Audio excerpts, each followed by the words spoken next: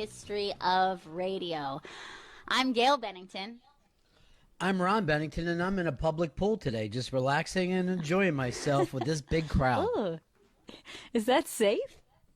Yeah, it's all safe now, I think. Oh, okay. I hope the chlorine Ever since the Blue Angels did their victory lap around New York, we all just went, okay, we're safe. Mission accomplished.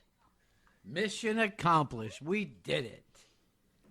Although today looks a little quieter than yesterday, it seems like a gray day. People are like, fine with quarantine. Sunny day, Yes. not okay.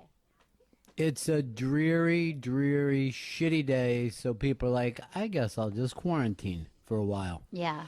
But that's, that's the fun thing about this. I told you before, I go, this thing is not going to roll out in any kind of elegance. It's going to be sloppy and ugly and, kind of unplanned and, oops, that didn't work. Some of this worked. It's just going to be a weird deal all the way around. People in New Jersey are going ape shit right now because they found out there may be a Taylor ham shortage. Most people around the country aren't familiar with the Taylor ham and or pork roll, depending on where you are. But it's the only breakfast meat that people in New Jersey enjoy. Right. And this wouldn't be something that anyone else noticed there was a shortage of. I don't understand how they should have an entire nation of pork roll for themselves, since no one else really eats it. And Right. they kind of have the Taylor ham and cheese, egg and cheese on a roll for breakfast, and they go, "Isn't this delicious?" I go, "Yeah, but it would taste a lot better with bacon or sausage." You've got a worse tasting meat. It's not like it's scrapple where it's the best taste that any human being Most could ever delish. hope to have in the morning. Yeah. I mean, I don't know So, what I would do if there was a scrapple shortage. Right now, Jersey Strong is getting back together, and it's going to be Bruce Springsteen, Bon Jovi, and then it doesn't really matter after that. And they're going to do songs about Taylor ham and see if we Good. can't get this up and going. But it's a very weird situation. It's the meat scare is the latest thing, and they're Right. saying a federal law that says you have to keep these meat plants open, but these people in it are getting very sick. And I kept when I'm watching this story today, I kept going back to what Colin Quinn said. I thought it was brilliant. It's like we're telling these people, your job is essential. Your life, not so much. We're not really saying Right. that your life is essential, but the Right. job definitely is essential. We want meat, and if you die making it for us, that's part of your job. Yeah, we do love our meat, and I think you've got to understand that, America. But we've never told them that before. We've never said, hey, you're on the front lines. You know what I mean? Like, there are probably jobs. Like, if you're a cop, you probably think I'm doing this to help, a Right. fireman. You could think the same way. A doctor. Probably a farmer has a lot of pride about, oh, I grow these crops and people eat Sure. them. That's probably in your mind. But if you work in a meat plant, it's probably because there's a meat plant in your town and they hire. You know what I mean? Like, Right. I come from an industry town, and everyone who worked for Sun Oil wasn't going, we make the product that keeps the world running. You know what I mean? You just went to work. You didn't Right. really relate to the product that much. I've been thinking about that with grocery store workers. So everyone is like, thank you so much to all the heroes, the doctors, the nurses, the grocery store workers. And they're like, wait, what? Okay. Didn't realize we're on the front lines. Yeah, and we never thanked them before. Like, hey, you guys have a lot of food here for us to get. We appreciate it. Instead you bitch because somebody was talking to the other cashier, and now you realize, oh, I need those people. The same thing happens with sanitation, where everyone acts like it's not a fucking great job until they go on strike, and you see how quick you're in real Absolutely. fucking problem without sanitation. And to me, And it's always been a fascinating gig, you know. Um, it but shocks there's a me lot of the amount jobs of like people that. will lay on their horn when the trash is being picked up. It really is true, and you see that in the city all the time. Of people would just be like, "What the fuck?" You're like, "Well, they have to pick up trash. You want parking on both sides of the street. You're gonna have to fucking wait, dude. You Yeah. can't you can't do this any other way." And people are like, "Why don't they pick up trash at 3 o'clock in the morning?" They do. You know what I mean? They pick up Hmm. trash all the fucking time. It's a Yes, giant city and has a giant amount of trash. All right, what are we on today? Is this a Wednesday? it is a Wednesday or Wednesday. Perfect. And nothing's on TV tonight. Oh, good. This is great. A couple of stories I want us to get into. I think this Kentucky, and then we're going to read questions. We put up a thing where people can ask us questions on the Instagram, on Instagram stories, and I've got a bunch of them, and we're going to have to limit the amount of Earl questions. That it's really interesting how many people have Earl questions. But before that, I think this story out of Kentucky is fantastic, and we probably don't even need to set it up. I saw this morning on all the news shows, but I made sure I didn't even tell you about it, Gail. So just this happened one day. The Kentucky governor was explaining we're trying to, make sure everybody gets some help that needs it. And then he went into some of the problems that they're having there. So just play the first day's story, Vito. Now, understand that unfortunately, it's going to take a little bit of time in these because a couple of bad apples can make this challenge that much more difficult. For instance, we had somebody apply for unemployment for Tupac Shakur here in Kentucky, and that person probably thought they were being funny. They probably did, except for the fact that because of them, we've got to go through so many other claims that one person thinking that they were funny using somebody else's identity is going to make tens of thousands potentially of other people wait. It's not okay. We can't be doing that, and we shouldn't be doing that as we move forward. But even with that, our goal is to get through. So that's the first one that for some reason, because someone wrote Tupac Shakur, it's going to cost 10,000 people a problem, which seemed odd to begin with. All right, now he came back the next day, Gail, and said this. I owe somebody an apology tonight. Last night I spent a little bit of time talking about fraudulent claims holding us up and mentioned an individual that had filed in the name of Tupac Shakur. I didn't know, and it's my fault, that we have a Kentuckian who goes by Malik, whose name is Tupac Shakur. I talked to him on the phone today. I apologize. I told him how it happened, but I owned it. It's my fault. He was gracious. I said, I'm sorry if I embarrassed him or caused him any attention he didn't want. He was very kind. He ended the call. God bless. And we're going to make sure that we resolve his claim. Malik, thank you for being so kind. And again, How great is that? Oh my God. How is that not an SNL sketch? How is that real life?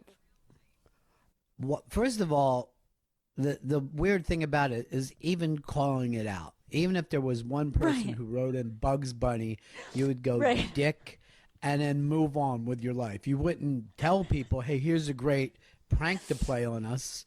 Right. You're a governor, not a middle school principal. Like, you don't need to point that out. All right, so that was that one. Here's another interesting thing, and I saw that Vito brought up Chris. But Chris, you were telling me, and I didn't even see this, a big NCAA story today. Yeah, so the NCAA has said that players can now make money off of their likeness. That's the big ruling that just came down, and athletes can get compensation. Now, first of all, make money off their likeness. Is that the same as endorse products? They can also endorse products. Yes. Yeah, I mean that's what I would say before I would say make money off their likeness. So the thing is, these guys for years couldn't get paid. You couldn't do a Right. commercial for, a local fucking used car dealer. You couldn't do anything like that. And now they can. So does this mean that they're going to start paying the players? No, they are not going to start paying the players. They're not. And they also put in a stipulation saying that group licensing is not part of the plan, which that means that they can't make like EA Sports used to make NCAA football, the video game. So they can't make that video game. So those players can't make money off of that video game. Which as soon as this came down, everyone's like, "Oh shit, NCAA football is coming back," but it's not because of the stipulation that they put in specifically for video games. Yeah, but here's the deal. They now have zero power over this. They now, how do you stop a guy from doing a bar night? How do you stop a guy from selling, I'll be at a fucking titty bar? How do you figure out whether the products are good or not? Because now it's going to be up to this person. How do you know that he's not fucking selling Amway or whatever the latest fucking Amway is? I feel like they've given up their power completely. Yeah, it's pretty shocking. It was trending number one on Twitter. No one really saw this coming. I think last year, like the governor of California said that players could do it, but the NCAA was saying no. And then this coming down today, I think shocked everyone.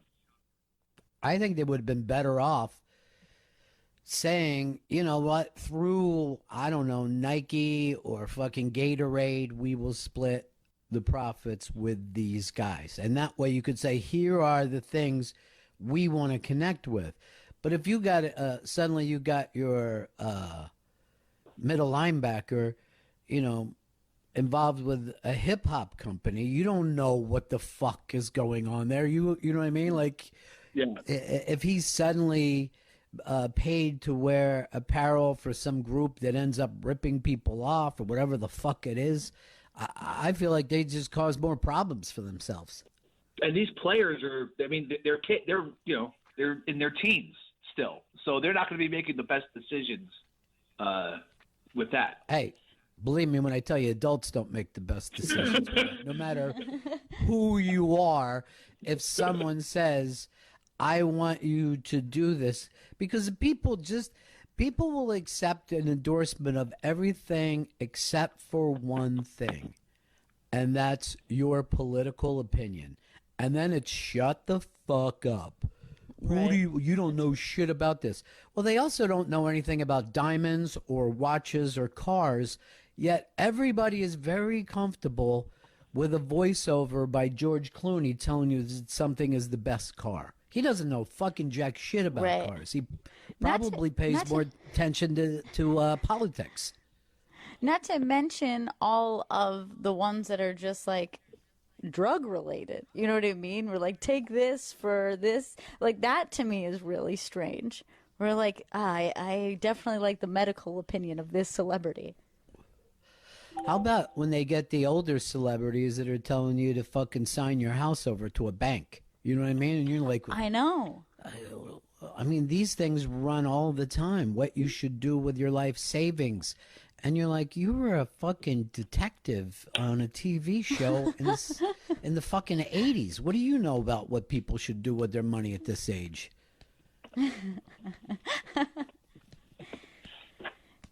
Yeah, especially like all those, like the diet pills one, any like diet related one. We're like, well, this person has always looked great. There's no way that this is the key to this new pill is the key to their fitness. So, yeah, now you're going to have young people doing shit for liquid speed. You know, I mean, it isn't even national products. It's really local things because, you know, a bar owner could also be running a fucking illegal book out of there or whatever the hell it is. And you're going to have them promoting. Most of them are going to get that kind of shit. You know what I mean? Most of them are going to be saying, pick up your used car here or your fucking get a loan from this fucking dude or whatever. It's crazy. This is a crazy idea. It also is pretty shallow from the NCAA being like, we're still not gonna pay you. You can go find your own money, but you're not getting any piece of what we're making. Yeah. Yeah, exactly right. Yeah. Because that's where the big money is. They've already cornered, where the big money is, and of course you're not allowed to wear anything but the Nike stuff or whoever is attached to this. You can't show up somewhere just drinking the fucking drink that you want. You got to pretend that you're drinking. Like, remember that time that they poured water on somebody and they made it go back and color it to be like Gatorade flavored because they're like, hey, dude, right. we're fucking paying you a lot of money. Everybody drinks Gatorade. What is the reason that they justify that they don't pay these kids? Oh, don't you understand? They're amateurs. We got to keep the sport as pure as possible. When you look at these college sports, they're so pure because this is 1938. But that's the thing that's crazy. Wouldn't paying them be more pure than asking them to go out and find weird endorsements? Wouldn't that be more controlled? Maybe if you said, oh, we don't want to pay them where they're being competitive with each other, and because that would mess up with the purity. But to say, like, you guys go out and make your own money while we make money off of you, like, what's pure about that? Well, that's the illusion that they sell, that somehow that these kids are actually getting an education. And I'm sure there's a couple of them that are, but most of them are fighting as hard as they can to stay on this team, so perhaps the NFL will take a look at them, And now, you're like, hey, I'm a 3%er. You know what I mean? The NBA, their developmental league, the G League, they just started letting players go straight from high school to the G League, and like you would get paid in their developmental league. So like I was hoping that more leagues would follow suit with that and create chances for players to just go straight from high school and skip the NCAA in general. Yeah, well, it ain't going to work that way with football. I mean, there's a giant market. I mean, fucking college football is the second biggest sport in this country. It's bigger than the NBA. It's bigger than baseball. It's gigantic. I didn't realize that. It's not even close, I don't think. The money that rolls in to that league. And then college basketball, nobody really pays that much attention to until March Madness, and then it's worth billions. Right. Yeah, the NCAA makes $1 billion a year in revenue, and it's a non-profit. They don't pay tax. I think it's. I'm going to tell you the truth. I'm sure it's more than that. I'm sure it's more than $1 billion a year. I'd like to know what Notre Dame makes alone for fucking putting out that dog shit every single year, because people watch it no matter what. Yeah. All right, so that's another fucking story. That's another crazy ass story. Well, good. At least it's some money for these kids. I know it was a far-fetched dream, but the XFL, before they went under, had announced that they also were going to start taking high school players straight from high school, and it was just something that gave me some hope that there would be a dent put into that, because it's really disgusting what they do to those kids. And then if you get forced into attending college, not getting paid, and if you get injured, your life's fucked. You get nothing from all your hard work.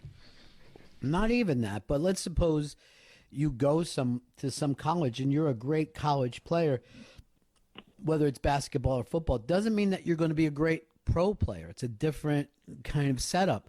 So you're making that money for this college for 4 years, and it's pretty much as long as your career is going to last. But you're a big fucking star. Anybody would want you for that game. Same as with basketball.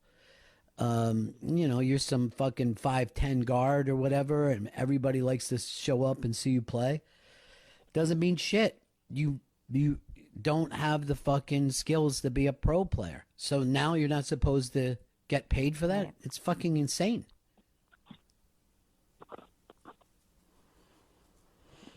It's always been nuts. Especially with the amount of bowl games that are just now sponsored names. Like every single bowl game has some company attached to it, and every stadium, it's just ridiculous. Well, we're trying to get people to pay attention to St. Petersburg, Florida. So, it's really going to be good for everybody. All right, you guys want to get into some of these questions that have been asked? Yeah, I would like Yes. to. This is, and again, I'm going to have to go out of my way to stay off the Earl questions. I'll let a couple through, but you don't know how many people They're just upset. want to bust Earl's balls. All right, this is from Biggie Smalls. First of all, let me just say this. We're trying to do something here, and when you slow us down with a fake name like Biggie Smalls, it stops the other 10,000 people. All right. If small holes are better, Chris, with your bagels, why do you finger bagels with your pointer finger rather than your pinky? Interesting question, because I have a better grip on my pointer finger, and even those holes I made, they condense. They get smaller, even if it's dough, so it's elastic, so it strings back. So the holes I made might look big, but those larger holes that I made in the video, those become tight holes. And I just work the dough better. We understand, but here's what I'm saying to you. You never tried the pinky, did you?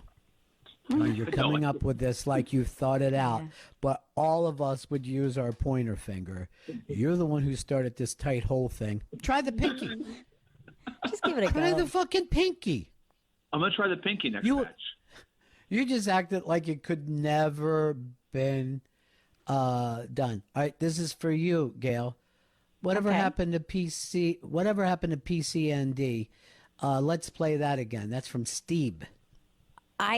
Steve, I absolutely would love to do a round of PC&D, one of my favorite games, which is pro, con, neutral, deal breaker, and I give an attribute of someone that you're dating, and you have to say, do you like it? Do you love it? Do you hate it? Is it a total deal breaker? You know what? I'm going to bring it back. Yeah, you should bring it back. This from Orp TV. Did you see our cameo by Ian Findance that we sent you? Now, I don't know whether you're using the name Orp TV. I'm going to say I haven't seen it, and I'm going to have Chris go over and check right now. Chris, I want you to sweep by those Ian Findance things that Gail loves so much. I do. And if we find it, we'll get it up there. All right, here's one, I guess, for the entire team from driving distance. Kaiser roll or baguette? Gail, you go first. Baguette, please. It's a superior bread. Vito? I also would say a baguette. Chris Stanley? I love a baguette, I really do, but I'm going Kaiser roll. That's my own personal preference. This makes me question you as a baker. I mean, let's face it. People fly to Paris for a baguette.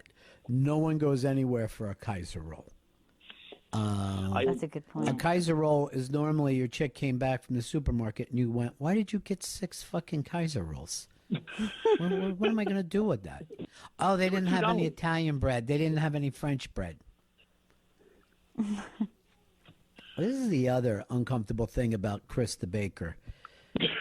He loves a pretzel roll more than anyone else I've ever met in my life. And there's the weirdest trend that's ever happened. And the odd thing is a lot of people, like the fast food restaurants, are faking their fucking pretzel roll. They look like a pretzel roll, but they just taste like the same roll that they always have. Right. They just burn it or something. They just brown the bread. Chris, why haven't you made a pretzel roll yet? I mean, I'll make a pretzel roll this weekend. I can't wait. I mean, I've been focusing on bagels this past week. I've made a couple of Love French it. boules, but yeah, I'll work a pretzel roll. I can't wait. I like how positively you responded to this one, because the last one you were like, absolutely not. I'm not using a pinky. And now you're like, you know what? Soft knees on this one. Pretzel rolls for everyone. Oh, I can't wait to see his pretzel rolls. And do a big, giant, fucking tight, untight hole. Just the loosest hole that you could do it. Put your whole fist into the pretzel roll. Use your feet, actually. All right. Some of these questions I thought we would actually debate more, but it seems like these are. They say there's no dumb questions, but I feel like we found them today from They Instagram. All right. Bombshell said this: Does Ronnie B love me as much as I love him? I'll say this, Bombshell. I love you probably as much as I am able to love. That's. I don't know. That's good for you. Yeah, I don't know. I've always been curious about that. When someone says I love you and you say I love, we have no scale for this. And I feel like I love like a psychopath loves, or maybe like a sociopath. I don't know if I love enough. Like I see the way Gail loves Juju, and I'm like, oh, I've never loved that heavily before. You know what I mean? Certainly, I think a mother's love is so much stronger than a father's love. I say I love, but do I? Now, I don't think Chris is able to love, and I don't think Vito is able to love, and we all know that Earl's not able to love. But we still have to be measured against each other. You know what I mean? Like, which of us loves more? And I see the way Vito is willing to drop a friend. He seems like he's the most lovable of us, but he can also turn it off. That person's dead to me. Done. Chris Stanley's also done that with Eastside Dave, even when his father passed away. That's sad. Earl gives ice cream to his diabetic mom. Obviously, there's zero love there.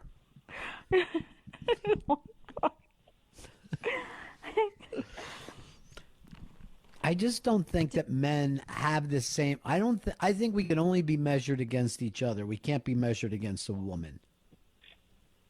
Now, No. Right. do we love football and sandwiches? Sure.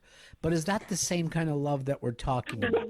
The way Here's the the way thing. Chris, If we're going to Chris compare talks the about two, pretzel bread. I think that you guys definitely love football and sandwiches more than I ever could. So you have that going for you. Thank you. I appreciate that. And eating a sandwich, watching football, you know, I mean, I proved I'm polygamous when it comes to that. Nirvana. Yeah. And I once saw Chris with a six-pack on his belly, and he went like this: I loves my beers. And I'm like, okay, dude, I'm really uncomfortable with that. Loves it, Ron. Yeah. Vito, where do you think your capacity for love is? I think it's pretty high. I think I let people in pretty easily, and I'm outgoing. Now, that isn't love, though. You know what I mean? No one would ever say, oh, he's with a lot of women, so he's able to love a lot. Like, you're great at casual relationships. You know what I mean? But the commitment, that's a whole different story. Like, for instance, when's the last time you saw your girlfriend? Well, that's I guess 2 months ago. Okay. Thank you. That's not love. No. And here's the other thing. She's quarantined with another guy. What? So,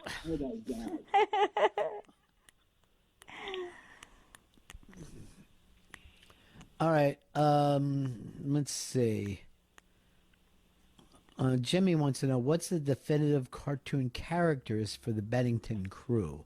Do we have the definitive cartoon characters? I guess that's not supposed to be us as cartoons, but what do you think the definitive cartoon character is of all time? I'll start with Vito.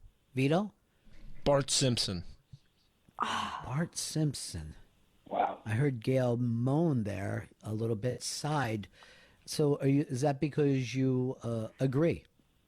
I was going, yes, that was my first instinct, which I would not have thought that would have been my first. And yet he was the first name that I was like, well, if we're going definitive, it's got to be Bart Simpson. And yet he's not even the star of that show. He I know. lost that to Homer. Homer became Fonzie after a while. It was supposed to be about did. Richie Cunningham, became about Fonzie. That happened to Bart Simpson. So, all right, two Bart Simpsons. Chris. I was going to say Foghorn Leghorn. What? Definitive? Come Do on, you Chris. realize how low he is on the Warner Brothers crew? Really? We didn't Wow, say I thought the- it was a top tier. He wasn't even starting didn't say the five on the cartoon- Toon Squad. We didn't say the cartoon character that defines you. Fucking redneck. Fucking redneck. Look, Bugs Bunny out of that universe is by far the biggest. By far. True. I think Foghorn is behind the duck. Probably even behind the chicken hawk at this point. I mean, he definitely is. He's definitely behind the duck for sure.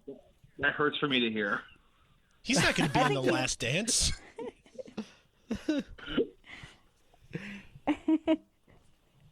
Yeah, that was pretty bad, Chris.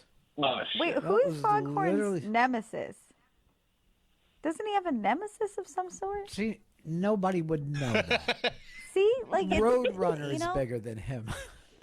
Absolutely.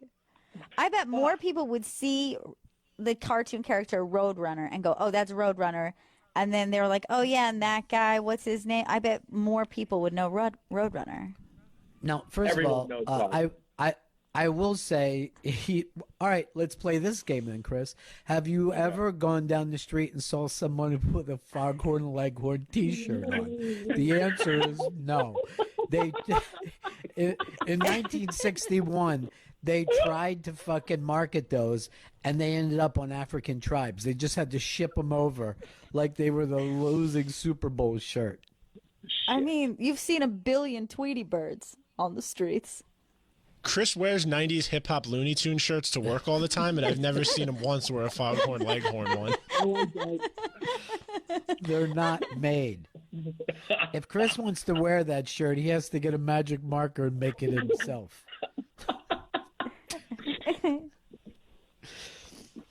If you asked him who's like the definitive Rolling Stone, he'd be like Bill Wyman. Got to be Bill Wyman.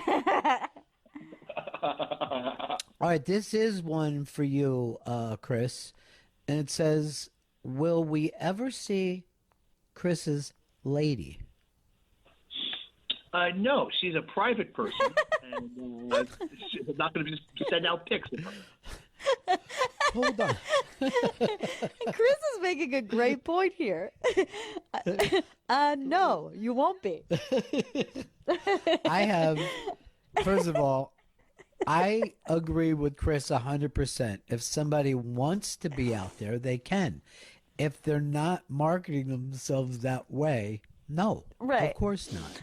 You know? And to be fair to Chris, all of us yeah. keep our loved ones private. Well, you know, Leslie likes to jump on stage with us, and that's fine. But if she said, Right. "Don't bring me up. I don't want to be part of this," we wouldn't say it. You know what I mean? We would, Right. you know, we'd see her in the crowd, and that would be it. So to me, and I mean, even since I started this, it's like it's up to I'm always amazed if somebody tells a story that it's not really theirs to tell. You know what I mean? Somebody in your family, like you could tell my dad was more comfortable with me talking about him than my mom is. My mom has never been incredibly comfortable about anything coming up with her. Not even like just on the air, but in the neighborhood, she didn't like it. Right. If you pay for Chris's OnlyFans account, you can see more of a look inside his private life. I don't have an OnlyFans account. Is that get a one, dude. Patreon? Is that a Patreon? OnlyFans is like porn Instagram. Like you follow porn stars and IG thoughts, and you can see their naked pictures. Let me go. Can I correct something from earlier? I have to say, Bombshell, I'm sure you love me more. So that's all I had to say about that. I've given it quite a bit of thought, and off we go. This question came in Can Ron talk about Don Vito and the chicken wing story? Well, I've already talked about it, the fact that you even know to do that. But what I could do is the next time we have Rap on the show, we'll just, we'll just have him tell Don Vito stories for two reasons. Number one, Rap remembers everything and I don't. You know what I mean? Like, I really, things happen and then they're just in my past. And two, he's probably got even more Don Vito stories than I do. Because when those guys came down to Florida, for some reason, two guys that didn't get along and they would come down together. So I never understood. I never really understood their relationship. It's kind of a Voss Bobby Kelly relationship. All right, here's one. We'll start with you, Gail, and it says, this is from Andy. What is the best comfort food? Oh God, that's I would have to say for me the greatest comfort food is breakfast food. Bacon, egg, and cheese on a roll to me is like perfect comfort food. That's a real good one. I wouldn't have even went there. But yeah, pancakes, waffles, all of those are comforting. And it's a way to start your day in a carb hole. You know what I mean? You just get really full in a carb hole, and then you're kind of it's like taking a Valium first thing in the morning. Honestly, I would say one of the few benefits of quarantine is the ability to have a big breakfast every day. That there's always time to make breakfast, and I love it because I hate that about the work week, like rushing around and like just like living off of like a bar or some oatmeal.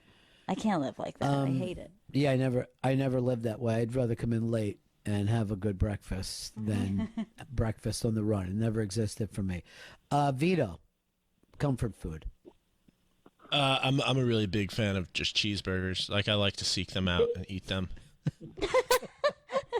You seek them out, do you? I do like to seek them out. I'll just, if I like don't know what I want to eat, I'll Google best cheeseburgers and then just go to places that the internet suggests to me. I mean, this hound dog is always sniffing around for a cheeseburger. I will say this, and Vito just reminded me, Wimpy is bigger than Foghorn Leghorn. That's Come on. The Hamburglar is. yeah. Rabble. There is an exciting thing because this wasn't true for years, but it has become true in like the last 10, 15, that you can go somewhere and get a specialty cheeseburger that is worth the buzz. You know what I mean? Like, you got to really stink as a restaurant if you can't pull off a cheeseburger. But to have that really great cheeseburger, it's very affordable. Even if it's an expensive cheeseburger, it's still an inexpensive meal. And you can have a really great cheeseburger. Chris, comfort food. Mac and cheese is the greatest comfort food. It's just a big pile of warm, gooey cheese and pasta. You can't beat it. Well, first of all, you are correct. Bad mac and cheese is horrible, though. Yes. But so if I was going to say the comfort food, I would go along with the pasta thing. But to me, a pizza is a real comfort food. And bad pizza is still at least pizza.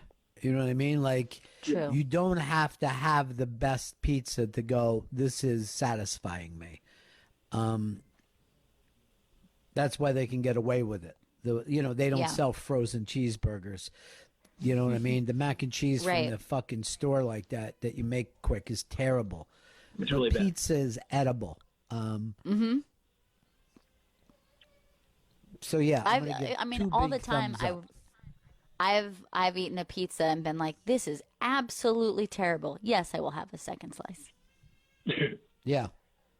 Yeah, I've done that many, many times. But I always think that out of all of it, Italian food is the way to go. Like lasagna, spaghetti and Yeah. meatballs, it's very, very comforting, I think, to human beings.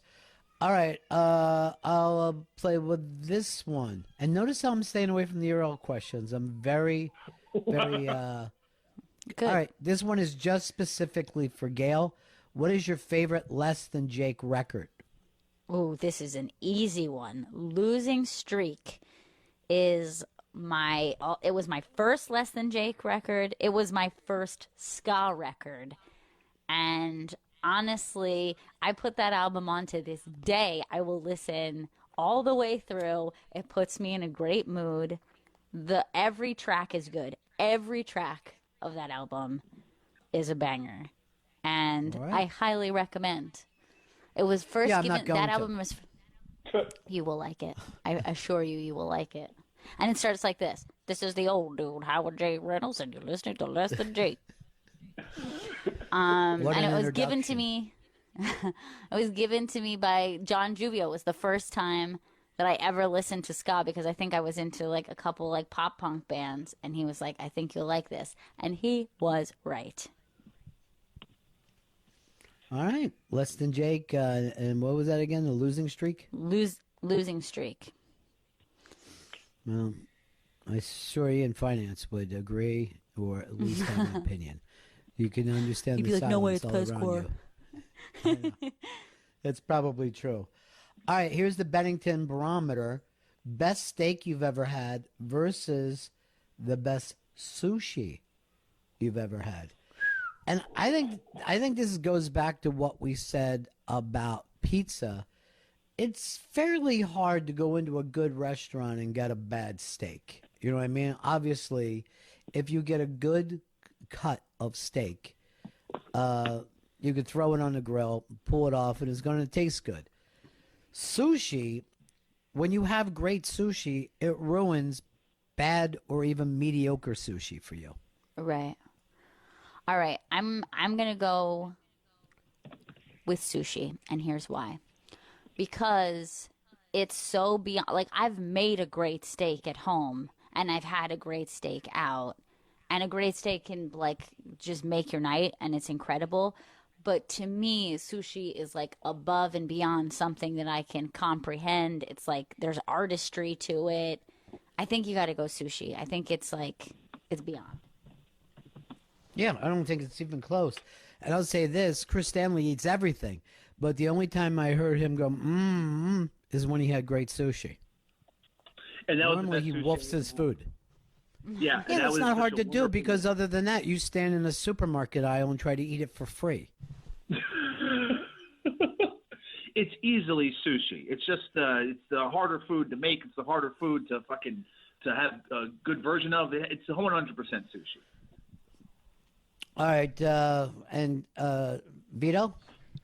I was leaning towards sushi, but then I remembered one time Chris and I in Montreal had some steak, and it's probably the worst meal I've ever had in my life. We went to this place that was right by the hotel, and the steak was so bad they put fake grill marks on it. It was just like rubbery. There was no seasoning at all on it, and I could easily say it was the worst thing I'd ever eaten in my life. So I'm gonna go steak. All right, you missed the point of this. It's the best versus the best. Yeah, You know I'm what I saying mean? I would Like- prefer a good because of that experience. I would prefer a good steak. Chris, can you explain to him exactly what we're asking with this question? Yeah, it's not just like the worst steak you've ever had versus like good sushi. It's the best steak you've ever had versus the best sushi you've ever had. Which experience would you use? The worst should never come into play. And by the way, the reason why is you probably had more bad. The meat was bad more than the chef was bad. It's pretty hard to fucking. I mean, you got to be if you get Pat LaFrieda's fucking steak, you got to be an asshole to ruin that steak. But if you get a supermarket steak, it's never going to fucking really be a great steak. That's like why when you go to someone's pool party, you'd rather that they were making cheeseburgers and hot dogs than throwing their shitty fucking Albertson steaks all over the grill. All right, this one is let me see if I can't aim one towards Chris or Vito here. That's mean. That's mean. Oh, that's also mean. Well, I guess not. Oh, oh, oh. Here's one for all of us. You do a movie club. Would you consider a book club? Would you guys be willing to read a novel over the weekend every single week? Start with you, Chris. I would read a novel over the weekend. I just read a novel actually over this past week that I loved. Ooh. What was it? It was called Children of Time. It was like an old school sci-fi book. In a sense, like I'd say old school, like it was like an Arthur C. Clarke type sci-fi. It was about the last vestiges of humanity. It was fantastic. Children of Time? Children of Time, yes. It won a bunch of awards. I just Children. found out about it. All right. Vito, would you be willing to read a book every weekend? I would be willing to read a book every weekend. But here's the thing. Could all of us read the same book the way we can watch the same movie? Like every time, like Chris would bring up one of his fantasy things, I'm going to nix it. You know what I'm saying? Like, I think it would be a tough thing.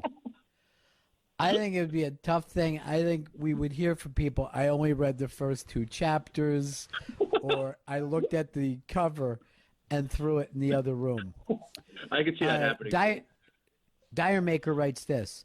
What pitch did Mitch Williams throw to Joe Carter?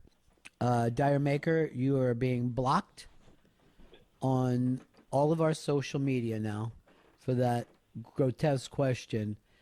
And I'm going to do everything I can do to have your Sirius XM taken away from you. I'm going to call the engineers and see if they could turn off your Sirius XM, because there's some questions that are just too damn mean. And I'm going to text that now. Can we get rid of Dire Maker? That's cruel. All right, they just text back that no, we don't. We like people to have subscriptions. But here's the offer. Anytime that Ron talks, they have an app that he'll just hear a fart sound the entire time that I'm talking. So he'll just hear. All right, I'm willing to do that. Dire Maker, be prepared. So all she wanted to be is with you, Gail? Gail, are you back? Oh, I thought I heard her stumble back in. All right, a lot of these come up. What is Earl's purpose on the show? Vito, would you like to try to answer that? He is the music guy. All right, so what's the last time that he's brought in the music? Does he do the ending song? No, he does not. What music does he do? He talks about music. When's the last time he did that? When he tweeted at Ice-T. That's not for the show, though. That's him calling him bro is what happened. Chris? I'm not sure. I wouldn't call him the music guy because that was before quarantine. That was taken away from him. During the beginning days of quarantine, he was staff photographer. That was the last thing he probably did. And other than that, I'm not sure. I don't have a solid answer. I'll answer the question for people. He is the executive producer's executive producer. So basically, he is in charge of Chris. I just made my boss really mad. The whole thing with Earl a work. Be honest, it's killing me. The way that you guys treat Earl, is it a work or is it a shoot? This is a shoot. All right. Look, everything I brought up about him, the bean eating, the fucking chips, everything's a shoot. Every sort of quirk I've noticed and brought up on the air, his lateness to meetings, this is a fucking shoot.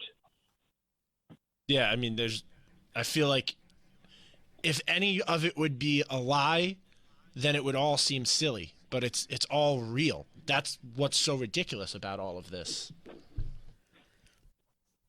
Let's say this altogether since the quarantine started.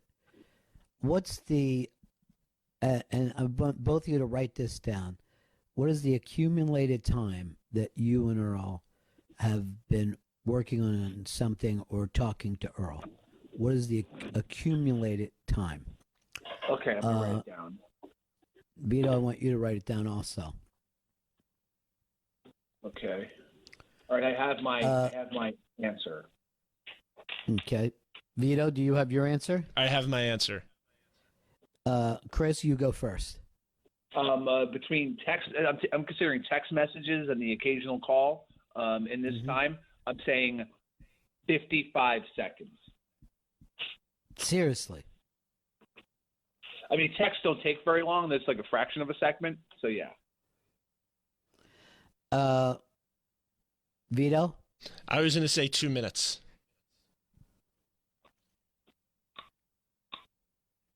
Because I do have to, when he calls in, I do have to screen his call.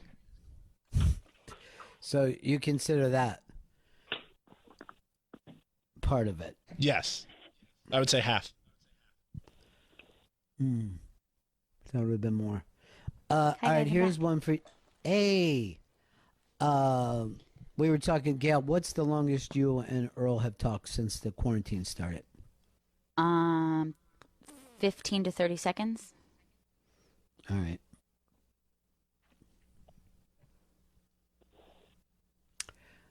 All right, this is for Vito. NWO Hollywood or NWO Wolfpack? I mean, I liked the original NWO, but I guess that's not NWO Hollywood, so I'm going to go Wolfpack. I'm all about the click. And that's just the three guys were the Wolfpack? No, well, the Wolfpack was like, Nash and Hall. That was when they had the red and black logo, and they would do the... Yeah, but so you're saying there's only two guys that did it? I mean, every faction got way out of hand at some point, so there was more than just those two, but those were the two main guys in Wolfpack. I mean, the original, like the Outsiders, that's Outsiders NWO. That's Hogan, Nash, and Hall, but I think that's different than Hollywood and Hollywood Wolfpack. is when there was just like 80 of them and they didn't even wrestle? Yeah, that was when it just started getting out of hand, and then like fucking Virgil was in the NWO. Fucking Scott Steiner was there and didn't say a fucking word or wrestle. He just stood there. Brutus the Barber Beefcake. Well, you had to. You had to do that if Hogan was there. He had to. Oh, I don't think I've ever told you this story before, Vito, and you might get a kick out of it. I don't know. So those guys, when I was living down in Tampa Bay, those guys would be out, a lot of wrestlers lived there then and probably now. One time we were all at a beach bar, and this is probably late 80s, maybe 1990. And I don't know, it was a bunch of us there, and I don't think we were supposed to meet those guys. I think they just pulled up. So, and it's right on the Gulf of Mexico. And here's two jet skis coming hard at the beach, just like they're gonna, and it's fucking the Barber and Hogan, right? So they pull up right in front of this beach bar. Now they get off, they're in about ankle deep water, and they both get off, and they're both wearing these little fucking tiny bathing suits that, banana hammocks, and they both are kind of, I'm not going to say G-string, but T-back, right? They're just going up, I guess because they want to get a good ass tan because, they're going to need that for when they wrestle. They've got these two big jet skis, right? They now turn their back to us, so we're looking at four cheeks, and they're pulling these two big fucking jet skis up, so their feet are wide. They're leaning over and just assholed towards us, just wide assholes pulling it up, and everyone is just looking, but you don't want to say anything about, a 300-pound, 6'7" man who's also famous doing this. But it was like the most, I think if you were married to him, you would not want to see this. let alone a casual viewer. It's like you saw the sex tape in his prime.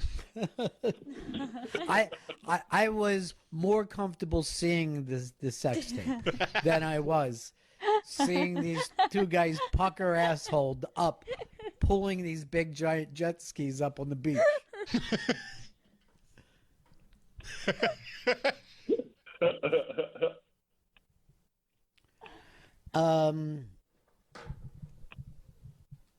Man, I'm just going through. There's so many fucking mean Earl things here. This guy wrote this. It's kind of fun. Is Doug really that bad, or is that just for the show? He doesn't even know Earl's name. He just knows that there's. Yeah, he just calls him Doug. This question: does Earl get a paycheck? Yep. Ron, have you ever eaten Laspadas in Delco? Yes, I have. Particularly the one in Aston I picked up hoagies for. But the first time we got it, I think you remember this, Gail, was the one in Fort Lauderdale. That was on Flathead's recommendation. And it was the only good hoagie I've had ever outside of the Philadelphia area. It was so good. And we used to drive so long to get it. Yeah, we would drive a long way to get that and be fucking totally satisfied. Being like, yeah, this was well worth the drive. And then we would drive back on. That was a really good hoagie, wasn't it? Plus, they had tasty cakes. You know, you'd have a little fucking tasty cake. See, and I knew when Flat said it, I knew he was going to be right, because Flat is from Chester, Pennsylvania, the actual birthplace of the hoagie. Not a lot of people know this. Here's one for you from Ashley. She has two questions. Gail, what's the best thing about being a mom? I think the best thing about being a mom is getting to hang out with your favorite person all the time. It's like or like be entertained by the person that you're most wild about.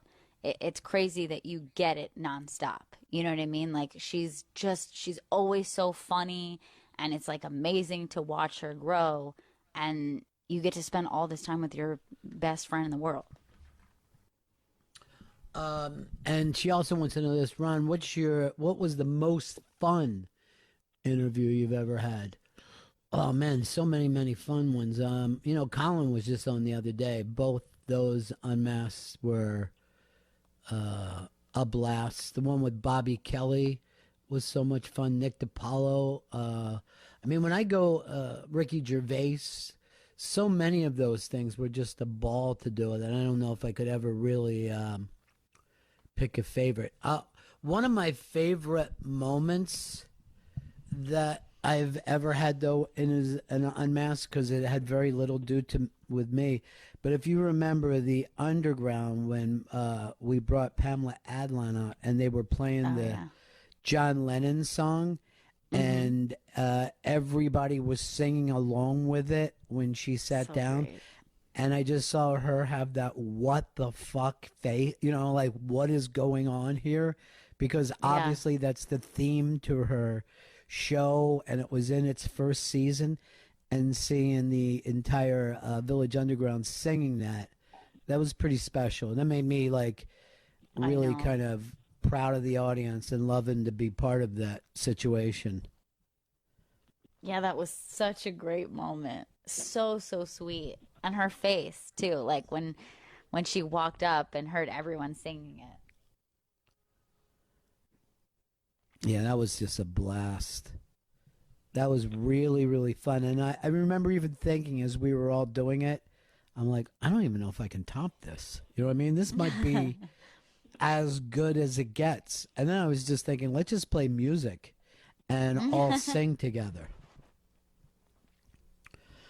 Chris, you text me that you've found that Orp TV's cameo from Ian.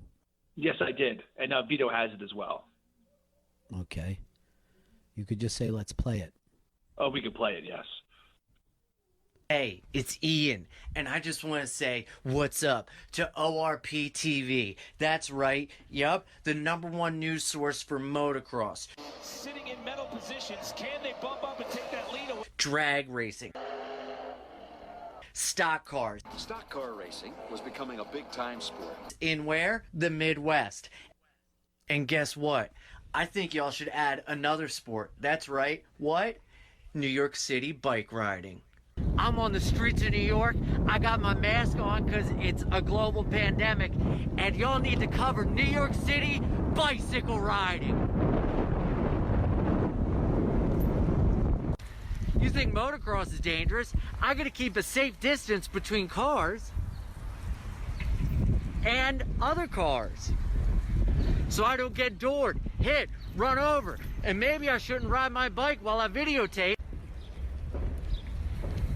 But that's just a risk I'm willing to take to get the #1 underground sport, New York City bicycle riding, out to the world. And how are we gonna do it? ORP TV, baby.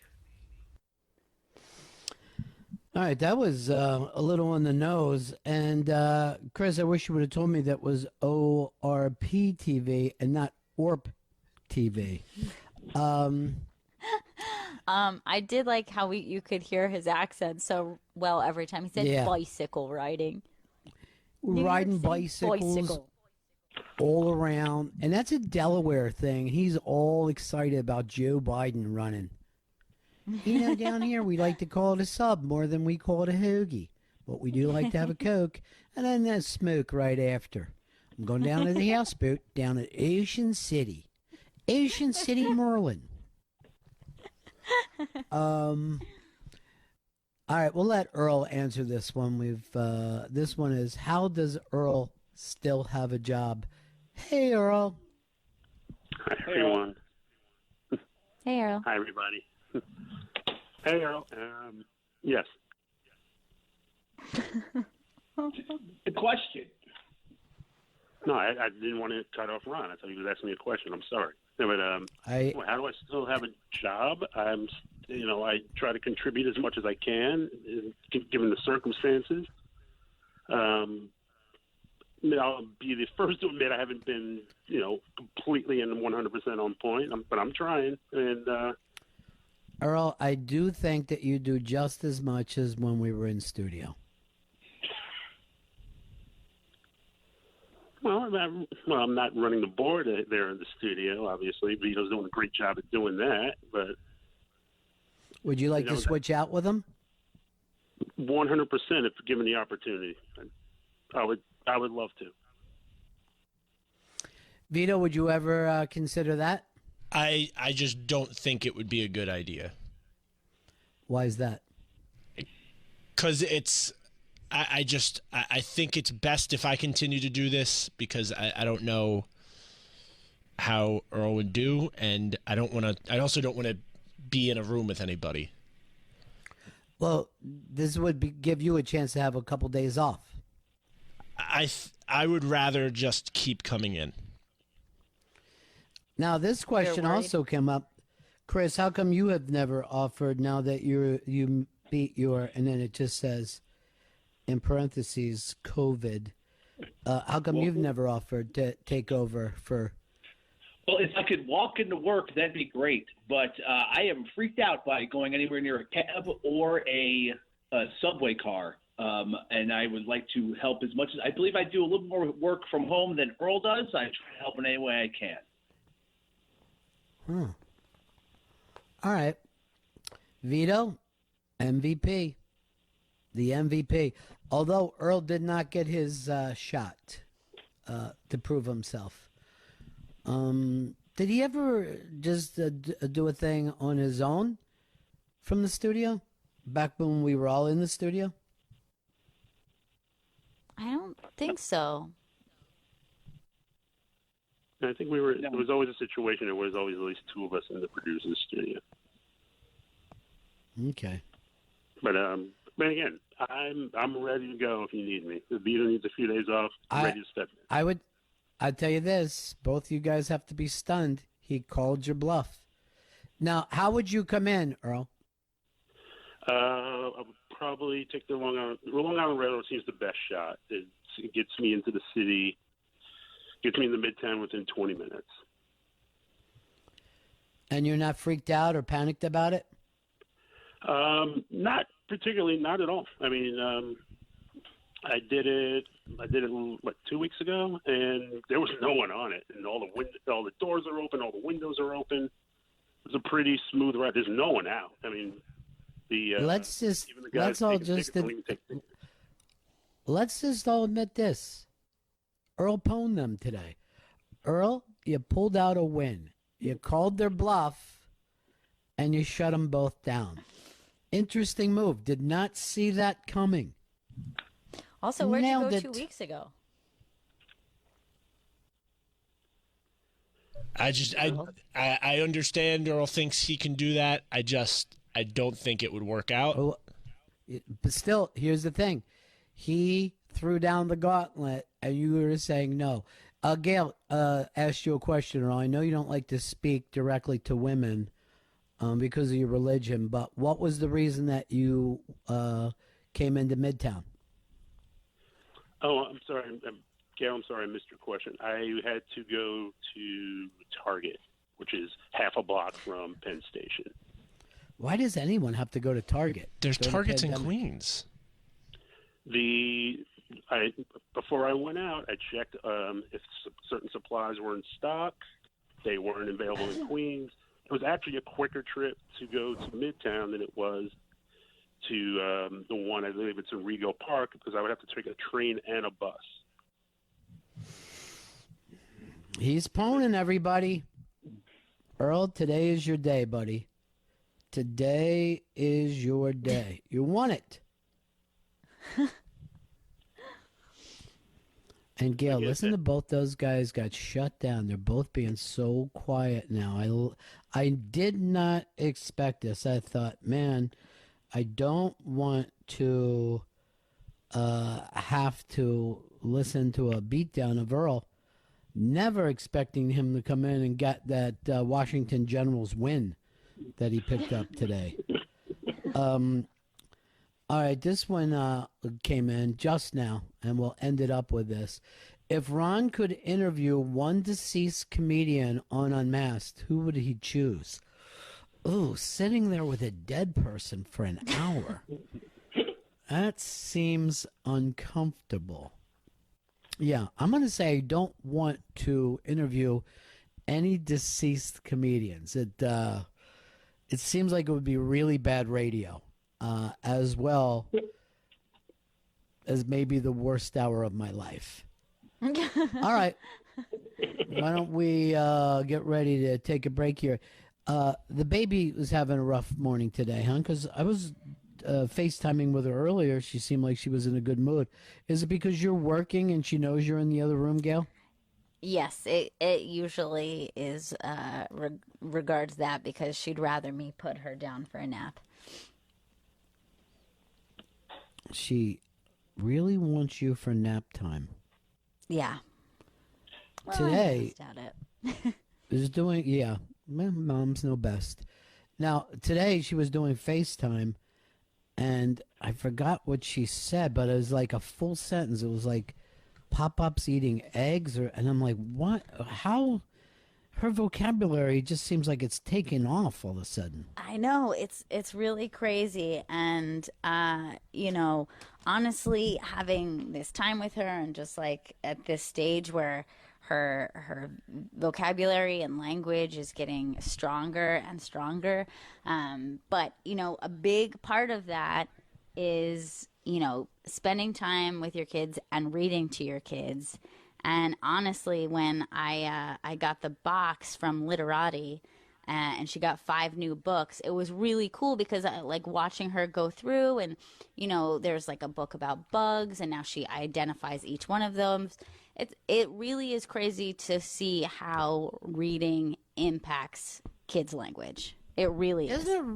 Isn't it also weird, like the way kids get weirdly involved with something like what she's going through now, where she's interested in bugs, birds, penguins, bees?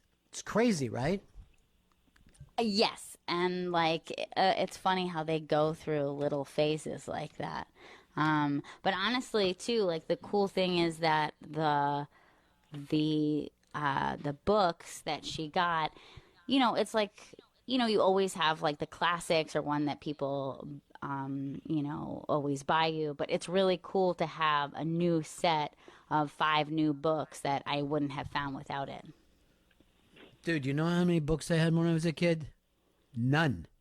And I'm not even making that up. And I'm dumb as a rock. I'm literally so stupid when it comes to the world. And I'm just like, well, maybe if I read books when I was young. With libraries, schools, and bookstores shut down, how do you keep your kids learning and growing? Books from Literati. The #1 book club for kids are the best place to start. Literati is the subscription book club that makes it easy to find unique and interesting books for your kids by delivering great stories straight to your doorstep. Literati knows that home deliveries will be critical in meeting your need for uplifting educational materials in the coming weeks. Reading books together will help create a time of adventure and bonding for your family and has real educational benefits. Kids who read books have better vocabularies and longer attention spans. Each Literati book contains 5 beautiful books based on a theme and contains exclusive original art and personalized note to your child for a limited time. Go to literati.com/Bennington for 25% off your first 2 orders. This is their best offer available anywhere, so go to literati.com/Bennington for 25% off your first 2 orders. literati.com/Bennington. Faction Talk 103, it's the Bennington Show!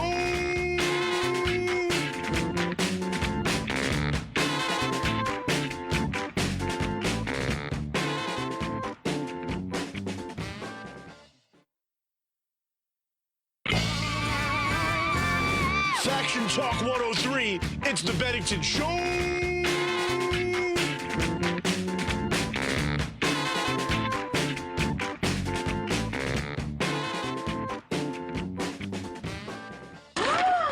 Is that cashmere?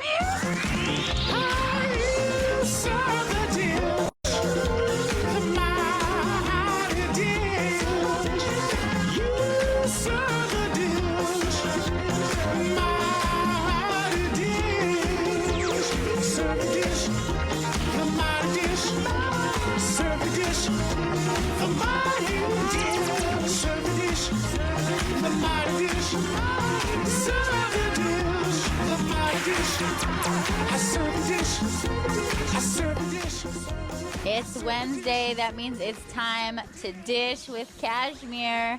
Read his column, Social Distancing Dispatches, at theibang.com and follow him on Instagram at Cashmere Danny. Hey, Cashmere. Hey, how you guys doing?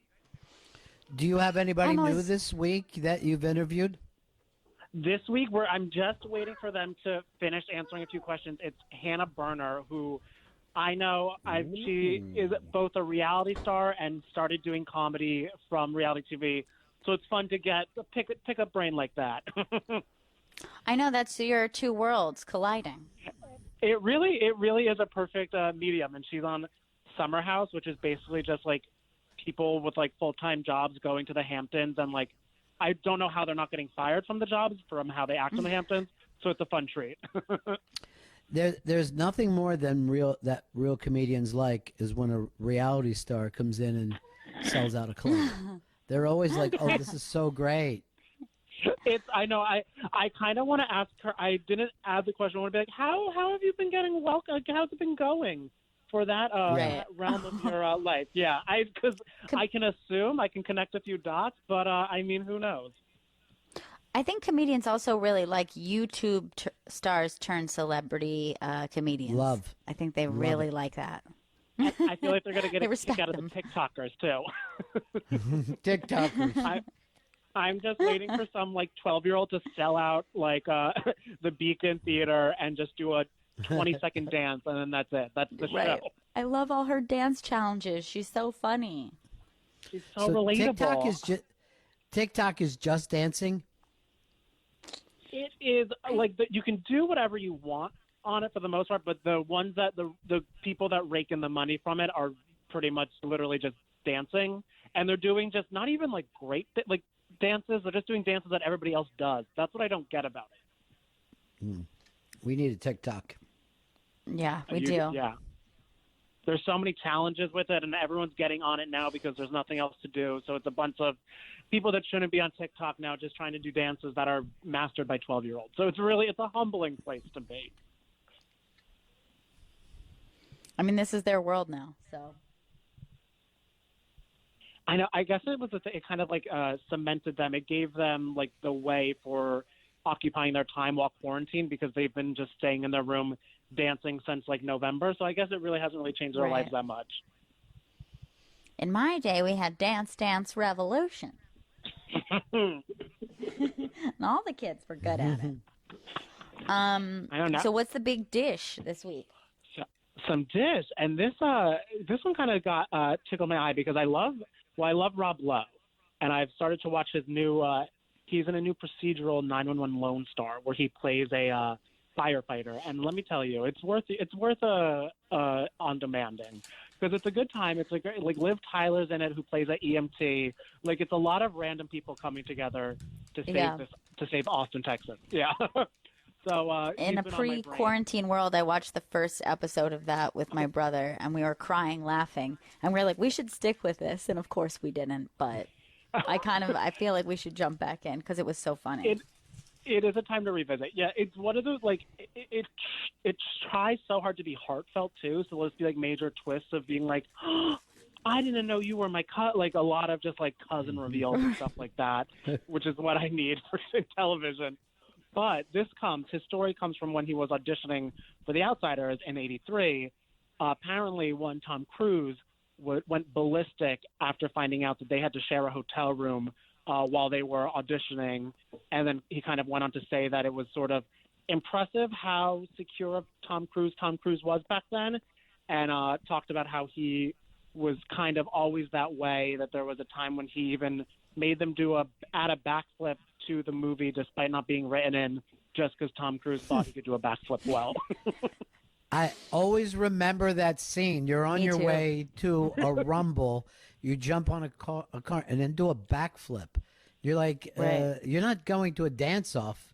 This is going to be a fight, and a fight against the socialists. You're not going to scare anyone like that. Yeah. It's not a West Side Story. Yes, it was very West Side Story. And I guess the one impressive thing is he could do the backflip. He wasn't lying. So I guess he was really proving his honesty there. Yeah, he likes to do his own stunts. I can't imagine anyone getting upset about sharing a hotel room with a young Rob Lowe. I mean, the what's to Plaza, complain no about? I know. It was, he was beautiful, too. Yeah, I know. Them, Emilio Estevez and C. Thomas Howell, all little cooped up in a plaza in the hotel. No clue what the Coppolas are trying to get out of that. But man, you got to give him a lot of credit for casting, because all those kids went on to have varied careers. Yep. And then you literally had a couple superstars, television superstars, movie superstars. That's the thing. It's funny because whenever you're watching shows kind of like 911 Lone Star, you expect to see people that you saw back in the day, as a child actor, and then nothing until they were 50. But all of them have had steady work. Yeah. Right.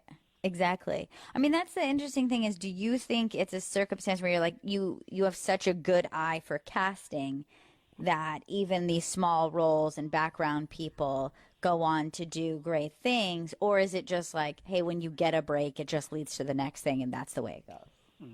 Well, we see a lot of movies, then the kids don't go on, right, to do anything after that, even though they might have been even great in that teen movie. But right. I read Rob Lowe's book. It was called Rob Lowe Me. And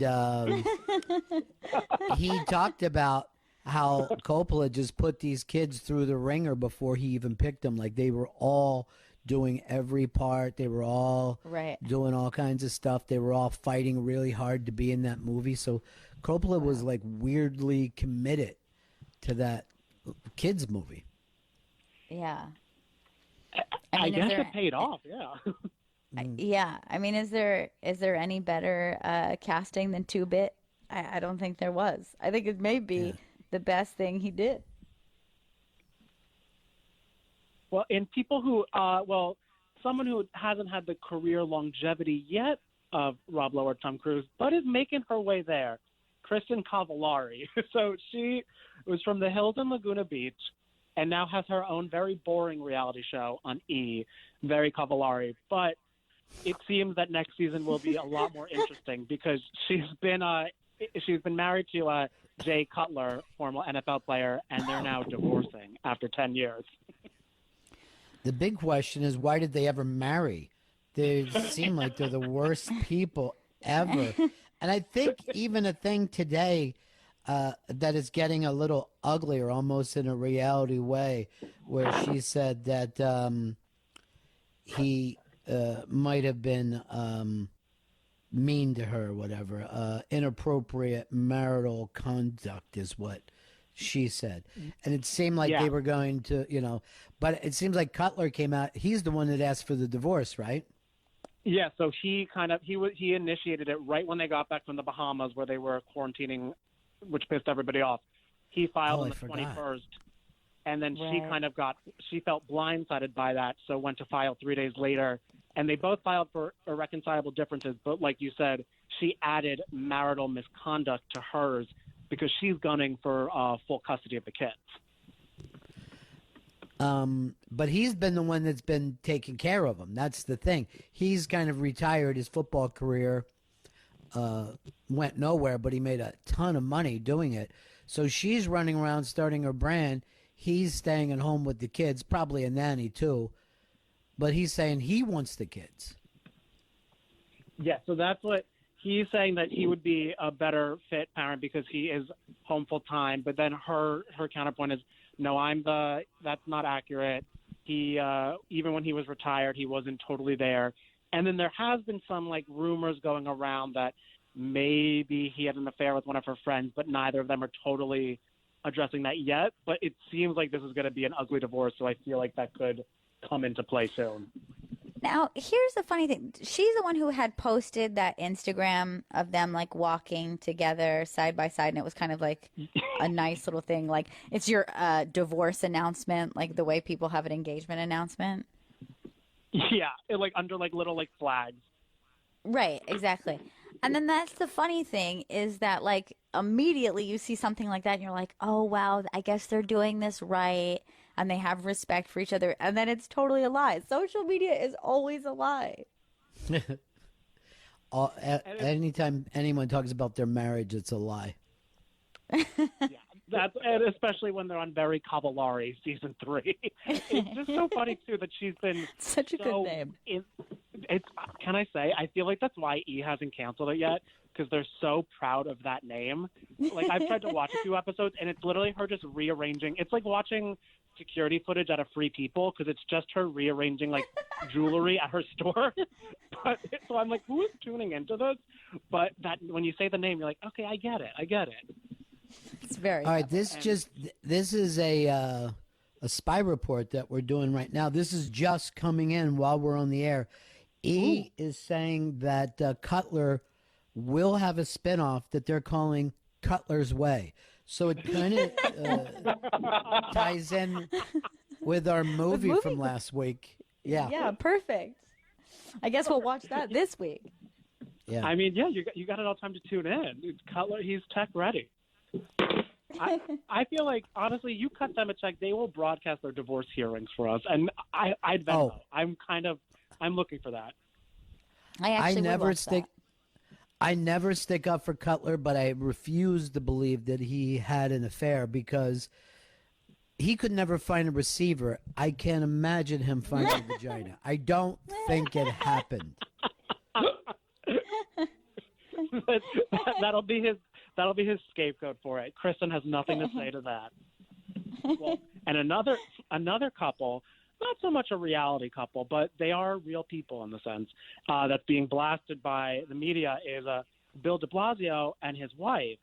I don't know if you guys have been noticing, but there's been a kind of a running thing on Twitter being so confused that Bill de Blasio only takes his walks in Prospect Park in Brooklyn, nowhere near where he lives.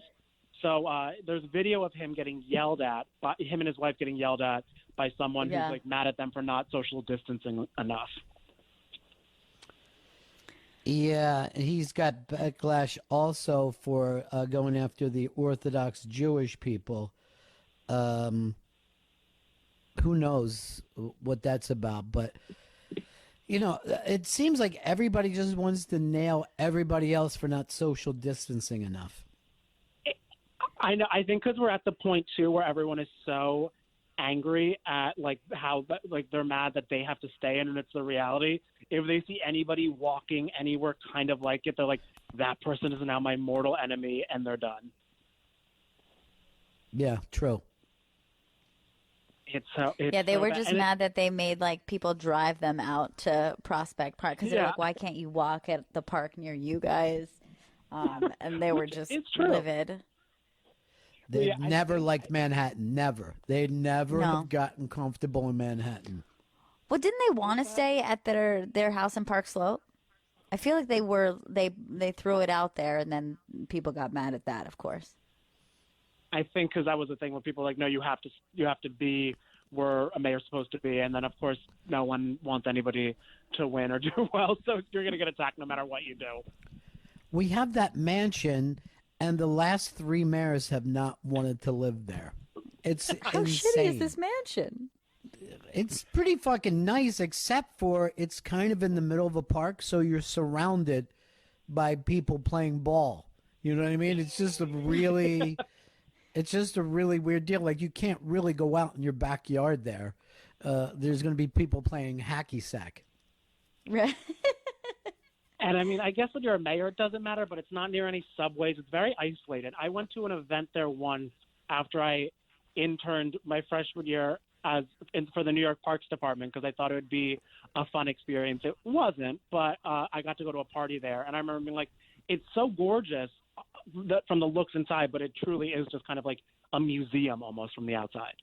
Yeah, the White House is the same way. You're just like, ugh, oh God. Well, this couple, they're one of my favorites. I kind of feel like now that Harry and Meghan are kind of now just normies in LA, I kind of feel like we now can give the full light to, I don't know if you guys will remember this couple. We've talked about them a few times. The CrossFit founder, Lauren, who with the parrot on her shoulder, is finally set to marry her husband in June. He's still on house arrest, Franklin Tyrone Tucker, but they're going to be able to go through with their wedding in June. Yeah, they're a great couple, and you know, now that he's on house arrest, he doesn't seem any worse than any of us. You know, at first we judged, but look at us all now. Right, we're all doing it. I also so many weddings have been canceled. I feel like I know so many people who had to postpone their weddings or something like that. But I'm glad that, you know, they're just making it work. They're like, he can't leave the house anyway. Let's get this going. Right. And they met when he was in jail, right? Like it was one of those situations. Yes, one of those between the bars type of situation. And then she got him out on a $2 million bond.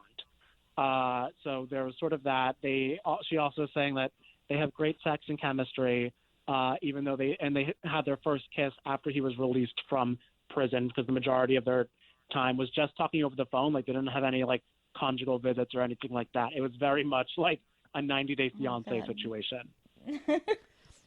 Hey, when you brought up the way we're doing weddings now, the virtual weddings, I'm watching TV last night. Here's the commercial. Jarrett wants to help you with your virtual weddings. Isn't that crazy? So now everybody's trying to figure out and hustle how their business is going to work. But now Jared also wants to get involved, not just with the ring, but helping you put together a virtual wedding. Right. So now you're going to have a Zoom wedding planner. Yeah, I guess. That's I guess you just like customize backgrounds. You're like, oh, you can pretend you're at the beach. Like that's just. I feel like that's the thing. Just don't. You don't need a wedding if you need a Zoom wedding, or you're not mature enough to get married if you think a Zoom wedding is fun for anybody. What is the problem with waiting? Until this is over. Why won't you just live together or whatever you're doing, and then have a party later? We're all probably going to want to go to parties, and that beats the shit out of a wedding. Exactly. Let's take the paperwork out of it. Like as soon as you walk through the door, the music is already playing and the food is already served. That's what we need. Yeah, it's a more fun situation. And who could be getting? I hope they're not getting married over Zoom, but there's a chance they will get married soon. Gigi Hadid and Zayn Malik from One Direction, because it was just revealed that they are expecting a child together, and it's a little baby girl. Oh, they did, because I saw that people were trying to guess because like her birthday party had like pink and blue ribbons or something. They're like, is it also a gender reveal? Is that what she was trying to tell us? That's what. Yeah, I know. So, but yeah, the picture, the behind the pictures of her birthday party, it was apparently a gender reveal. And TMZ, who knows so much about Kim Jong-un and Gigi Hadid, was able to find out that it is a girl. Because I think also when they looked at a lot of the gifts that were being sent after the fact, most of them were like for a baby girl. Right. Unless she has twins. Now, here's my thing, and I hope this catches on. We start genital reveal parties where either she shows his vagina or he goes straight cock and balls, and the place goes fucking crazy when they see which one it is. I think that's cool because then that shows that gender and sex are different. So you could say, like, here's the genitals of my baby, but I don't know how they identify yet. Yes. You know what I mean? That's actually more woke. Why don't you just turn around and show your asshole and go, look, this is all that really matters. This unites us all. Yeah. Glove is glove. They're sticking their fingers up there and getting prostate exams. I love that. Glove is glove. So Thank sweet. you. Yeah. It's so. Let's call really, Jarrett. Help me, the Jared. World, Jared. We can do this. That's also. I feel so bad. Like I start to like tear in my eye for the woman or person sitting on the couch. Saw a commercial from Jared to say we'll help you plan your Zoom wedding, and it's like I got it. My fairy tale still is real. I know a couple brides who are like not letting it go yet. Like I'm afraid that they have not accepted reality and they're still kind of talking about their wedding that, while postponed, is still happening. And you're like, oh boy, guys, let it go. It's over, dude. No. I dreamed about this And it's my weird whole because these aren't life. even like like these people don't even know each other, just happen to be different women I know who are like on the verge of getting married, and I'm like, oh boy, they're still talking about it. They've lost it. It's because I guess it's one of those things, they think about it so much and they're just told, oh, it's your day, and now they're just like, where the hell is my day? Where is my day? It's very Gypsy Rose, my turn. They're just kind of like, all that work. Yes. And what does it get me? I think too, like, also if you're a certain age and you're like, okay, I finally found the one and I'm finally getting married, you're like, I went to everybody else's bullshit wedding. I was a bridesmaid 7 times. Like, are you seriously gonna cheat me out of mine? I think that's what they're thinking. It's like payback, yes. And well, speaking of a little Gypsy Rose, I don't know if you guys saw, Patti LuPone has been given, she loves to throw some shade, and her most recent recipient of shade was Barbara Streisand, because Andy Cohen, she was on Watch What Happens Live with Andy Cohen, and he asked about what she feels about Barbara Streisand trying to do her own version of Gypsy. And Patty goes, she's about 30 years too late because she's too old. Ooh. I know. And I'm like, Patty.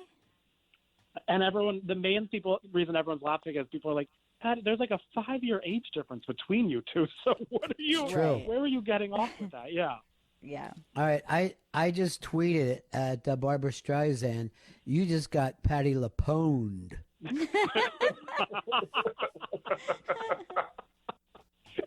Josh Brolin will reply, "I'm not in the pool. I'm sorry." But why is Patty acting so jelly? Like, it just comes off jealous. It really does, because, I mean, they're both very talented, and they both have careers. But there is one. Barbara's career has kind of transcended a lot. Like, Patty's a Broadway legend. Barbara's kind of an everywhere legend, kind of universally known. Right. So it feels like it's sort of like, Patty, you can kind of just polish your Tonys, Right. take a lap, relax a little bit. Patty is a giant star until you get to the Hudson River, and that's where her stardom ends. Yeah. She's going over to Weehawken, and everyone's like, "Miss who? Like who? Who? Yeah. Who? Patty Hoopone, yes."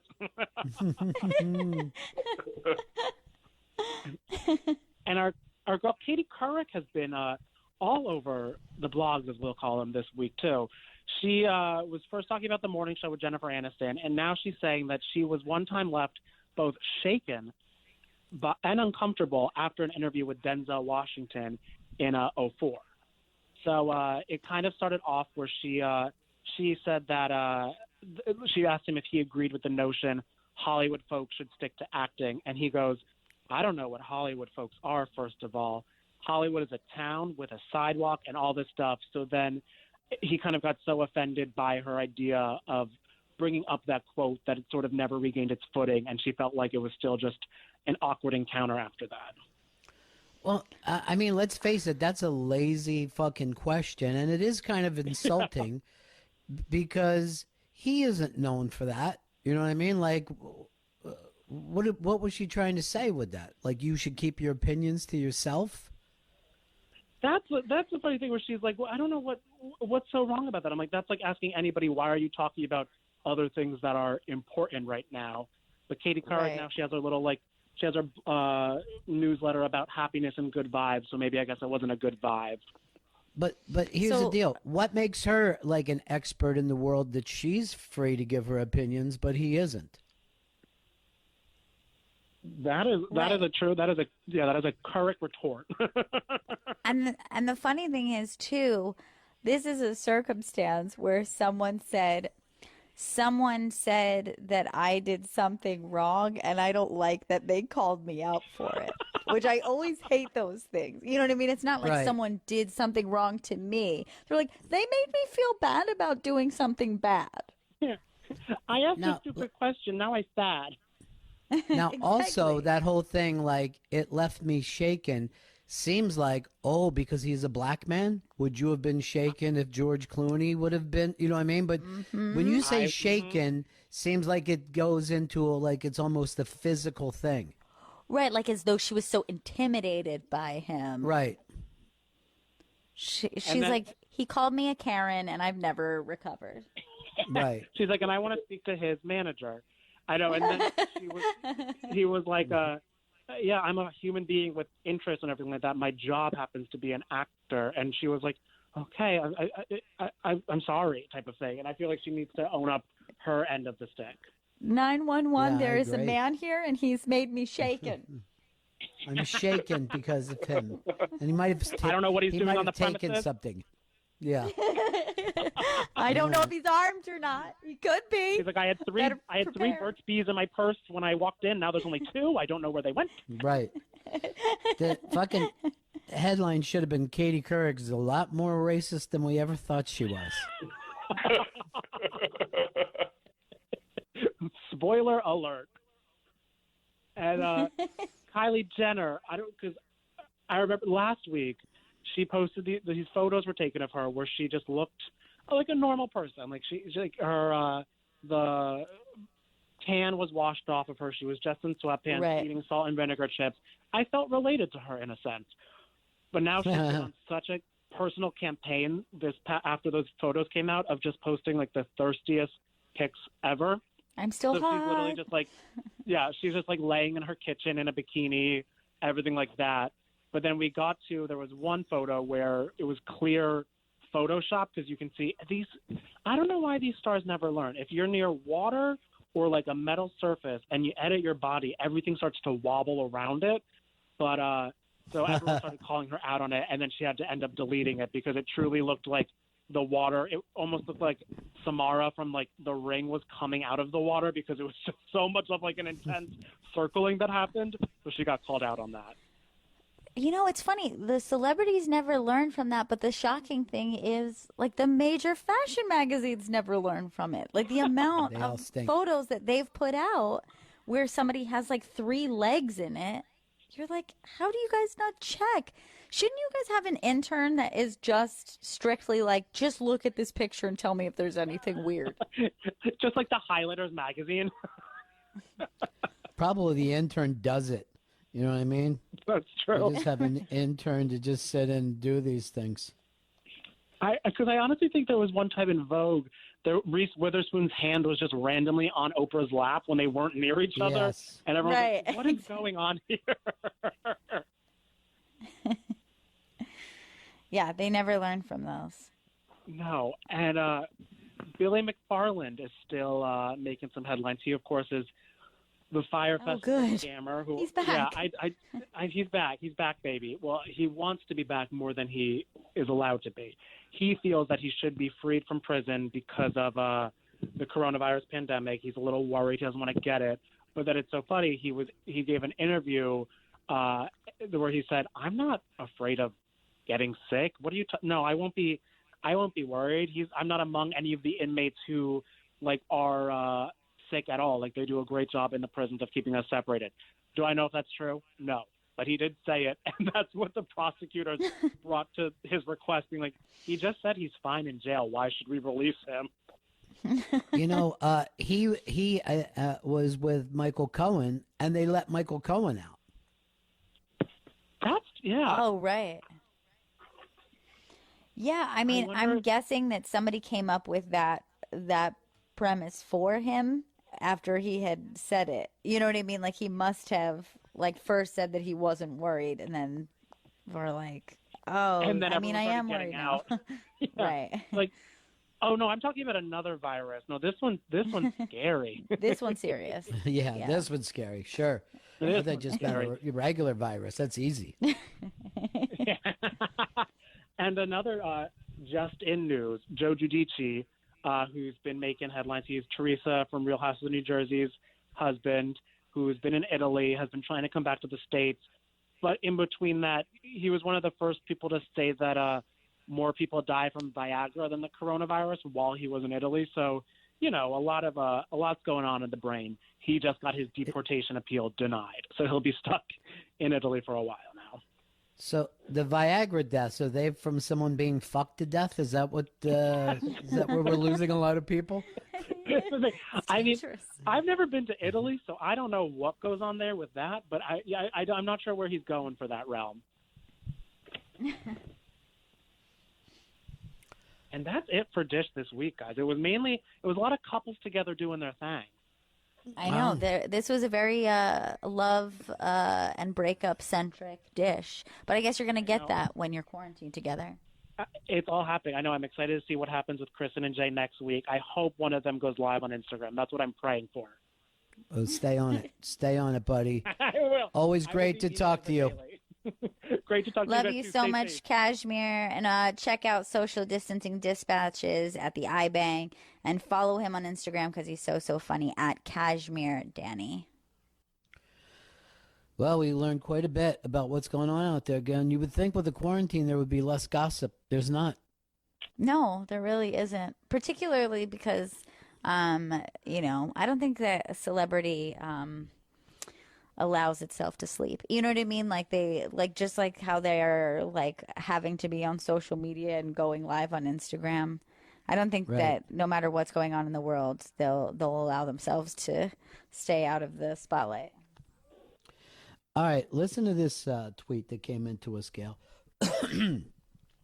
Chris and Vito are idiots. If Earl had come in to take over for Vito, it would have been a disaster, and they would have anti-Earl material for a year. Those numbskulls blew it. Hashtag so disappointed. It's actually, that was, I thought, the point, that Earl was able to back those two guys down.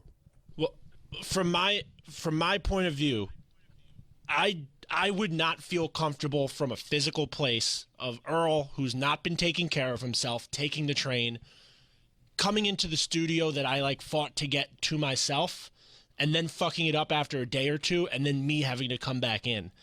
I just wouldn't. Why wouldn't you say this, Vito? Okay, but he can't use this studio. He has to find another studio. And then boom, he comes in, train wreck. It's it's done. It would have been that simple. But all this looks like is Earl offers to do more, and those guys won't let him. That's what ended up coming out of that. I'm surprised that Earl offered up, considering, he's caretaker to his elderly mother. Yeah, well, you know that he's not. Just saying. He doesn't do anything to help her any more than he does here. He's just there in the house. I mean, that's all we've learned. But he shut you guys down. That's the thing that shocked us all today. We thought this was the regular, easy win. And you know what I feel? I feel like Bobby the Brain Heenan, who marched his two guys down the aisle, only to watch them give up the belts. Because Chris actually used the term, "I'm terrified to go in there." And Earl was willing to do it. And then Vito was like, but he should be terrified. Like, that's not being brave. I just don't. If Earl comes in, I'm going to end up doing just as much work as I'm doing now. I'm going to have to do the replays. I'm going to have to send in the live reads. I'm going to have to coach him through everything. It's just not worth the time to teach somebody to do everything they can't do. Vito, the live read came in 8 minutes late. I never bitched about it, but you can't be using that today out of all days. It came in 8 minutes after we did the I'm talking about sending it into the and that thing I sent the live read in the beginning of the show. Then you guys can't bitch about Earl anymore. If you don't let him do something, if you say he's lazy and he won't do things, then you can't bitch at him for not doing things. He gave you the opportunity to say, look, when we let him do something. So you guys can't complain anymore about what he doesn't do. We certainly have egg on our face today. That's for sure. Yeah, but that's because you're not washing your face after your enormous breakfast. It has nothing to do with what's happening. You always have egg on your face. Gotta save it for later.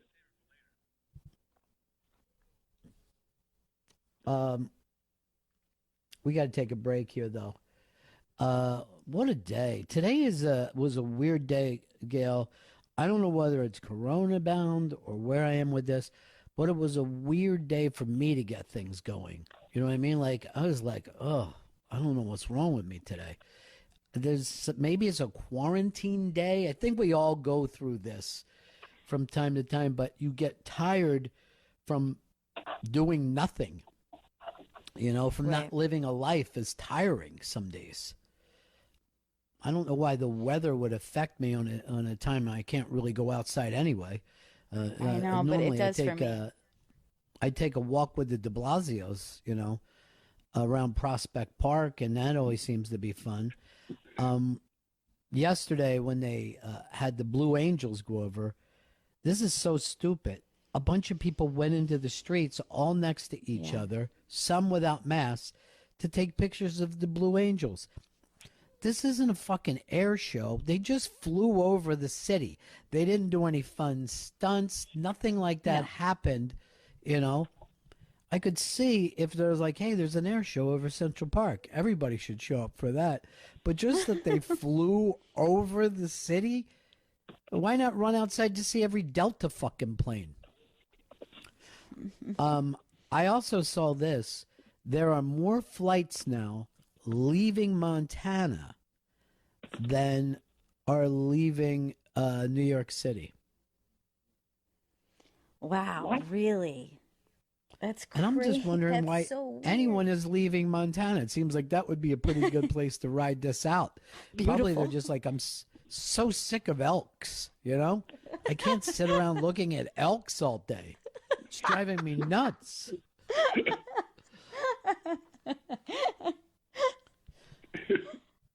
in that's trouble what with worries this me. quarantine. It's too much elk. My thing is this: I always act like I want to just go live in a cabin in the mountains, but I know probably in no time at all I'd be screaming, "Is there another color besides green? Do I have to fucking just look at green all the time?" I can't be satisfied anywhere. That's what I figured out for myself, you know? Well, at It least just you know doesn't it. matter where I go. Yeah. That's the beauty of my life, you know, is like I know my limitations, and my limitations are me. I'm going to find something wrong with my surroundings, whatever I do.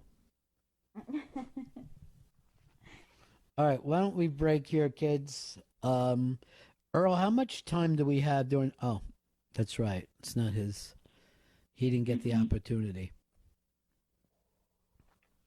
Chris said, Chris, you said you had egg on your face. Were you shocked when he said he was willing to do it? I was shocked. That took me aback that he's willing to take the Long Island Railroad in, and that if for the reason of he said because the windows are open, he thinks that's the reason that he'd be safe. I mean, I think there's been multiple stories here in New York City that the trains are just filled with the homeless, and it's kind of dirty down there. Earl is the potential MVP, and both of you guys saw that today, and it fucking freaked you out. Now, Gail has food coming for Vito on Friday. I do. Vito, should you split that with Earl? Should he come over and have dinner with you and your mom? Should he take the train in? Yeah, Long Island. Should he come in and you guys set a place for him? Yeah, I'm sure he would. I'm sure he could figure out how to take it. I'm sure that would be one thing he wouldn't fuck up. Oh man, Free food. Why are you so angry at him? Why can't you just say, "Oh man, I'm looking at Hoagie Dom's pictures. It just kills me." He's a crazy person who said he was willing to go to D.C. Yes, what's wrong with that? He doesn't know how to do anything. I don't understand. Like I feel like I feel like a crazy person right now. The reason why you're a crazy person is you didn't let him prove that he can't do anything. That's the thing. I just want the show to go well. Like that's all I want. That's all I want is the show to go well, and I just don't want him to ruin that. We've done well for the 7th week now, and like. I just want to keep that going. All right, you seem like you're the kind of guy that wouldn't let Rodman take a vacation in the middle of the playoffs. I've let Earl take a 7-week vacation. Now, you realize that Earl has been running boards for 25 fucking years. At least, maybe 30 years. And has done it for 2 Rock and Roll Hall of Fame shows. But we still had... He was a legend. But when we were in L.A. and Chris missed one day, even that was an issue, and I think he had to have somebody come in and help him. There's nobody to help him in this situation. Wait, why did Chris miss a day when we were in L.A.? Oh, yeah, now I remember. How was that? Yeah, how was that when Earl was in there, Gail? Did he crush it? He had a lot of help, and I think that Vito coached him through the pre-show run through, and then we had some other people who were actually running the board in the other room. So, well, yeah, I mean, they're always going to have that, but here's the deal. He killed it. And then he never got the opportunity to try it again. Because these guys wouldn't give it up, you know? Earl could do it all. He proved that today. And these guys cock-blocking him, is it for race reasons? I sure as hell hope. No, it's not. Rod, I can speak for myself. I'm not a racist. It's skill-based. Dude, it's the 90s. Let's put racism back in the fucking 60s where they belong, all right? All right, this is fucking quarantine city. We're all in this together by how? Staying apart, okay? So Earl put it out there, and not just one of them, both of them said, no, you will not do this. Now, Vito was wearing a pamper when Earl started running a radio board. In a pamper. Now, I would think he'd be better at it then. Now Earl's wearing adult diapers and nobody will give him the opportunity. Let me ask this. If it's not racism, is it ageism?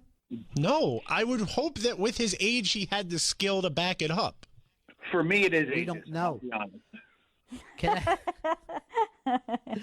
Can Chris, let me say this. That's the worst kind of ism that there is. It's the worst ism because it affects so many boomers. And I remember when Vito started calling the COVID the boomer eliminator. I'm like, you son I never of a did bitch. that, Ron. He technically don't boom. Chris is the ageist one. Chris, you're too old to be an ageist. Yeah, he is. No, he's just old in his body, not in the actual ears. You he just read has as the old, body of dude. an old man. Yeah, he does. He could With probably those shirts, get into you a wear rest that home. Hawaiian shirt. I know. All dad shirts all the time. Not anymore. I haven't worn a dad shirt since our Zoom meeting.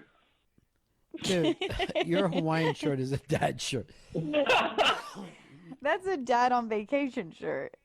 Yeah, that's a dad in the Bahamas. Having fun with the fam. All right, let's break. Then we'll be back, and we'll try to pick up the pieces of our fucking that Earl put our two big producers through the table today. Through the table. I don't think so. You did not give him the. He backed you guys down. He Dude, he called just threw your you guys bluff. through the Spanish announce table. Okay? Seven weeks in, he for the first time he's on hold for the show, and he said he would be willing to come in. I mean, that's Look, I'm as shocked as you are. I'm literally, I just got a picture of nice Juju having fun doing her dad's work. Oh my God. That is the face of a child who has not napped, and she looks Yeah. so pleased to be right in the middle of his work right now. And that's all she wants to do with you. If you just let her take over a little bit, she got hurt. She is so tired. She looks drunk. Yeah, she does. That's how tired she is. I think that, you know what? She could probably come in and run that board with her. If you really wanted some help, I Honestly. think the way she's doing that. I would trust her more. Well, we'll never know now. That's will really we? sweet. We'll I'll never give her know the whether chance. You have... I'll give her the chance over Earl. If you give me Juju, I will 100% go with that. Don't you play games with me. I will call you on that, Vito. I will put her on that Long Island train. You better meet her at the station. Don't you lose her in Penn Station. Look, all I see is ageism and probably racism, but mainly ageism. Let's break here, kids. We're back. Bennington. Faction Talk 103, it's the Bennington Show.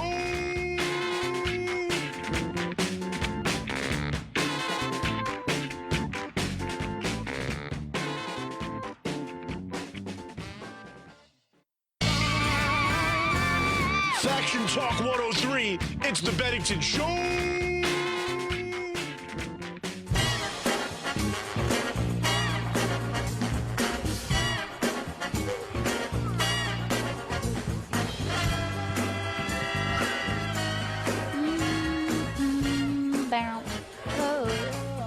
Bennington is back, and I hope that you can hear this because my baby just stepped on the IP Kodak. We can hear it perfectly, Gil. Okay, good. I was like, I hope I'm actually on. Yeah, all working from home. I'm in Manhattan. Gail is in Brooklyn. And Earl is in Queens. And Vito is in Midtown. not letting Earl switch out with him. But interesting day. They always say that every dog gets his bone, and today's was Earl's day. Big win, big upset win. You know what I feel like when the Giants beat the Patriots? How none of us saw that coming, and now for the rest of their lives, the Patriots have to put up with that. You know, that one loss came on the biggest day of the year. Yeah, I don't think we've ever called a win for Earl.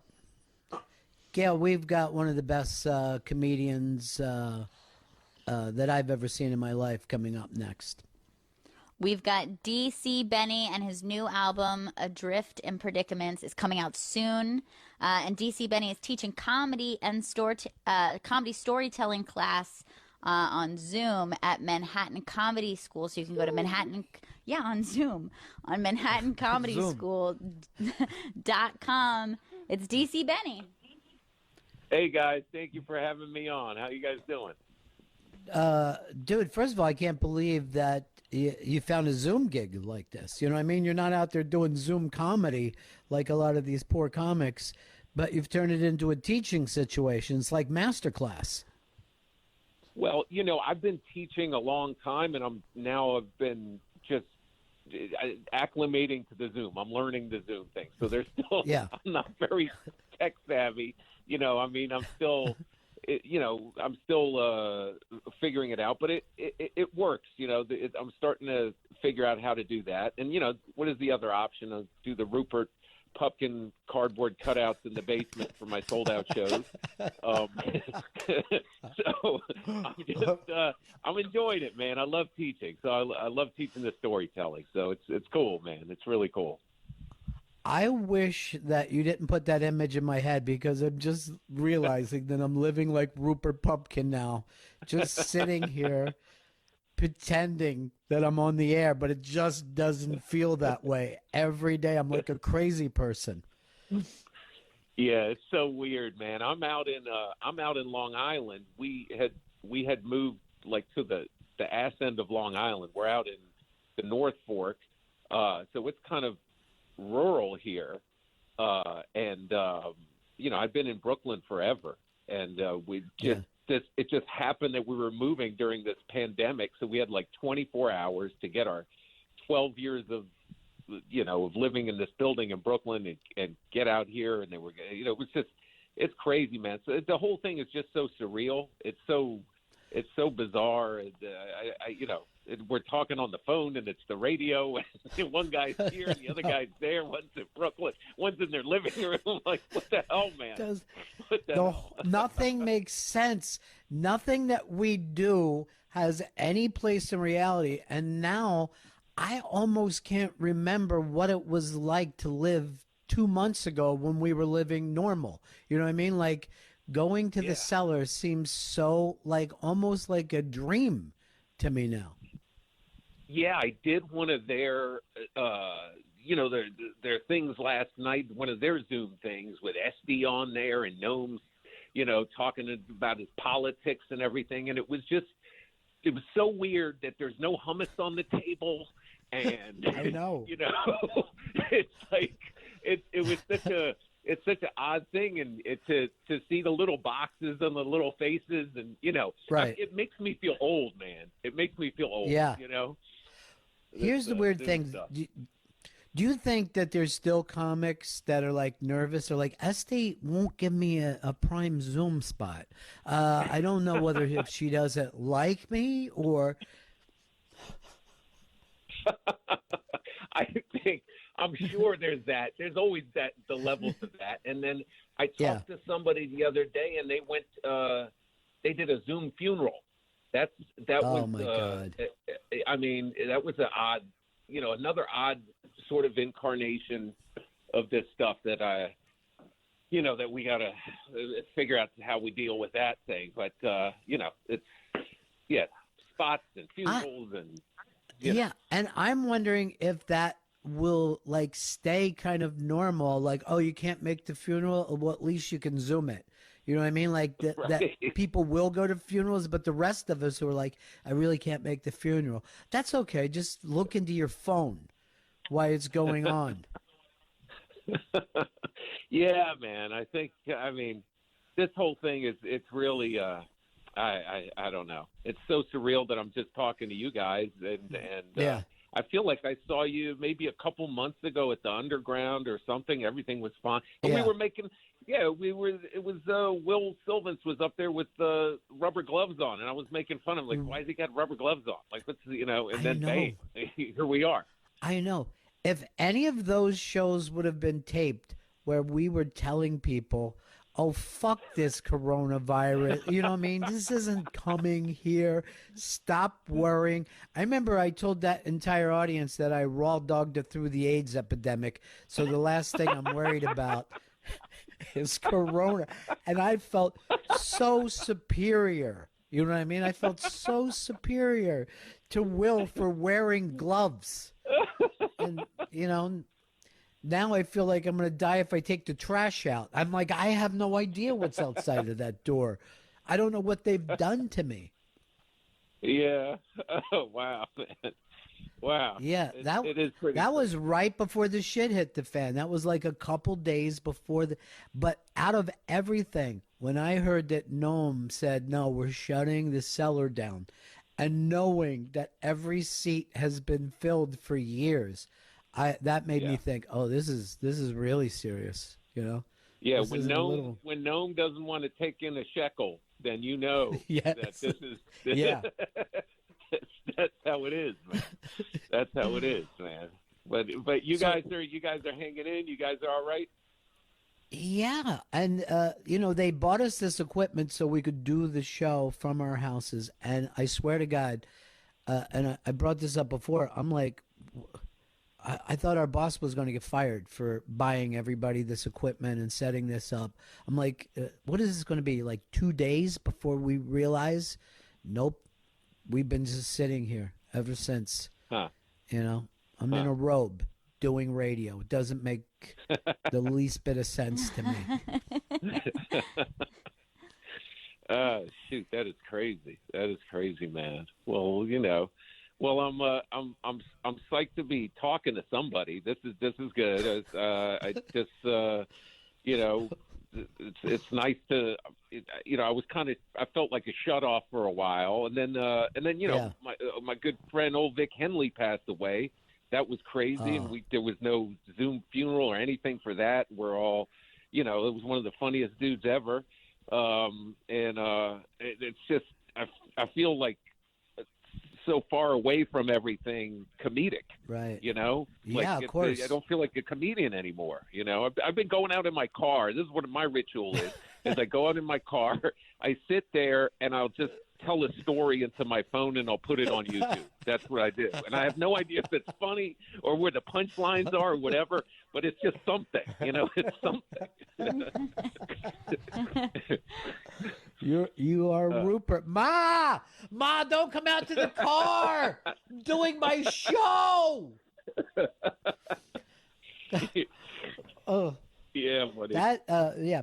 Now, losing Vic, because there was so much going on, that was such a gut punch, and just like you said, we had gotten together. Vic was like one of our last people that did the show in studio with us. He's nothing but full of life at the time. You know what I mean? Like, it wasn't like, oh, I'm worried about Vic or he doesn't look well. I mean, I have 90 fucking friends who look like shit. You know what I mean? Who I've been like, boy, I don't know if that's the last time I'm going to see Vic. It never once entered my mind. And then he's just gone. Yeah, I had talked to him the night before. He was fine. He was busting on me. I was doing some like hillbilly character, and he's like, "Benny, that's the worst accent I ever heard. That's some bullshit. That's the worst thing I ever heard." He's like, "But we should do something together. We do something, and we're talking, and he'd sipping a little of the whiskey and whatever, and he sounded great. We were cracking each other up, and then bam, that just it's crazy. The last person I would have thought. There's a million other guys that are living like Caligula, and they're still around. And here's Henley. So yeah, and and the thing about Vic Henley is he could talk about anything and also tie a personal experience into it. You know what I mean? Like, you could bring up any subject and he would give you the history of it and then tell you how he met Keith Richards there. You know what I mean? Like, it was just always fascinating to me how much life that he lived. Yeah, I'm never going to be able to wrap my head around that. And I remember, when we were hanging out, there was the Nuyorican Poets Cafe, and they had a comedy show on the Lower East Side on a I guess it was a Wednesday night, and they needed a guy, and Henley was around, and it was a very ethnic show. That was just the deal, and what do you call? I was like, this guy, you should have Henley come on here, and he'll crush it, man. And it was such an unlikely pairing. He went down in there and he did all political material. It was all about George Bush or whatever, and just killed. And it was everybody was like, well, who the hell was that? Who was that dude? It was just that was what I loved about it. You could drop him anywhere, and he'd acclimate. Yeah. And people loved it, man. So I'm glad I get the other thing about Vic is how long did he live in New York, and it didn't really rub off on him at all. You know what I mean? Like, he stayed himself. He was the guy from Alabama forever. He brought that flavor to New York. Stunning when you think about it. Yeah, well, he was the New Yorkiest New Yorker I ever met, man. Right. I feel like all the real New Yorkers are born in Alabama. After Henley, man. Well, you said, Gail, like, when he was like the only person who really like thought that you nailed your friend Leibowitz impression. You know what I mean? And, you're like, this guy knows who Fran Leibowitz is. I know, and I remember, like, when among the first times I met him, it was like that, or like talking about Basquiat and Warhol and everything that he discussed. Right. Like, it would just sound so funny to me in his accent, because it would always just be like either New York culture or urban culture, and it was just it was hilarious to me. Yeah, you're right. He would do that. Well, Basquiat was really derivative, a little bit of, and you're like, you can go deep on these subjects. Oh yeah, that's the man himself, man. That's what I loved about him. You put him anywhere, he talk about anything, and have a PhD in it. Right. And always in a reasonably good mood. You know what I mean? Like, really brought that mood with him wherever he went. It was always fun. And, just to see him and Sherrard would be hanging out together, and like, what world would you think that these two guys would be buddies? But they were, Yeah. I think a genuine love of barbecue. Yes. Bonded those two. Yeah, those guys, they definitely... he loved food. He loved music. He loved books. He loved everything, And then, I meet a lot of people that they can't talk about anything but themselves, which is, I'm going to drive that back in. How hard is it to teach people to be good storytellers when most people will tell me, when they start to tell me a story, I glaze over almost immediately? Yeah, I think with storytelling, with good storytelling, there are a lot of moving pieces, and just like anything, you gotta catch them in the beginning. You've got to interest somebody. You've got to interest the audience in it. You've got to make it compelling and funny and have its moments, and that's not an easy thing to do. But I wish when I was coming up as a comedian, there were things that like now I go on YouTube if I need to, put in an outdoor shower or something. But I wish, like, coming up, there were resources that to show you some some stuff. I mean, there's also you just get up there and do it. There is that, but I think that having some kind of resources to show the technique and to point out your strengths and weaknesses is a good thing, man. So I enjoy doing that. I enjoy very much teaching it and hearing these. I hear great stories from these people who are trying to do this. And sometimes they don't. They come in with one idea, and that's not the idea. It's like they'll talk about something else briefly, and I'll be like, "That's what you need to be talking about." And it didn't really register, So. Well, you've got to somewhat live a life too, though, right? You've got to have some experience. Yes, you got to live a life, and you got to have an imagination, and be a, this, but the comedy is just there's so much of it's in the details, and a lot of people. Right. I mean, you think about like all these great comics, like a Mitch Hedberg talking about getting in an argument in a tent and what was it, zipping the door shut, or you can't slam the door shut. I mean, that's such a beautiful detail. You know what I mean? Yeah. And it's just all those. I'm a big detail person. I love hearing they get glossed over so much. So it's right. That's what I look for. But what are you going to do when you're a young storyteller to find an audience? You know what I mean? Like, you've got are you going to go up on an open mic where you're only going to get 6 minutes and the entire thing is going to be one story? That seems a little frightening to me. Well, I'll use this analogy, and it's not really a storytelling analogy, but I remember years ago in D.C., I'd never seen stand-up before, and I went to this comedy contest to watch at Garvin's Comedy Club, and Chappelle's on stage, and he's 14 years old, and and it's all adults in the audience, and he's killing. Right.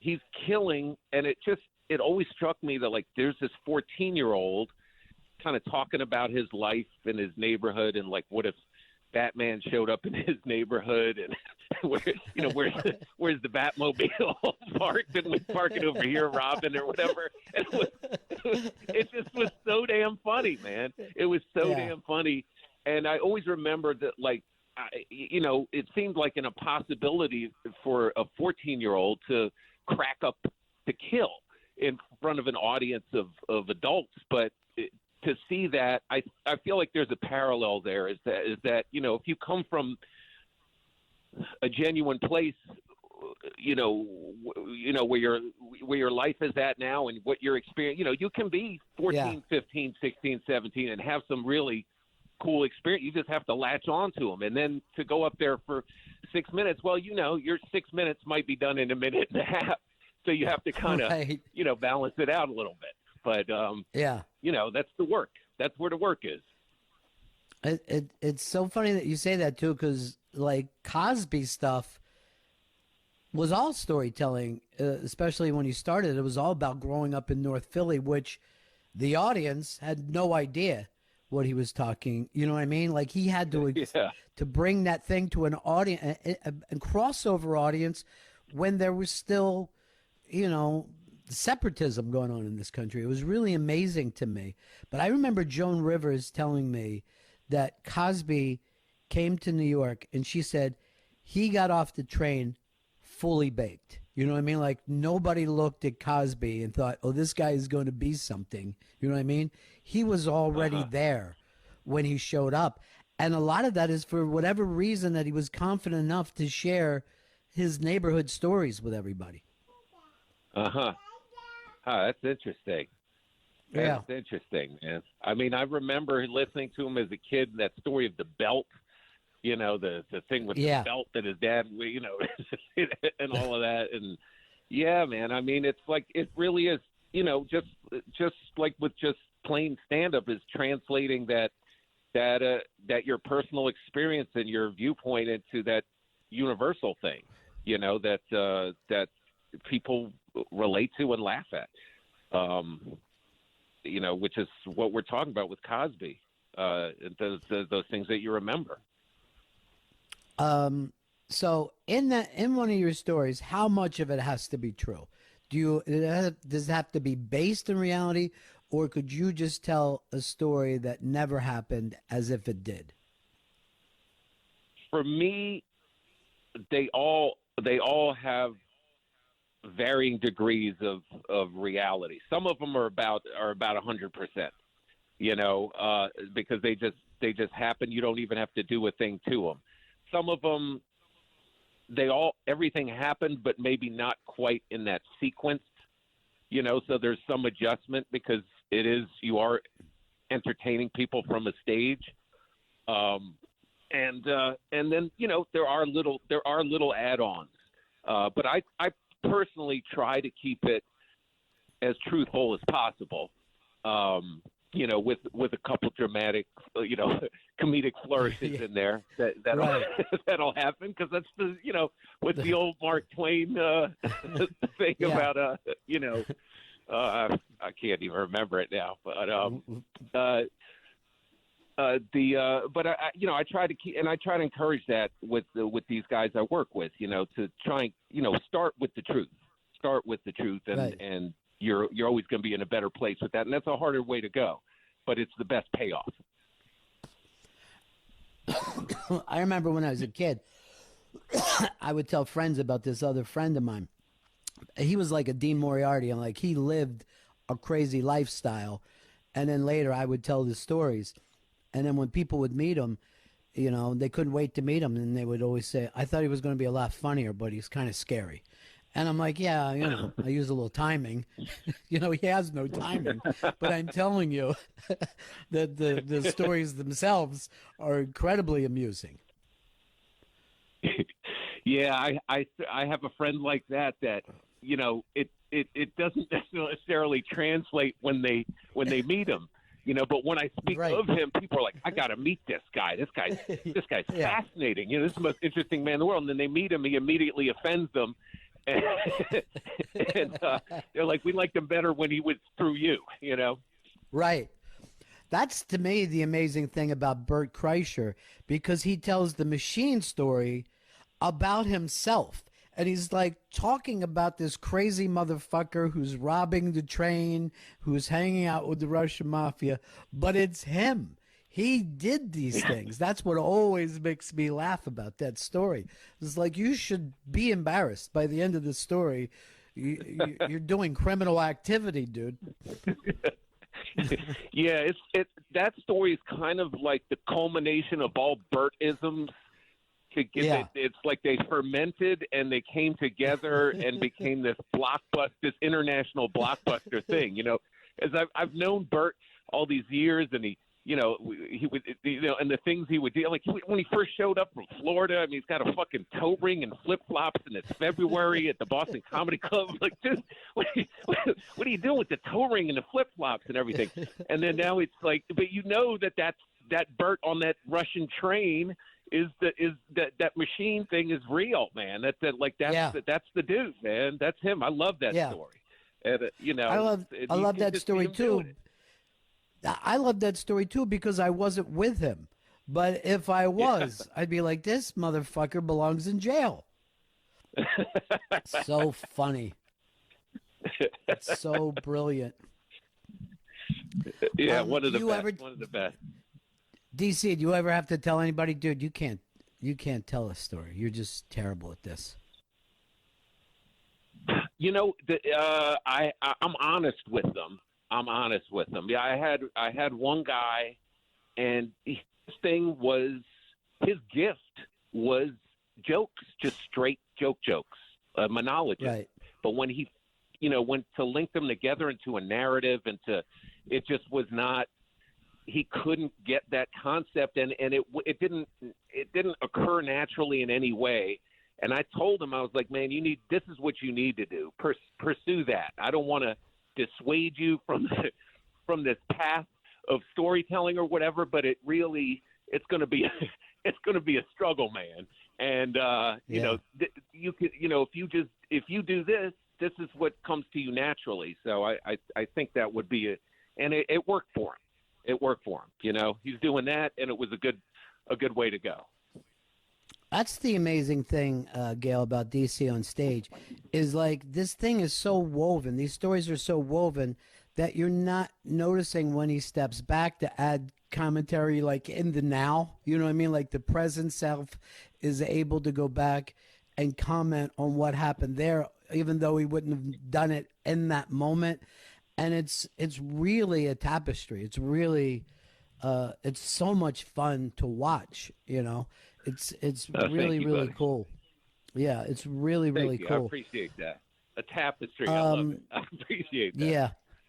What do you when do you think everything's going to be getting back to normal, bro?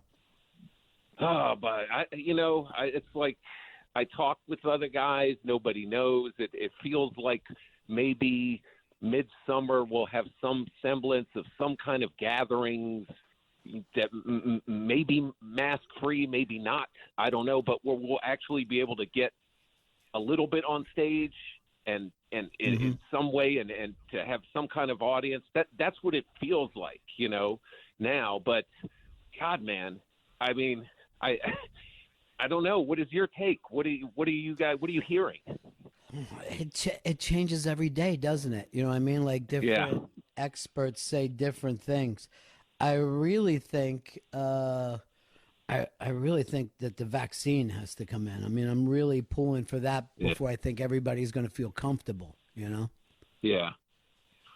It's what a crazy thing to even say, right? Just crazy to say, oh yeah, we need a vaccine to get together again. Yeah, it's so odd, and then it's also you have for us you have that kind of New York factor of the people who just it's like they're going to bust loose. It's you can't contain them at a certain point. You can't contain a certain segment of the population where there'll be, I don't know, is it going to be like Prohibition with underground little comedy rooms in people's apartments and shit? I mean, what is it going to be, I do think there's some truth to that, man, because I was walking down Lexington Avenue and there was so many open places that were like dress shops or whatever that they just loaded up and moved out immediately. And all that kind of stuff is going to be open, and kids, they don't need a club. You know what I mean? Like, they were already doing it in weird places. So there will be that. But I think if Noam said, hey, I don't give a shit what they say, I'm opening this thing up tonight, I think comics would go, Oh, yeah. Even with the risk, they'd go. It's absolutely. I mean, it's a weird feeling because we're all kind of on a, as a comedian, you're amongst these other comedians, and then it's always like you were joking about earlier. It's like, are you getting spots? Or are you getting shows? And who's working and who isn't? And who's writing and who's this and that? But when it's a level playing field and nobody's working, just that dynamic of like when you actually can again and the floodgates open up, it's gonna be such a strange thing, such a strange thing. Yeah. I know. It seems like what we consider reality now is starting to look weird to us rather than this thing being weird. I feel like we're all starting to accept that this is the way the world is, even though 2 months ago, we'd say, no, people aren't going to stay in their homes. It's not going to happen that way. Yeah. I don't know. What's the new album about? What do you have on that?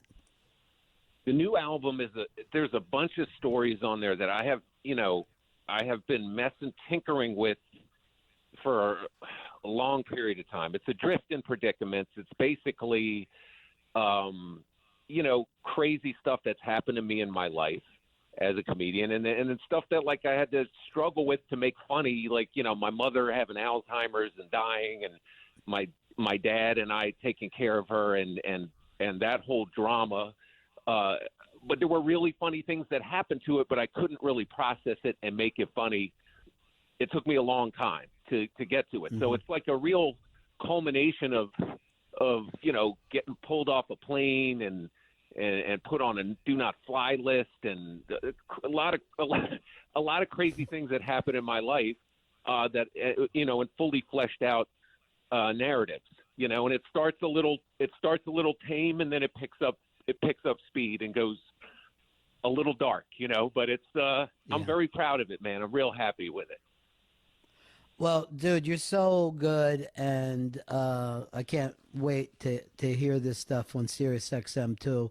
I'll be glad when it drops. And anytime you have nothing to do and you want to talk, you're free to talk with us because you're always the best. Thanks so much, DC Benny. Everybody, take care, my friend. You, man. All right, see you, buddy. And the new album, Adrift in Predicaments, is coming out soon, and he's teaching comedy storytelling via Zoom at Manhattan Comedy School. So just go to manhattanComedySchool.com for all the information. He is so good when you watch him do this stuff that you almost take it for granted how hard it is to put together a long story that it should be like he said, some of these things should be just sad as hell, but he makes it this entertaining thing. Right. And even though it didn't happen to you, you can relate to it. It's a real skill set. And when he brought up Twain, that is what Mark Twain did, who's probably still considered to be the greatest public speaker in American history. But there was no reason for Mark Twain to be able to move up north and be able to entertain people all around the country because he was like a real Southern guy. Man, there's so many different ways to do this, isn't there? It's amazing when you think about it. Yeah, I was thinking too, like it's, the form in prose is one thing, but to be able to do storytelling and not only set it up the same way, but make it seem conversational, make it seem natural, like you're telling the story to your friend for the first time. I know. You're right. You're right. That thing to do that, to not be, to go on autopilot is very hard for, even most comics with their sets, they'll go on autopilot. But when it's a story that you've told before, you have to treat it like a play. It's like a play where you keep shaping it and pulling it together, and to make it seem like it's coming off the top of your head as you're adding detail. I should take this fucking class. I got nothing else to do right now. I know. I should take a class with him. Yeah, I could tell the story about how Earl came in unexpectedly, took the two champs down. You know what I mean? I thought it was a squash match. I thought. We're going to bring. I'm just shocked that Chris is a champ. I thought that Earl would have been squashed. That's what I'm trying to tell you. I thought you guys would have come out there. You do the thing that you do. You move him into the corner. Both of you are smashing him. You don't let him get back to his tag team partner. He said Earl one pulled thing. Up the upset. He made one broad claim, and that was it. Yeah, but he set up a challenge. And you. How about a challenge for Earl? How can he do one thing from home before he comes into here? That's not what the challenge was, though. That's like if he would have came in and said, "I challenge you to a duel," and you go, "Okay," and he slaps you with a glove, and you go, "All right, spelling contest." I don't know. Everyone would be like, "Oh no, you're fighting for the reality of everybody had Earl at this spot." And then he goes, "No, I could do this other thing," and then you guys wouldn't let him. That's what happened today. That's going to be the story. Let him ride the rails. Yeah, that's what I'm going to work on when I join this storytelling club. Where is it again, Gail? So I can make sure I find it online. It's a very difficult thing for me to get around online. I just dropped the plug. Where was it? Manhattan. Vito must have it. No, I don't think he does. Or Chris has it. Yeah, DC Benny's new album, Adrift in Predicaments, is coming out soon, and he's teaching a comedy storytelling class via Zoom at Manhattan Comedy School. That's where I'm going to go. I'm going to go and learn how to tell this Earl story properly. Guys, I dragged my ass in here today, and you all held me up. I had no idea how this day was going to go. I really had the quarantine blues today. But you guys made it a lot of fun. I appreciate all the people that asked the questions. Vito, you're still the MVP, but it's almost like one of those boxers who, didn't 10 take seconds. on somebody in their prime. Oh, okay. 10 seconds. Bye. See ya. The Bennington Show has ended, but you can always listen to it on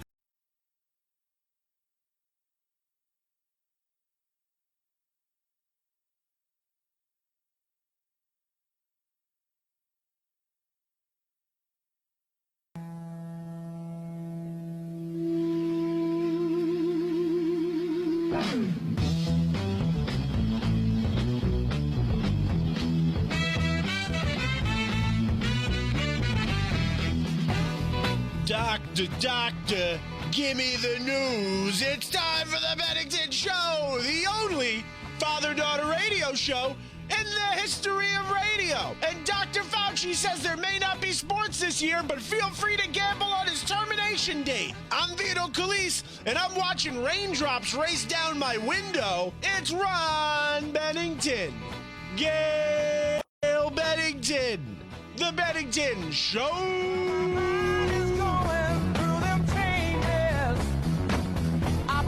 Like committing a crime. Every time you see me going somewhere, I know I'm going out of my mind, yeah.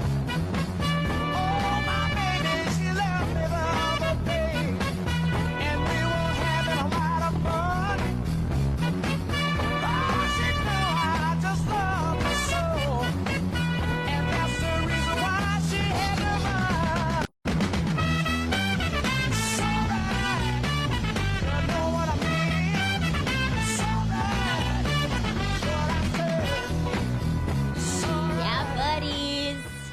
Thursday, and it is the Bennington Show, the only father-daughter radio show in the history of radio. I'm Gail Bennington. I'm Ron Bennington, and guess what? I'm doing okay. I'm doing Good. okay today, I got so many emails. I must have sounded so strange and fragile yesterday because I got so many emails. I'm starting to guess that it was like put together somehow. Like a bunch of people said, we better check in on this asshole. He sounded a little weird yesterday. But it's very, very sweet, kind. It is incredibly sweet. And a lot of people shared a lot of different things with me. I was just reading one from Rachel who talked about she was having a panic attack at the dentist office, and then heard a little song called Tiny Dancer, and it made her think about the Bennington Show. And that was very, very nice to hear things like that. And I'm keeping it together. Gail, you're keeping it together? I am, yeah. I'm keeping busy, and I said before, gray days are hard for me, but now I have this new thing where I wake up and I see that it's a gray day, and I realize that's going to tempt less people to be outdoors. So now I have a new positive spin on it when I see it. I'm in Manhattan. Gail is in Brooklyn. Earl is in Queens. Chris is in Brooklyn, and Vito is in Midtown. We're all apart, but we're together every day, and we're doing the show. And tonight, Gail, this is a good night for me because I always like to have something to look forward to at night. It's the finale of Better Things. Yes, that's tonight, 10 p.m. on FX, and I think it's tomorrow that it's available on Hulu. And that's always something that we can look forward to because we love that show so much. Also, there's a mini marathon running before it, and I think Pamela is going to be introducing some of these different episodes, some of her favorites. So this gives me hours tonight of enjoyment. Great. And I've talked about this before. Doing the Unmasked, I've probably done 300 live performances of that show. But the first time that Pamela Adlon came in to the Underground, the entire audience was singing with us the theme of the show, Mother by John Lennon, and we were singing back and forth. It was just such an incredible moment. I was really oddly proud of having a discerning audience who knows something great. So that moment, I told you before, I'm like, that's the kind of highs that you like to have in your life. Yeah, absolutely. One of my most favorite moments. It was crazy. And believe it or not, we have Pamela Adlon ready to come on the air with us. I'm here. You Hey, guys. buddy. Oh, How you God, holding I up? love you guys. That was one of the ultimate moments of my entire life. Walking downstairs into that room. I'm crying right now remembering it. It was oh God, man, the roof came off that fucking place. It was unbelievable, right? And obviously unplanned. I didn't think that the whole audience would be singing that and just celebrating the work of the show. And tonight is a finale of season 4. Your finales have always been great, so there's every season, so there's always that little bit of pressure, but you came through. Yeah. It's great. Yeah. Oh, thanks. Thank you so much. I don't know what happened to you, but I'm guessing you had a bad day. I only slightly said it was getting to me a little bit yesterday. And then the audience, a lot of people sent me emails just saying that they're glad that we're all in this together. And it's, it's trying times for everybody. Yeah, I was fucked in the head yesterday. I had a bad day. I'm seeing, certain things and people have permission to say, I'm a little bit fucked today. I don't know what I'm doing. I don't know. I don't want to shower. I don't want to put one foot in front of the other. And this morning I woke up and I was in a different headspace. But sometimes, you could get dark right now, and sure, and it's okay, I guess. It is okay, and we all go through it. And the weird thing about this is like we are kind of being there for each other. And I don't know. I have a feeling that we're going to come out of this thing with some kind of a cultural revolution. I really do. I think there's something really great on the other side. Well, I can only hope that instead of people saying, I just want to go back to normal, they say, oh, we got to be better. We got to be better about everything. Mm-hmm. Like, I feel like we've gotten this shot. Like, I've always been like a doomsday prepper, conspiracy theorist, and, I've been reading science fiction my whole life. So the fact that this happened and the human race is still intact, even though we've lost so many people, is so astonishing to me. So I feel like we have a shot. We've been given a shot at making things better. The way we treat each other, the way we treat the planet, the waste culture, all of it. We've got to get better. And I think we all knew that we were on a fucked up path for a while. I mean, we were all kind of complaining about it. Like, this shit doesn't feel good. It wasn't sustainable. It's not sustainable, and so now, I know that people are saying, like, oh, I miss my friends and I miss going out and I miss being in a crowd and I miss this. We, of course, miss those basic human things, but also we're connecting with each other energetically on a higher level than we ever have. We're thinking about the people that matter to us and things that matter to us, and we are engaging in ways that we never would have because the train was going so fast and so far off the rails. That's what I think. Yeah, I agree. I also think this, and I was talking to Gail and your mom about this. This kind of feels weirdly like childbirth. You know what I mean? Like we're going through this thing that feels so intense, but we're going to come out of this with some kind of a strange rebirth. Yeah, we're going to have a new baby. That's what we need. We need a new baby. Yeah. We need to treat the earth like a brand new baby. Now we got a shot. Like the first society, the first earth was the burnt pancake. Like I always say in my show, like the first kid's the burnt pancake, and then you get it right.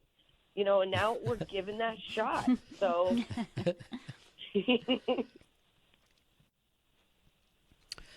Gail, how'd you feel about this season of Better Things?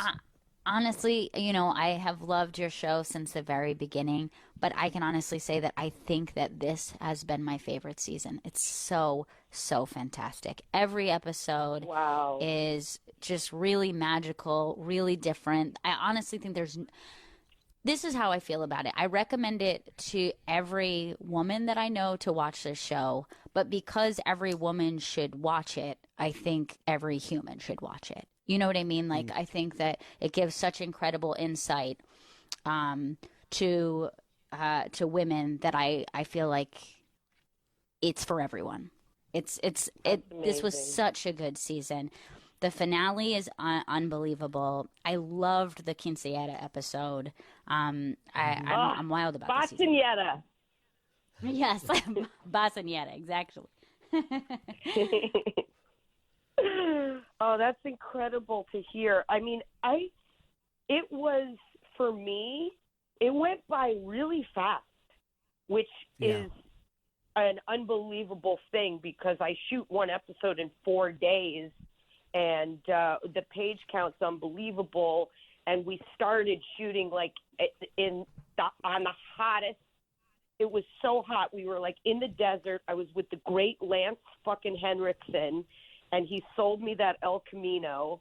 And then the last day was in New Orleans, December 20th, and it was so butt-fuckingly cold that I had to cut a scene for my crew and cast safety.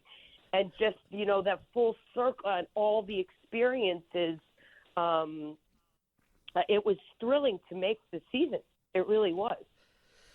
You know, there was things that you do as a director that just doesn't happen on television because we're starting with the rain in the beginning of the season and it's going through, and then of course you end with the water that you had the way that it ends tonight, which is just like, fuck, man, this doesn't normally happen on TV. This is so smart and so cool.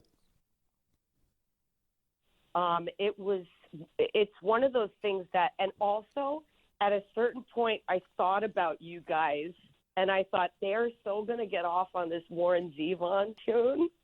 Yeah. Did you love that? I knew Yeah. I knew I had to have that song.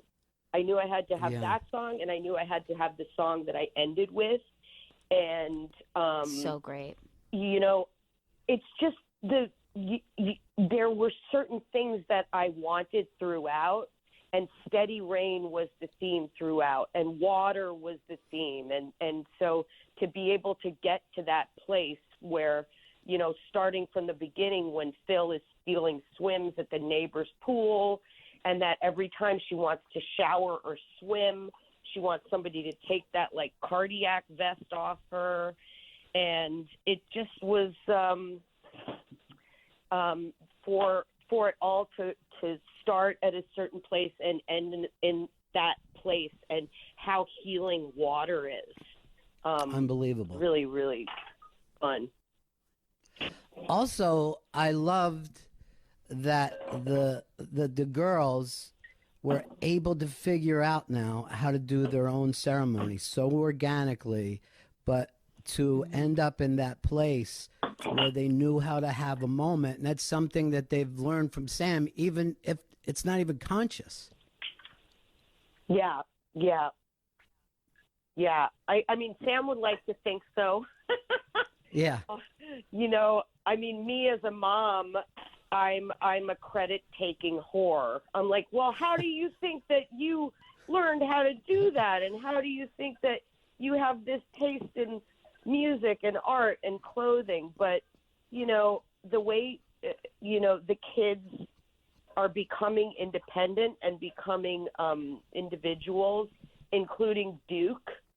Now, when she gets sassy with Sam at the end of 409, it's really it's fun, and it's an incredible thing to see when people start moving away from their parents, start moving towards their siblings, or just outsourcing into the world and being okay on their own. Yeah, it's amazing. It's truly, and also that thing that when you look over at the kids and you're like, oh, you're not the same kids. You made a change, and I kind of missed it, and now that I have to accept and understand this person, Yes. Yeah. It's listen, as much as that's what we were talking about in terms of the way the world is right now, and what the future is going to be. It's about adaptation. You adapt 100%. Or you die.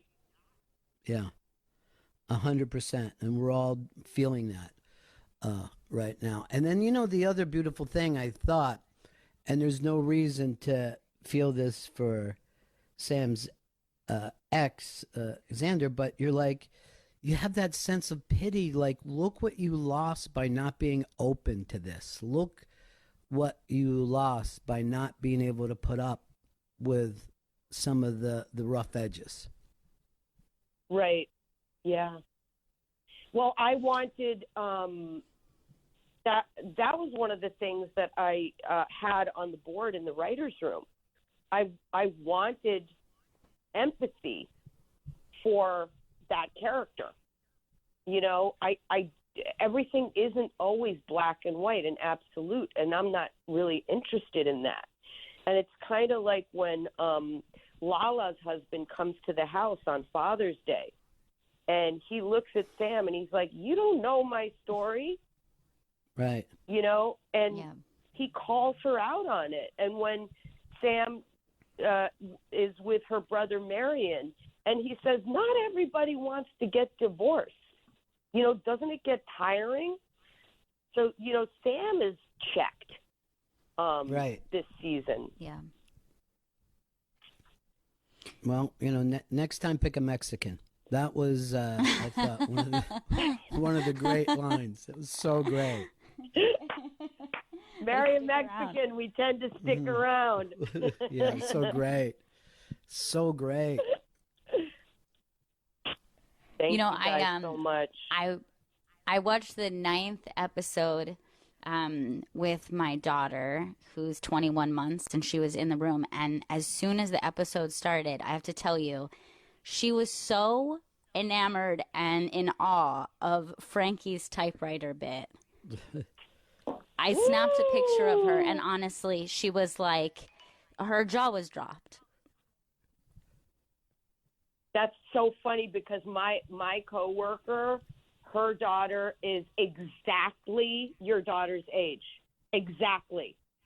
And she was watching that, and she freaked out like more than Elmo. That's so funny. I snapped a picture and sent it to my dad. And is it like the funniest thing? She's just like Which is adorable. Yeah. It's just pure joy. It's so exciting because I love that. And that's just like a vintage Better Things moment because it's from that period that I love so much. And to be able to introduce people to this piece of music and this movement with the character, the payoff of Frankie clowning, and do the white psych that I always wanted to do. It was so incredibly satisfying, and we knew that it was going to be just something that was like would crack people's heads open. We just loved it. Gail, send that picture to Pamela because I think I would get love a to. giant kick out of that joy. You have to. Well, congratulations. 4 seasons. You've kept it up. And it's just such a great show, Pamela. Tonight's going to be so much fun. I can't wait to go back and watch some of the other episodes. And you're going to be setting these up? Yeah, I did like these little kind of bumpers that I pre-recorded, and so people are going to see me talk about them. I mean, I've been my own. Everybody always says, "How do you do it? How do you do it?" And I'm like, I don't do everything. I have a crew. I have this and that, but now I actually do every fucking thing. Right. Well, you know, I'm not I think great at. What, honey? You're not what? You're not great at what? I'm not great at carrying the camera around and setting up my shot. It's been challenging. Well, I will tell you this, Pamela, before we let you go. You know, when the Velvet Underground first album came out, they claim that everybody who listened to that album started a band. And I think that you're going to be hearing from people for years and years and years in your life. I decided what I wanted to do after watching this show because it's just been so inspiring. And we love you, darling. We really do. Oh, God, that's so cool. Yes. All right. Have fun tonight. Son, you killed that. And by the way, seeing you and your daughters and how excited your daughters were on social media to see the Rolling Stones did that bit, that was an episode in its own. That was so much fun. We were freaking out. The Global Citizen concert. It was so good. All right, we love you. Take care of yourself, Pamela. Take care, Pamela. Season finale of Better Things airs tonight at 10 p.m. on FX, and it's going to be available tomorrow on Hulu. Oh God, I adore that brilliant lady. I can't believe 4 seasons great. now. I remember how slack-jawed I was the first episode that I watched, and to know that I could still go slack-jawed this many into it. And that last night, well, it's tonight. It's great. Yeah. I think that that's why, in particular, I'm so in awe of season 4, because what a rare thing it is to have just like a killer first season where you meet a bunch of characters that you really love and be able to not only like sustain that, but do new creative things with those characters. It's so rare. And I say that even about shows that I've loved, yeah, of course it's going to fall off and there's going to be diminishing returns. It's just not the case with this show. It's so good. Know. It's so, it's always been just this thing to me that I know a lot of people say, oh, this is a golden age of television, whatever. I don't know if I even completely agree with that. But this has somehow moved up into like a diamond thing. It's like I said, every year, it's like when you have a great fucking album. Like everybody's talking about the Fiona Apple album. You know what I mean? Right. And how many years has Fiona Apple been with us? And then another album comes out where you go, what the hell is this? I know. Yeah. That's how I feel about this show. She was like someone who was like an artist from birth, you know what I mean? And I think that there's like a type. I think sometimes people have a great album or a great story or a great TV series, and then there are people who, I think are just like a deep well of creativity. What about me? I got none. That's the beauty of it. You know what I mean? I have none. But I really like to fill up my deep well with other people's creativity and enjoy them.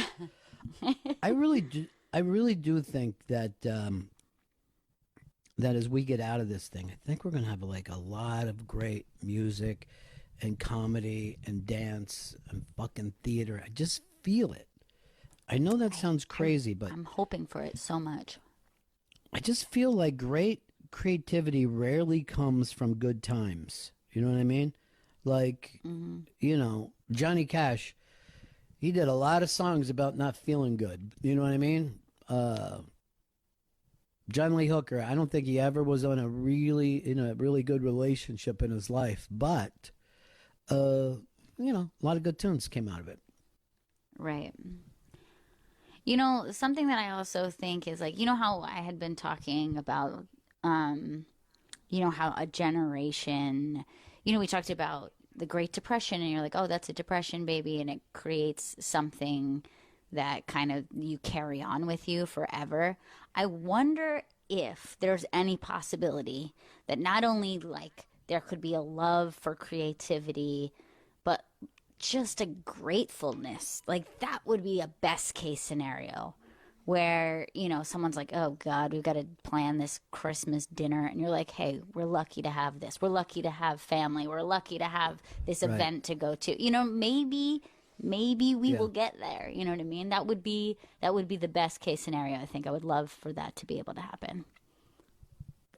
Well, I do feel like, like we're all kind of loving our family and loving our friends a little more now. And it's almost like,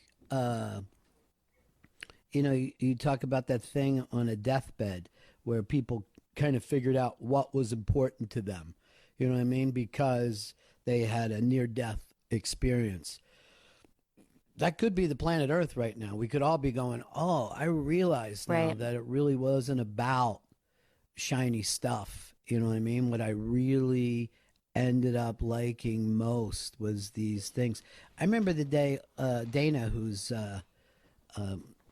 quarantining on her own, said that she realizes how much she missed human touch. Right. Hey, baby. Juju need to come in? Yeah, come here, babe.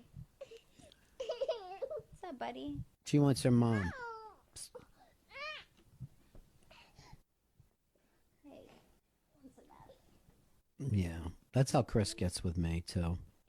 He needs a little mommy time from time. Ron! Yeah, I'm here, Chris. Stop it. I'm here.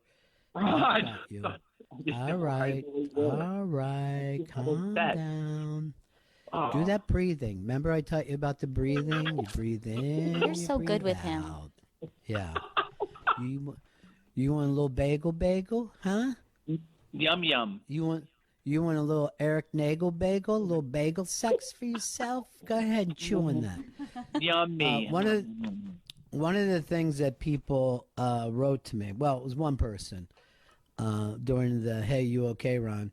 Was they wish that Chris would take smaller bites. That when he bites his food on his videos, they feel like they're worried he's going to choke to death.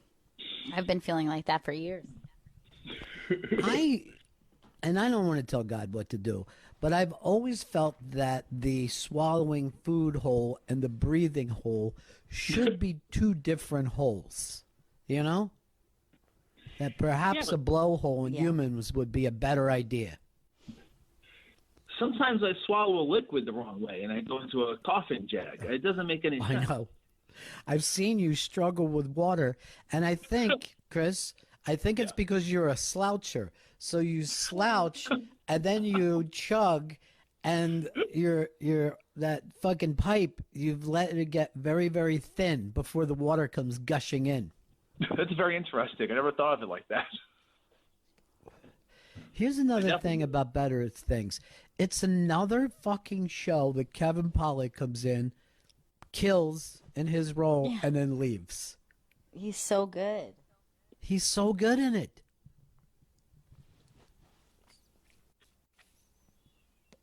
Matthew Broderick, not one season. She's going to go back to some of these. So many great musical moments. And I'll just tell you tonight, there's a great musical moment where she overlaps with another song. Who fucking does that? That is crazy. And I absolutely love the song choice of the last song. It's one of my favorites. Yeah, I know. All I thought is that Earl hates that group, and I love them. Yeah, he said and we've actually had them come in. Yeah, he turned on him. And that makes me think that he never liked them even to begin with. You know what I mean? Mm-hmm. Yes. I mean, for me, I would say a group that I would probably put in my top 10, maybe even top 5 favorite groups of all time. In my opinion, they all but saved the fucking 80s by being popular, by having that good of a sound that fucking broke through a lot of that other stuff that was going on, you know? The shit that Earl likes, the catch-a-goo-goos of the world. You know, he's always too shy. Hush, hush. And the thing is, I felt like he used to love music. Well, whatever. We all change. We got to accept each other's changes. All right, Vito just texted me. Earl's on the line. He's just not speaking. Good. Good, Earl. How you doing? How you doing after your big win yesterday, Earl? You feeling a little prouder today? Talking a little louder? I'm feeling pretty good, and you know, and I dig REM. It's just not my. It's just dude, not we being my didn't ask you go-to to. band. Dude, we didn't ask you to do a fucking spoiler for tonight, okay? That's Pamela's thing, not yours. Do you think there was a reason that, like, maybe Gail and I forgot the name of the band? Oh, sorry. After yesterday's big win, when you beat Vito and Chris, you have to come along. And I'm not going to say you shit on the finale, but it definitely was a wet fart, Earl. Ew. A really sloppy, wet fart.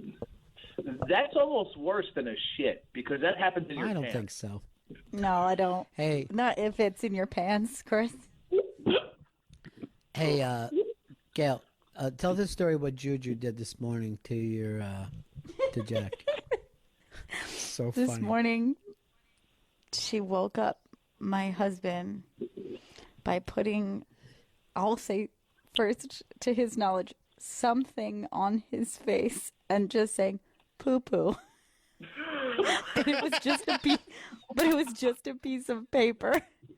It's just like a little piece of paper, and he just woke up like, what? Thinking that he was being woke up by a child smearing poop on his face. This is her idea of a joke. She's 21 months old, and she's like, here's a joke I got. I'm going to put this on his face and just say poop. I honestly think that that's a funnier joke than if she actually wiped poo-poo on her face. But it is. Isn't it funny, like, that young, you're like, oh, poo-poo's gross, isn't it? And what if it went on your face? Yeah, isn't that weird? Yeah, it's weird. I'd like but to think I taught her that, but that's just her own knowledge. I think it's in our DNA. You know what I mean? I think it's why, even after all these years, we cannot escape the fart joke. You know what I mean? We'd all like to. Right. We'd all like, hey, I've heard enough of them. But, you know, there's always new people coming along who just find it to be brilliant. Yeah. That's a new audience born every day. Yeah.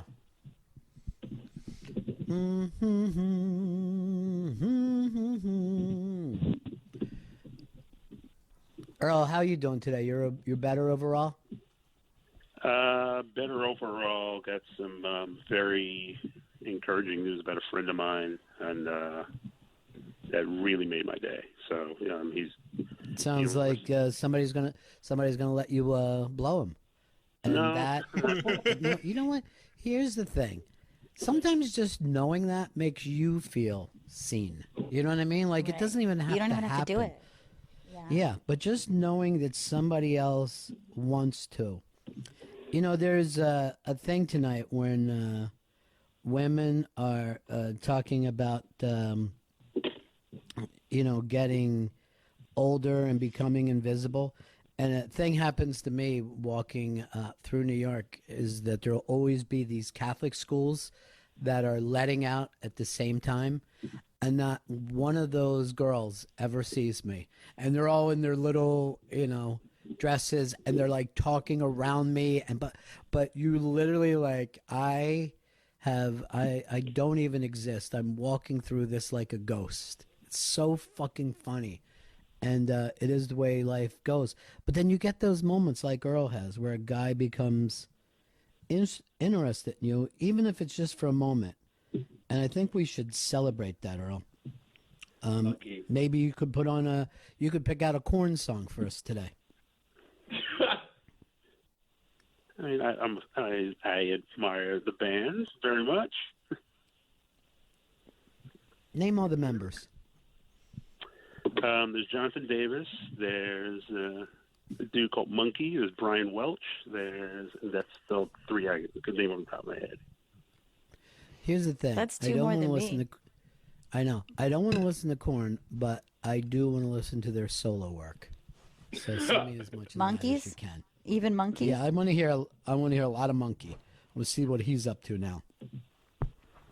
I think they're a Juju would group like thing. him. I know, because she's crazy about Monkey.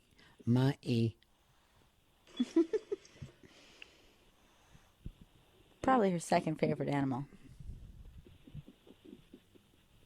Mm-hmm. She's out, by the way. That took 30 seconds. Of course she just she has is. to lay on top of me. Mm-hmm. For the next 2.5 hours. Yep. And she'll feel better about that. Mm-hmm. Really doesn't make breaks very easy for me.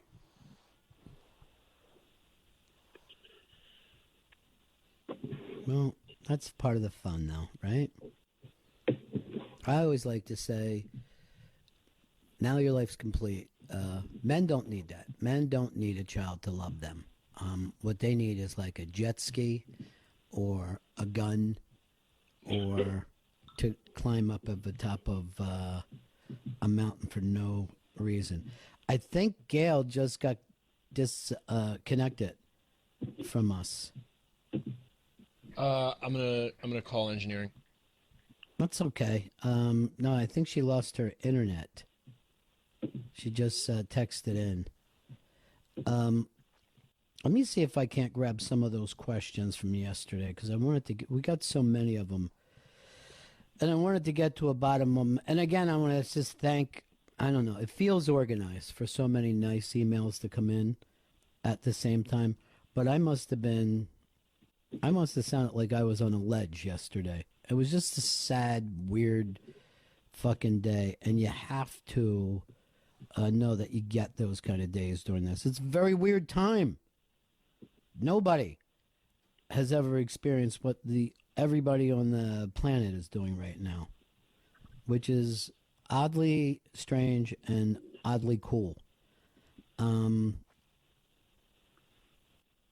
At the same exact time. All right. Here's an interesting one, and maybe we could all answer this. Why does it Vito, master of the levels, insist on keeping himself twice as loud as everybody else? And that's something I feel like Monkey did with Korn. You know what I mean? Like, Monkey would like to get himself up to 11. Vito, does it sound that way to you, that you come in louder? No, when I'm reading the levels. Easy, man. You're blowing my ears out. When I'm reading the levels, it comes in that I'm sexy. This is my new ASMR show for you guys. Yeah.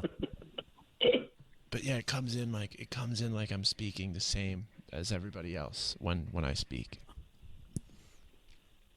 Chris, are you ever able to listen back, like during a break or anything? I'm able at the end of the show. I can listen back to the show. Yes, I can. I get the files that were recorded that go out over the air, and I listen back. And the waveform, as they say, looks pretty even for the actual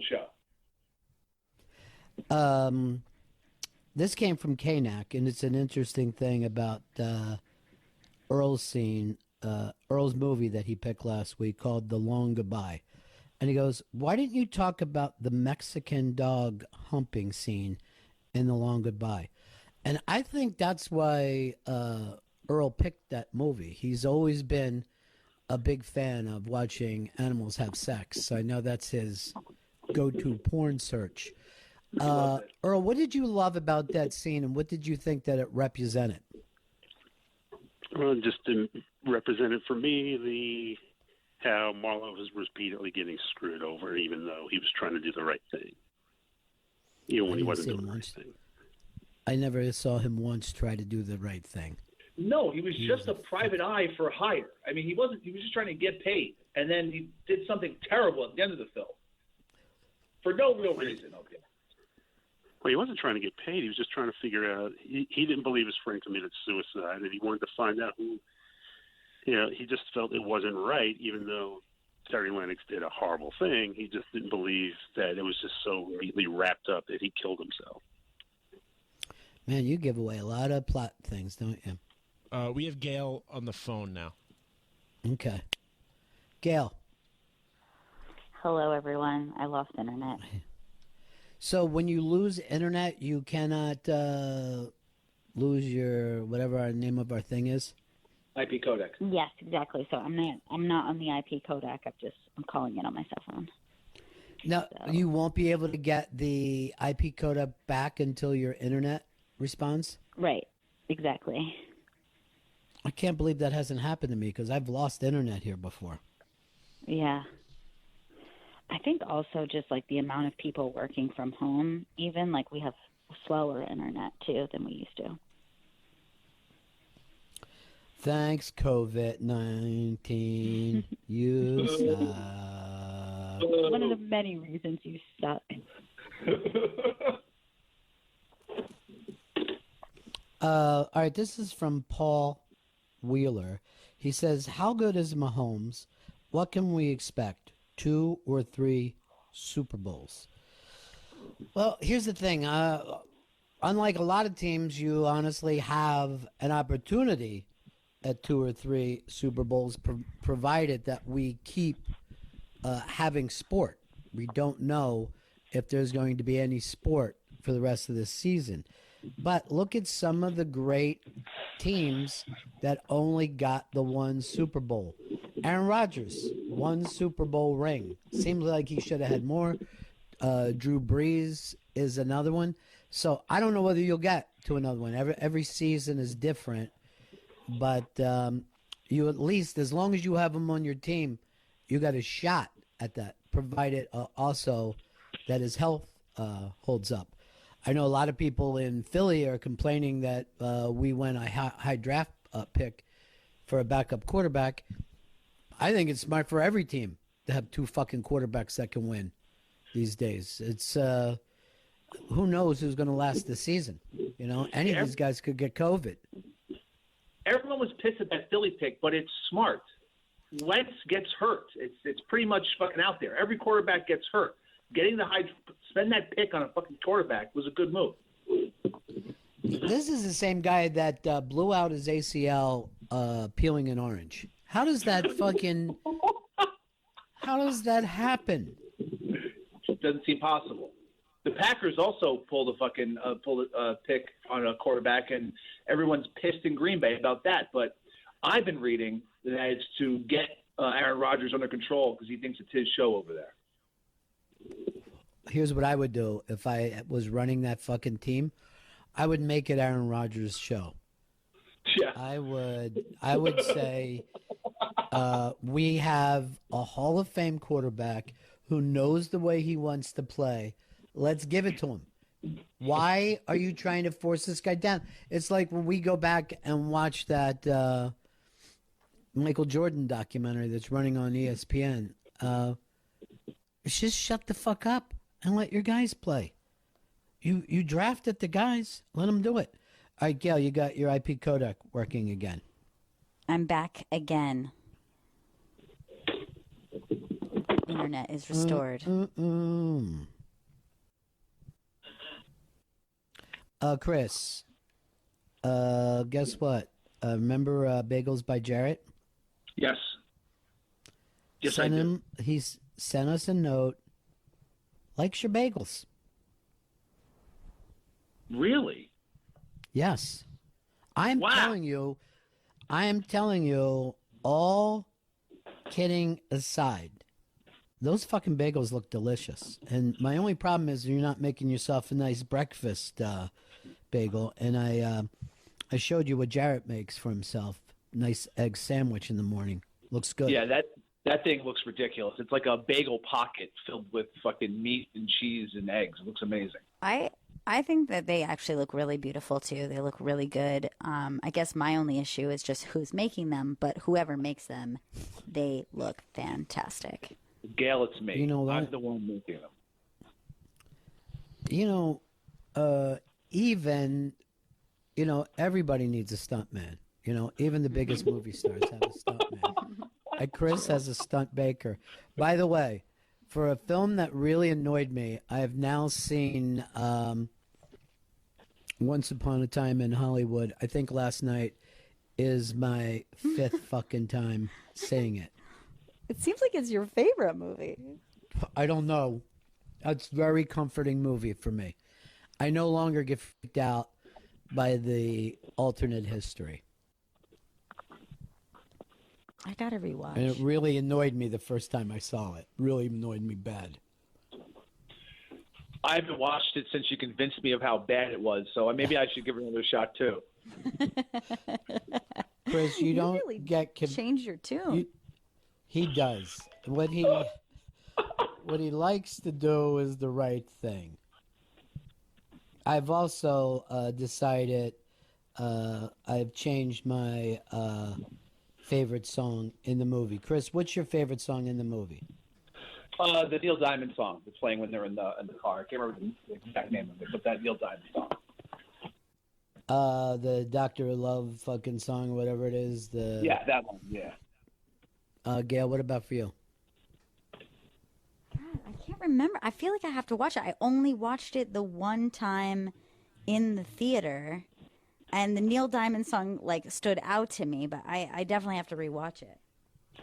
I have changed now. And Vito, I want you to grab this song for me, just so these guys can listen with a fresh ear.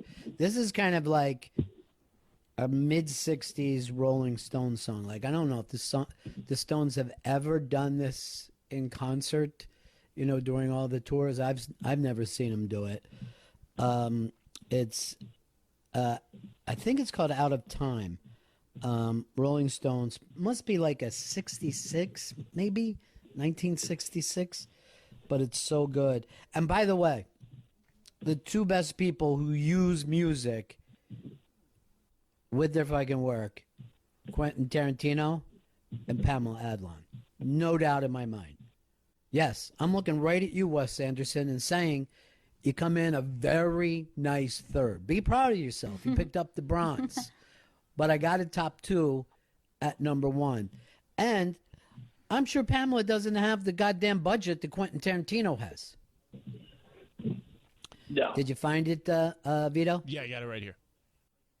All right, so this is when they're coming back from Italy, when they're walking through the airport, and his new wife is wearing that crazy, sexy, crocheted outfit. It's like a fucking... Like, I don't know, is it a onesie, Gail? What is it called when the pants all the way up to the neck is the same piece? Are you talking about either a jumpsuit or a romper? I think both those would work in this. But whoever sees a crocheted one, it's fucking crazy. I bet it's a lot more expensive than any of us know. All right, so when they're walking through, they're coming back from him doing all those spaghetti westerns. All right, play it, Vito.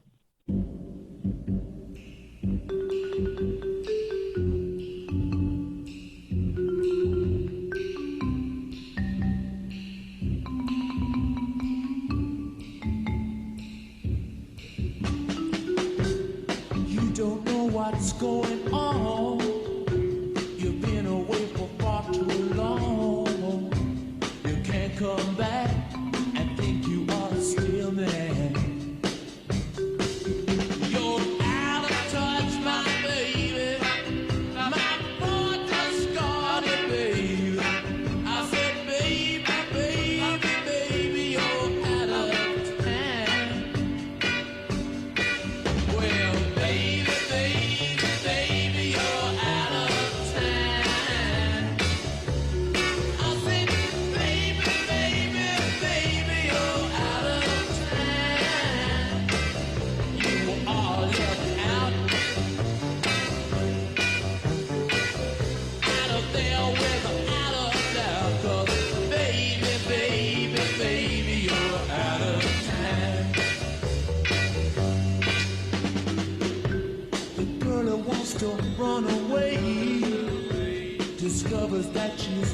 day. It's no good you're thinking that you are still mad. You're out of touch, my baby. My poor unfaithful baby. I said, baby, baby, baby, you're out of time. Well, baby, baby, baby, you're out of time. I said, baby, baby, baby, you're out of time. Yes, you are left out. Out of there without a doubt. 'Cause baby, baby, baby, you're out of time. You thought you were a clever girl, giving up your social world, but you can't come back, be the first in line. Oh no, you're obsolete now, baby. My poor old-fashioned baby. I said, baby, baby, baby, you're out of time. Well, baby, baby, baby, you're out of time. I said, baby, baby, baby, you're out of time. Yes, you are left out. Out of there without a doubt. 'Cause baby, baby, baby, you're out of time. Sing a song. Baby, baby, baby, you're out of time. I said, baby, baby, baby, you're out of time.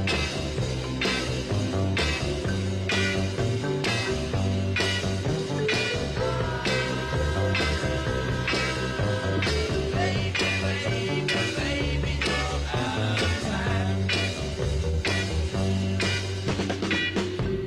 You don't know what's going on.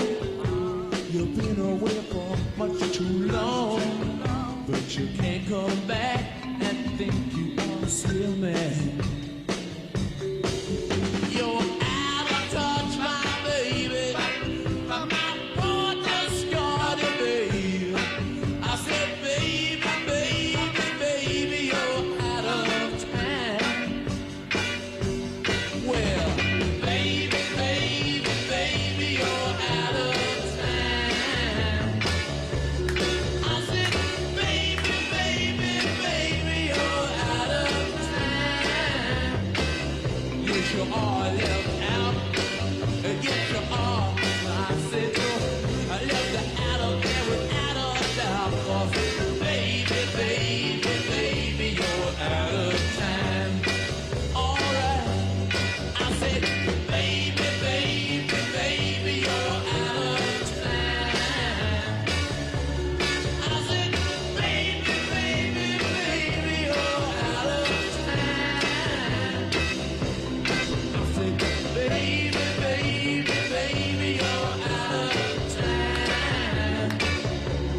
I said, baby, baby, baby, you're out of time. I said, baby, baby, baby, you're out of time. I said, baby, baby, baby, you're out of time. The Rolling Stones. That song's so goddamn good. And if you said, Ron, I want you to pick your top 50 Rolling Stones song, it never would even occur to me to put that song on it. It's just amazing. Yeah, it's so good. And it's And like yes, Brian I Jones feel playing like a fucking xylophone or some shit. Yeah. And I did have a look, and I do think that I would call that a crocheted jumpsuit. Thank you. I appreciate it. But I never know the names of things. And obviously, like I said, Quentin, he knows how to use music to make you think about it totally different. But that song, it sounds less like the Rolling Stones and sounds like Van Morrison's old band, Them. You know what I mean? Like I'm listening to it that, does, yeah. and I'm like, oh man, I wish Morrison would cover that, but I can't. For whatever reason, I can't seem to get him on the phone these days. I don't even know what he's up to. I hope he's not just carbon up. That's what I'm afraid of.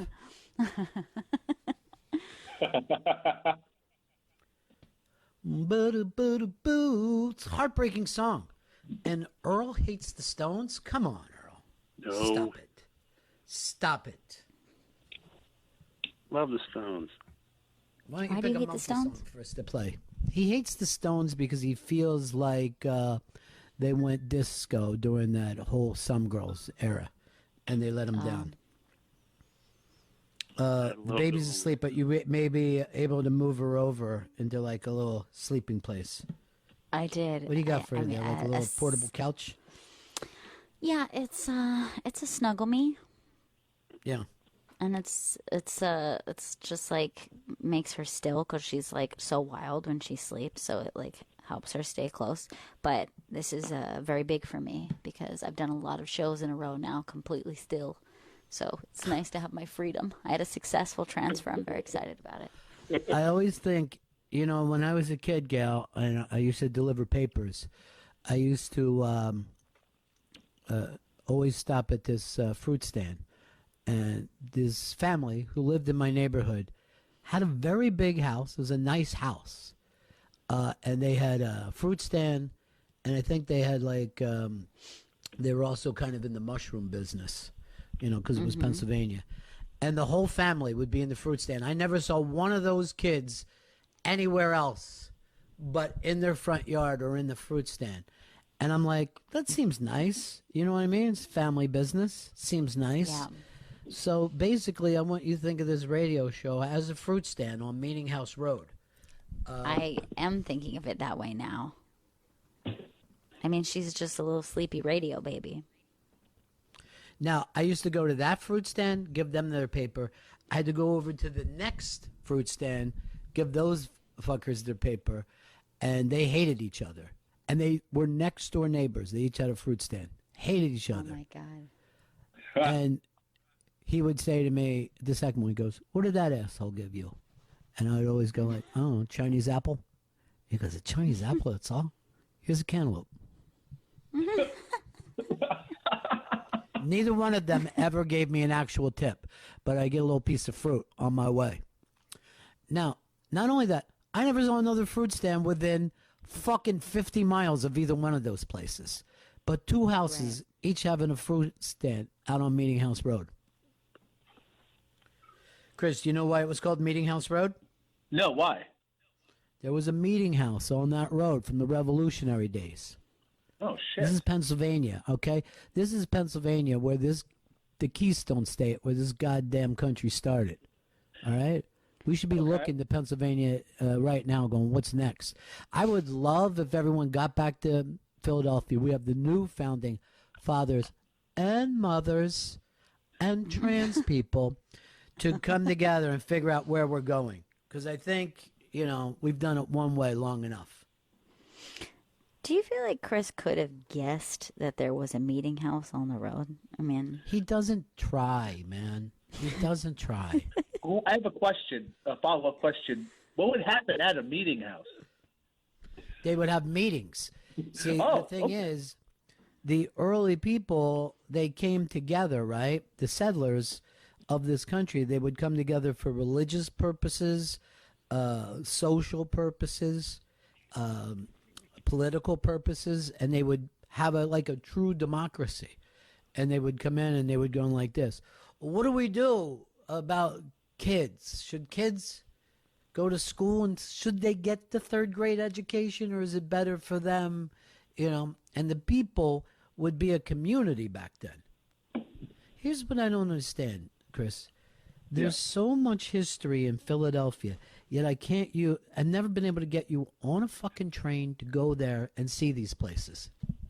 I mean, look. The first time I saw DC was with you when we went and we got that tour in the cab. Like, I'm really bad at American history and experiencing it.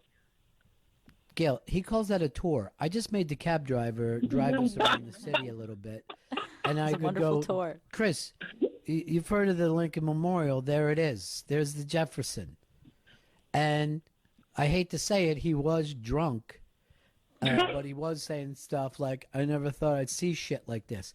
I go, it's a 2-hour fucking ride from your house, Chris. I was very impressed. I'm very impressed by the Jefferson Memorial. Like that one best. And I go to him, and then he's like, well, who was he? I go, Chris, you never heard of Thomas Jefferson before, and he goes like this, hey, man, I wasn't around then. I go, no, of course you weren't around then. That's why it's called history. There's a poor student. But I appreciate the history lesson. I really do. It did. All right. I just want you guys to know this. I got this from Flathead. He just texted me, and it says, me mushroom Charlie Cardiel. Now, obviously, he's drunk, and he didn't mean to be. He must have said, must be. But, yeah, that's exactly who it was. The Cardiel family. I always admired them for having like a family business. Yeah, it's cool. Yeah, it's real cool. Chris, you would have admired them just for having a family that was alive. That would have been great. You'd lovely to have some family members. Well, you do now, right? You got a chick you love, right? That's right. That's right. I got you guys. That's a family. It really isn't, but thanks for saying that. I always worry when, yeah. See, here's the thing. If no one in the family lays off someone in the family, that's why I always get like real suspect wherever I'm at a workplace and they're like, we're like a family. I go, oh, I don't know. Something. Really. This is nice. This is a nice construct that we have. But, you know, you don't give up on a family member even when they go to jail. Baby, baby, baby, you're out of time. Maybe we should start a band, you know? A family band? That'd be great. Now, every single day here in New York City, we all cheer at 7 o'clock. We cheer for the first responders, the people that are out there working, the nurses, the doctors, the orderlies. We ring bells. We go crazy. Tonight, at exactly 7 p.m. Eastern Time, SiriusXM is going to have a salute to first responders, essential workers, and that's the truckers, the people who keep the food moving, the grocery people, the sanitary people, the people who are essential to keeping the rest of the people alive and well fed and taken care of. 7 o'clock tonight, Lean on Me is going to play on over 60 SiriusXM channels. All the listeners should tune in at this time on all these different channels. And there's just stay-at-home radio, First Wave, 40s Junctions, 50s on 5, 60s on 6, 70s on 70s, the 80s channel, Alt Nation, Bluesville, Billy Joel channel. Goes on and on and on. If you have your radio on, you should be able to catch this. And it's crazy to me how much, and you notice it on the commercials, we're all leaning on Bill Withers' music. You know what I mean? It's stunning to me. Yeah, that's so incredibly sweet. And, like, I think the cool thing is, like, it's already such a feeling of being connected, that 7 o'clock cheer. So to do that nationwide, I think is going to be awesome. I think if I was on the 50s channel, I would actually, before I played it, I was like, this is a song that has not been written yet, but somehow we got it from the future. Because if I was doing like a 50s or 60s channel, I would pretend we were, you know, in the 50s or 60s. I would never act like, oh, let's look back. I'd be like, this is happening right now. Batman is on TV tonight. I know.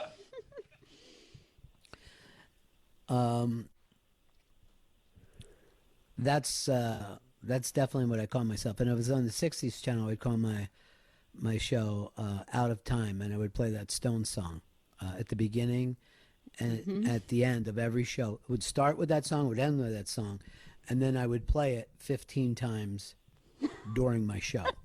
Are you going to have enough time to talk?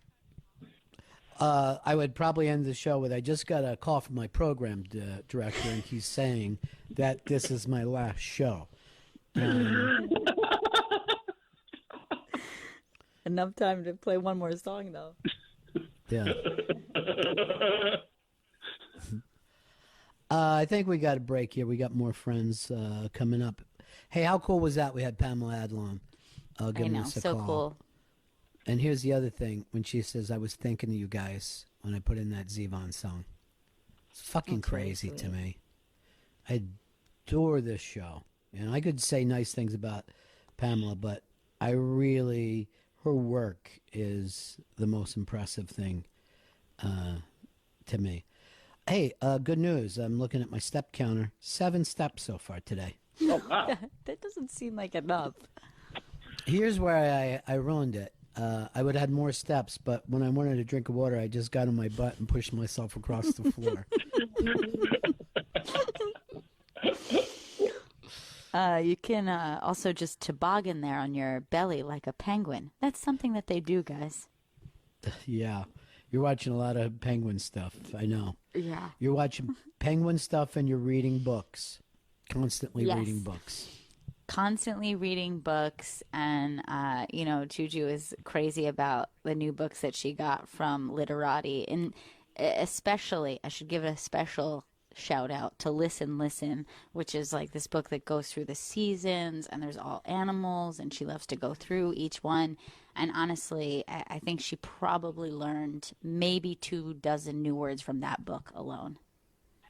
You know what I was thinking about with this? This is cool, like if you got a niece or a nephew, and if they have that coming in. Because I remember when I used to get stuff in the mail when I was a little kid, whether it was a magazine or a book sent to me, and I would never, to get my own mail felt fantastic as a little kid. Oh, yeah. And the way they package it, too, is really exciting. The box is really cool looking. You open it up. There's like a letter addressed to them. And there's stickers that say this book belongs to. And everything is done really, really sweet. So, yes, I think, for any age kid, it would be exciting to get. Yeah. And at this time, like when we're all disconnected from those kids, this is a way of staying in touch and getting them to remember you too. With libraries, schools, and bookstores shut down, how do you keep your kids learning and growing? Books from Literati, the #1 book club for kids, are the best place to start. Literati is the subscription book club that makes it easy to find unique and interesting books for your kids by delivering great stories straight to your doorstep. Literati knows that home deliveries will be critical in meeting your need for uplifting educational materials in the coming weeks. Reading books together helps create a time of adventure and bonding with your family and has real educational benefits. Kids who read books have better vocabularies and longer attention span. Each Literati book contains 5 beautiful books based on a theme and contains exclusive original art and personalized note to your child. For a limited time, go to literati.com/Bennington for 25% off your first 2 orders. This is their best offer available anywhere, so go to literati.com/Bennington for 25% off your first 2 orders. Literati.com/Bennington. Faction Talk 103, it's the Bennington Show!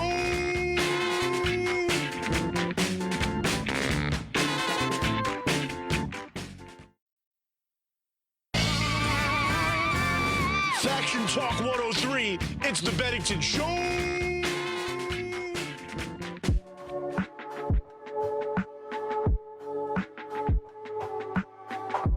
Trash is like '09. I had a cold mind, making more hits than gold mines, making more trips than airlines. Been around the whole world, ain't a style like mine, I'm original. People calling me mythical. Don't carry cash, all my money digital. On top of the game, I'm at the pinnacle. Mad visual, y'all typical.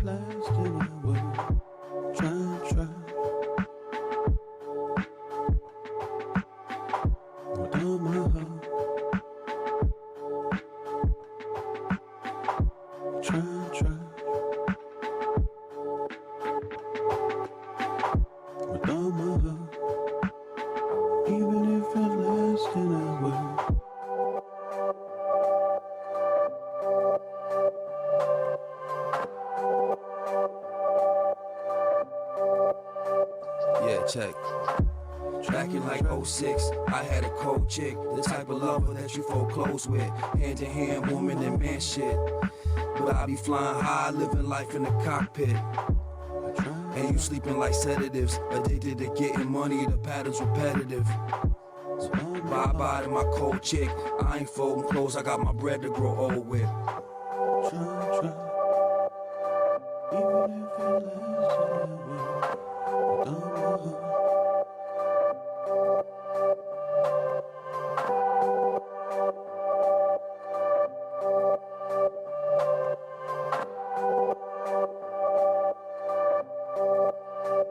Yeah, check. This is like '09, I had a cold mind, making more hits than gold mines, making more trips than airlines. Been around the whole world, ain't a style like mine, I'm original. People calling me mythical. Don't carry cash, all my money digital. On top of the game, I'm at the pinnacle. Mad visual, y'all typical.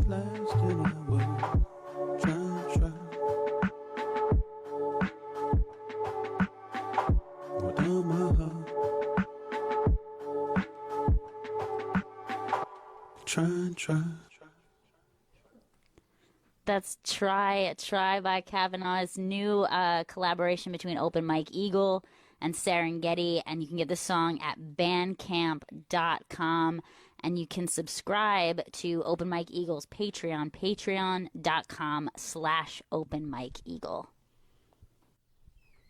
We got Open Mike Eagle on the line right now. How you doing, buddy? I'm doing my best, man. How y'all doing? How you guys handling everything? We're all still here, dude. We're all making it happen. Where are you quarantining at? I'm in LA. It's very hot, and I just learned in my new apartment that I don't have AC. My landlord just told me so. Quite the adventure, man. Living an adventure every day. That should have come up pretty early on, living in Los Angeles, wouldn't you think? I would have thought so too. And the thing is, there's like a thermostat that has all the options on it, and the heat works. So it was really surprising to me to learn that, the AC buttons didn't serve any purpose whatsoever. So it's not the most comfortable for you right now. No, the last few days it's been like 85, 88. It's been bad. It's going to get worse. So, I have to figure out how to do this with a bunch of fans in the window or something. Yeah, and I'm sure this is not exactly the best time to move. Oh, gosh. See, well, timing hasn't been good for any of this. Yeah, man, the pandemic, the global crisis kind of hit in the middle of a bunch of personal ones for me. So the move was part of that. And, yeah, timing has been a bit chaotic, to say the least. Well, something is going on, man. We all know it. Now, the one thing about you is that you can create anywhere, though, right? That's true. I do have my home studio. So I can always make the music, do all the stuff that I can do from there. I just can't go do any shows right now, which is pretty tough financially. And that's why I ended up putting that project out that y'all just played the song from, thank you, as a way to generate some income, because it's been real tough. Well, you got a Patreon going too, right? Yep, been leaning on that real hard. Doing a lot of extra updating on the old Patreon. I think the amazing thing about that is that people can watch you create in real time, though, which is always fun about seeing you live, too. True. I haven't quite gotten it sophisticated enough to where, people can see me, like, make stuff. But like I've had a really good time with like being really vulnerable about my personal life on there, like doing a lot of like writing stuff and telling people like the reasons behind songs and stuff that they might not have known. So just giving them that kind of access to me, like emotionally, has been the cool thing about it for me. And that was, I guess, scary at first? Yeah, and it still is. It's terrifying, man, because I tend to hide behind symbols in a lot of my music. Yeah. So, kind of telling people what's really up has not been the easiest thing to do, but it's actually been kind of helpful, man. It's been really supportive. And I really feel like it gives the people who do subscribe, like, they feel like they're getting some value because they're definitely not getting what everybody else is getting. I know, Gail, the same thing has been kind of going on with me. I think this is one of the more shedding skin things that's ever happened in my life. When I try to explain stuff, it's less sarcastic, less ball busty, and more just wanting to tell people, how I feel about them. It's not the easiest thing, especially I think for dudes.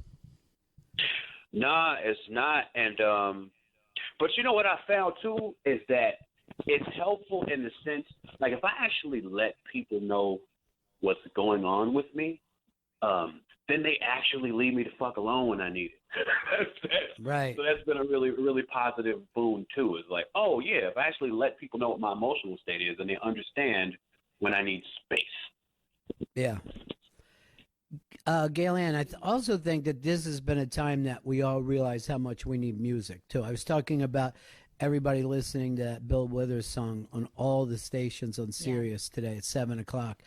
And it's just that thing where I think we need music. We need art more than ever right now. Yeah, and I feel like I'm like very hungry for it. I loved that song. And me and my husband are both big Open Mike Eagle fans. So, yeah, I mean, to new music coming out and people putting stuff out right now, I feel more receptive probably than I was in the weeks leading up to this, Right. And I think it was just a little while ago we were complaining that we weren't treating music the same way that we used to in the past. It was becoming something to hear on a commercial or whatever, or something to do while you're doing something else. But just to sit and listen to music, man, I think it's good for the soul. I got to tell you, though, my experience has been in this pandemic with business people that everybody's really scared to put stuff out right now because none of the traditional ways that you would do like a PR campaign or like really build up buzz for an album, like so much of that stuff is in chaos that people get really afraid to put out a record. And it, as an artist, you really want stuff out right now because you do feel like you have a unique opportunity to like resonate and connect with people. But I do understand the other side. Like if you spend a lot of money on a project and you can't be sure you're going to get the same amount of ears, it's kind of a tough position to be in. Yeah, absolutely. And of course, like you said, we're not getting live music, which is totally different than listening to recorded music. That's the amazing thing about music is like in one setting, it means one thing, but in another setting, it means something completely different. It's true. And, and there's a big question too, right? Like, let's say things are relaxed in July, August, like at the end of summer. Let's say legally people are able to go out and do shows again. Like, who's to say people are actually going to want to go and be around other people in some sweaty-ass room, that soon? So there's no telling when things will go back to any sort of normalcy when it comes to, like, performing and experiencing live music. Yeah, it's just an open end. We don't know how this whole thing comes out together. We just have to keep hoping and pushing for the best. But, when you think your entire career, all you've ever tried to do is get groups of people. You know what I mean? How's the ticket selling? Is there going to be a crowd there? Do we have enough people that this thing will be good? Oh, yeah, okay. All right, there's only a couple people. We'll make it seem big. All that shit that we've done every working night of our lives is now considered dangerous. Yes, absolutely. I was on a tour right when this happened. Yeah. Like, we had just gone through Washington, like, And then a week later, we were getting like the first word that, it had reached the United States. The lady that was doing merch on our tour actually got sick. And we all feared that she had corona. It turns out she didn't. But, Right. it was really wild to go from, this is what I do every day. I'm in a van with people, to go be in a room full of other people, to now like, no, that's illegal. You can't do that anymore. Right. Exactly. Everything that was normal now seems so fucking edgy and weird. And it's almost like I'm watching movies and I'm watching a lot of music documentaries. And I'm like, look what we did our whole lives, 80,000 people wanting to show up and share an experience. Right. That was I don't even think we're gonna. I don't even think we're gonna shake hands anymore. Like ever. Like even when it's okay. Like nobody's gonna want to do it. So like, what are we gonna do? We're not gonna have any way to greet each other. I remember in New York when I used to kind of laugh at Asian people who would be wearing masks, because they had moved from Singapore or whatever. And I'm like, you're really that worried about a germ, Yeah. Now that's the thing that I see anytime that I leave my house is just on the streets of New York, mask after mask, like I'm living in Hong Kong. It's a bizarre sight. Yeah, man. I just came from the grocery store. It's rough out here, man. It's rough. Yeah. Everybody looks like they're there to rob the place. It's really I know. Uh-oh. Who's waking up? Uh-oh. Is that the little one? Little Juju? Yeah, that's Juju. She tries to sleep on her mom's lap during the entire show. That's got to be fun. Yeah. It's the only place she can get a comfortable nap in. The rest, like a nice bed, feels terrible to her. But laying on bony legs, oh, thank God, got this. I guess, Mike, I guess you're talking with a bunch of musicians all the time, and you guys are trading stories and philosophy. Where's everybody's head right now? Oh, we're all a mess, man. I mean, especially my friends. We're all independent musicians, so we don't have a buffer of a giant record label or that kind of thing to keep us afloat during these kind of times. It's always been kind of touch and go. So there's real concern about whether or not like what I do for a living, like how I do it, is still going to even be like a tenable thing after this. Like there's that real kind of existential, like what is me not being able to do a show for 6-8 months to a year actually look like, and is that something that we can come back from? So there's a lot of people. There's a lot of fear. There's just a lot of fear of not knowing how things are going to go. And trying to be creative and think of new ways to make money and that sort of thing. Putting the creativity towards ways to make income when everything that we're typically used to doing is not there. Yeah. A lot of people are making stuff, which is great, but then the business folks got to put it out. Yeah, there's going to be. On that. Yeah, right. There was something that she did that people logged in for. Now I don't know whether she's getting the kind of bread for that she used to get. You know what I mean? I imagine. Yeah, I imagine she's thinking, well, okay, at least they're hearing it. Yeah, but, man, she would have sold 10,000 vinyl albums at least, in the last couple of weeks, and that is not even possible right now. Like the plants are closed, the stores are closed, so yeah, like she's still getting her streaming money, which is great, and I'm sure she's happy the album's out because like her album, like the mood of it, the feeling of it is so right now, so it makes sense. But like her doing it right now versus doing it 6 months from now, I mean, she leaves a lot of money on the table. Right. But maybe there'll be a whole new fan base that didn't, that is really going to connect with this album because what is going on right now? Mm-hmm. You know what I mean? You're not going to forget these times. Everything that's going to happen in the future is going to be based on what we're doing right now. There's no doubt in my mind. We just got to think, what's next? How do we do it? How do we build this thing? Not rebuild, but build something new and hopefully better. Here's a question for you. In the history books going forward, Do you think this is a page, or do you think this is a chapter? I think it's a chapter, man. Yeah, it's getting there. Only because I've been around a while, and I don't even have anything to compare this to. You know what I mean? And I was in New York during, 9/11. I know what that felt like. I know how long that feeling went on. And this is something that's just way different. And the fact that it's happening, I'm getting up today and seeing people in different places in food lines that have never been in food lines before in their life. It's a very, very different scene than I thought I'd ever see in this country, and maybe that's the wake-up call. You know what I mean? I hear that. It makes me. It's interesting to me to think about like the Spanish flu, though, because now of course people are digging back into that and finding all these pictures of people wearing masks back then.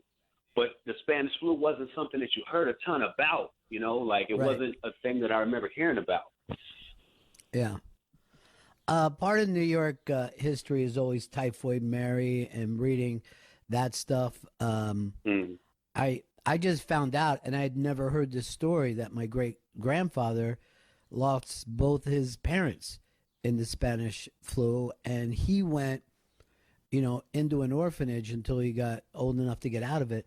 But I think that's because people didn't want to share those stories with kids. You know what I mean? Like they thought, everything's good. And even, my dad never even talked about World War II until like the last 2.5 years of his life. He started to tell these stories about being 17 years old and being in the Philippines and being afraid and having it not be the experience that he had imagined it was going to be, and that whole thing.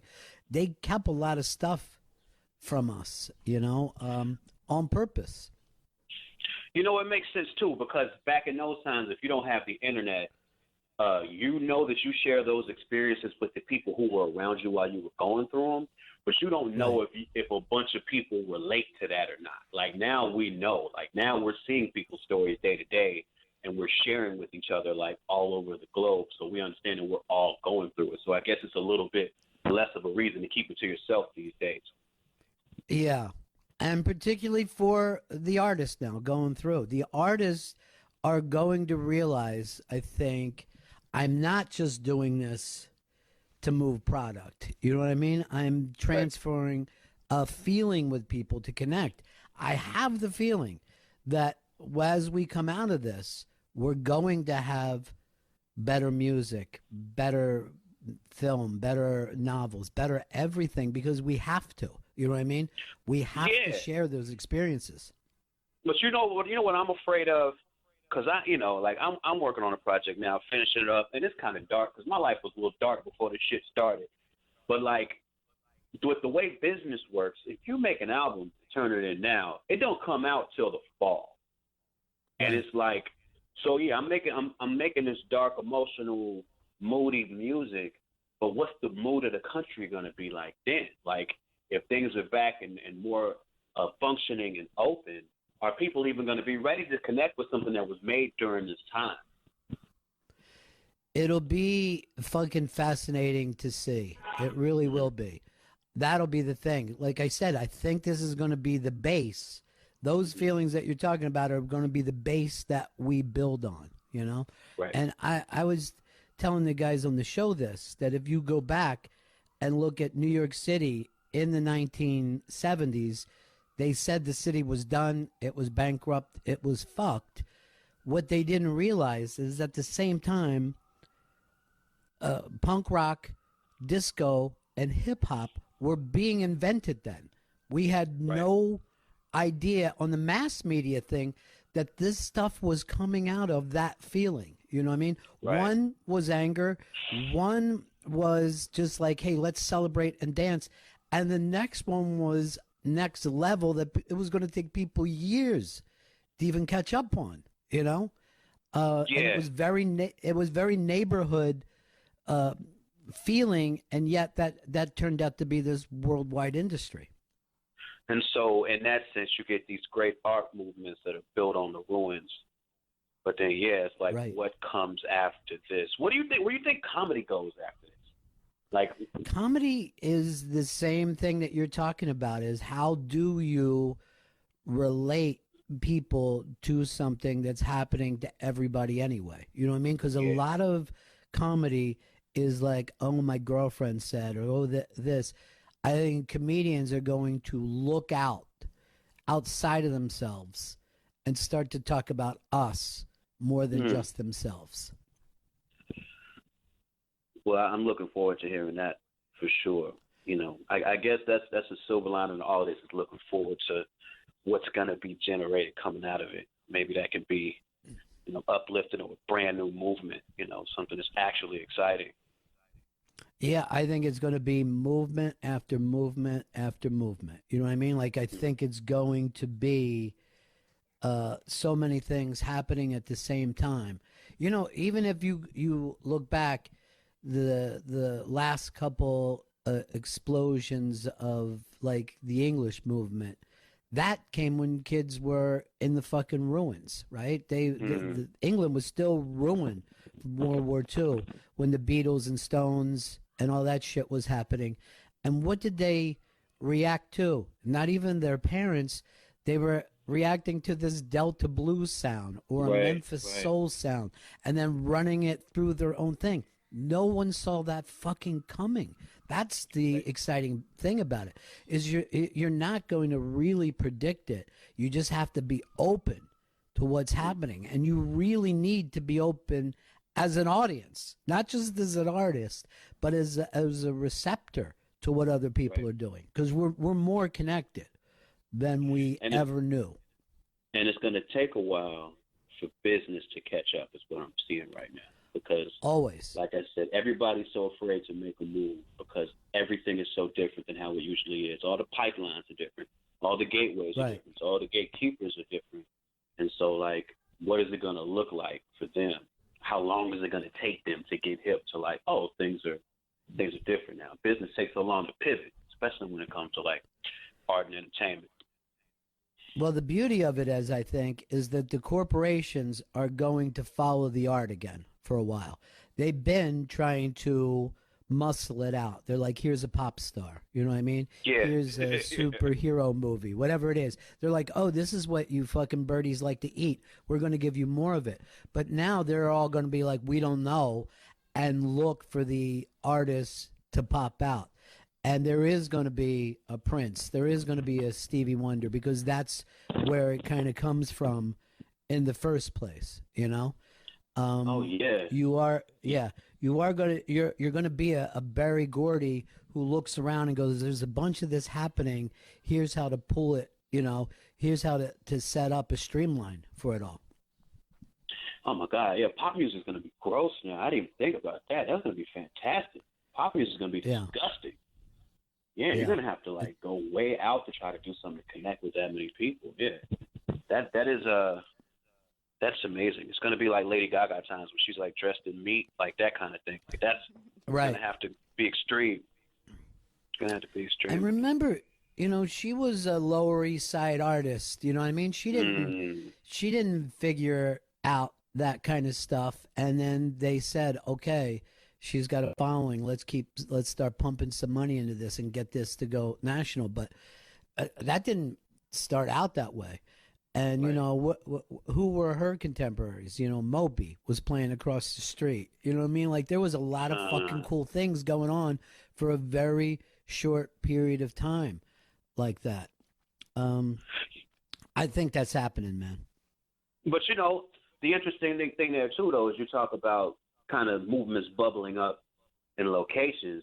One thing that's different about this is with all the social distancing and the quarantining, like, you don't get that same kind of reflection of artists being in the same kind of enclave pushing each other either, you know? That's right. So it's going to take a little bit of while for that to develop as well, you know, when people are like back and like able to play music for each other and hear what people are doing. But could the internet fill that void now? Could that be where it happens? Like, this is, I mean, we were talking about doing like a thing on the planet Earth for the first time ever has a shared experience. The first time in the history of the fucking world, it doesn't matter if you're in Moscow, if you're in Africa, if you're in Japan, everybody's going through this weird thing together. That's really, really unique, and something crazy is going to come out of that. Yeah. Do you have the stream concert fatigue yet? You're done. You're done with looking at people in the. There's certain things that pop out. You know what I mean? There's certain things where you go, okay, that's cool. But some of it, you could just see that people are like, is this work? You know what I mean? Is this okay? Because I don't think it's happening now. I think this is the incubation period. Right. That's going on. It kind of sucks, man. I did a live concert yesterday, and we did some cool things. We were able to like put some different graphics behind us per each song and made it like more fun for us. But then I get a text message like halfway through it telling us that it sounds like shit. You know what I mean? It's just a lot to figure out, Right. But that is also where, if you go back and see like a lot of stuff from the 60s, their sound was fucking terrible. You know what I mean? Like they did not know how to pull off a big show yet. They didn't have enough fucking amplifiers. There wasn't the lighting systems were pretty fucking cheap. But now when people go back, that's the shit to them. Yeah, true. All that stuff is the shit. Pardon me, that's my neighborhood you hear in the background. Yeah. Oh, so emergencies all the time. It's great. All the time. It's all going down. Open Mike Eagle, here's the thing I don't worry about. You're a fucking creative fucking dude. You know what I mean? And that's man. That's been your calling card.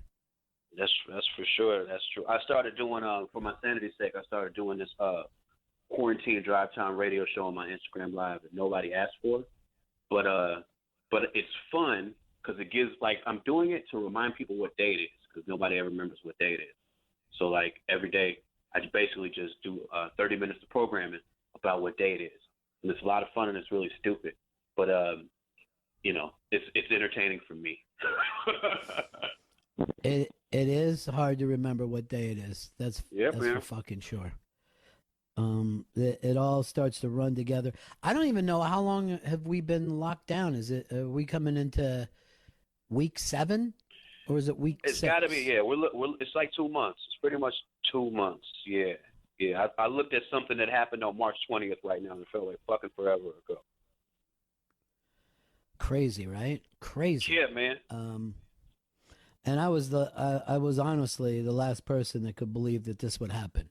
You know what I mean? Like when the early signs, I'm like, don't worry.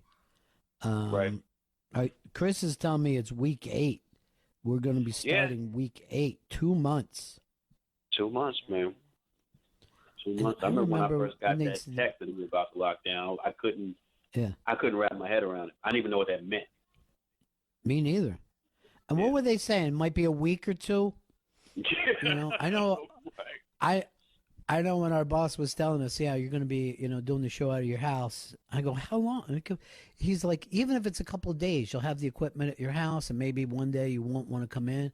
I'm like, yeah, all right. I don't know.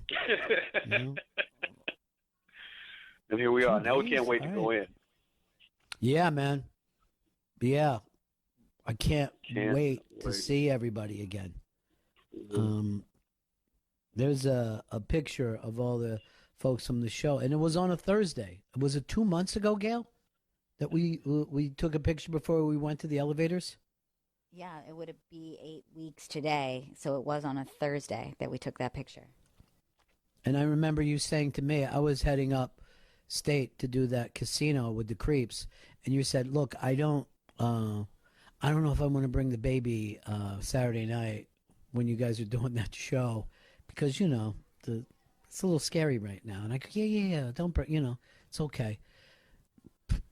It's almost insane that we would even have that conversation. No, It's so weird. I don't know if I want to bring her to a room full of hundreds of people. I don't know. It seems like a weird idea. I don't know if I'm overreacting. Yeah. Crazy. Let's give him Mike a plug on the way out. Stay in touch with us, buddy. We do love you, pal. And Love you guys back, man. Cool. I've been thinking Love about you. y'all, so I'm glad we were able to chat. All right, man. Talk Take to you care, soon. buddy. Bye. Try and Try by Kavanaugh. You can purchase the song bandcamp.com.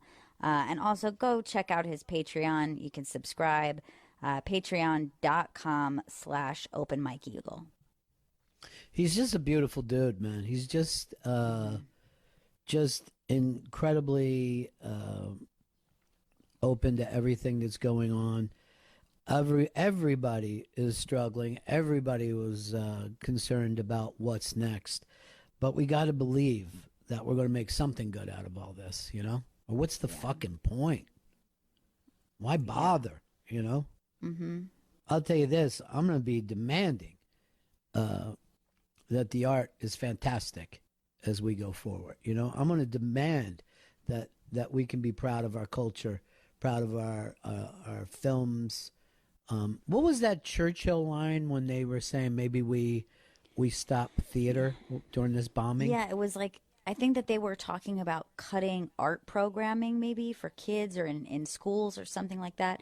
Arts and music, you know, stuff that, hey, let's cut these corners. And then, you know, I'm paraphrasing obviously, but it was like, then what are we even fighting for? Right. I just want to go back into a gallery and just go, wow, what's this fucking thing? Does this even make sense to me? You know what I mean? Yeah. Is this painting good or not good? I can't tell. You know, those experiences, I mean, I'm living in New York City. I know. And all that's been gutted out. Yeah, it's really hard to think like, man, I just want to get out of here and do the things that, you know, I probably took for granted, and great art and live music and theater and, you know, whatever it is that is, you know, where you're from, you know, whatever your city does best, you know, you're probably missing.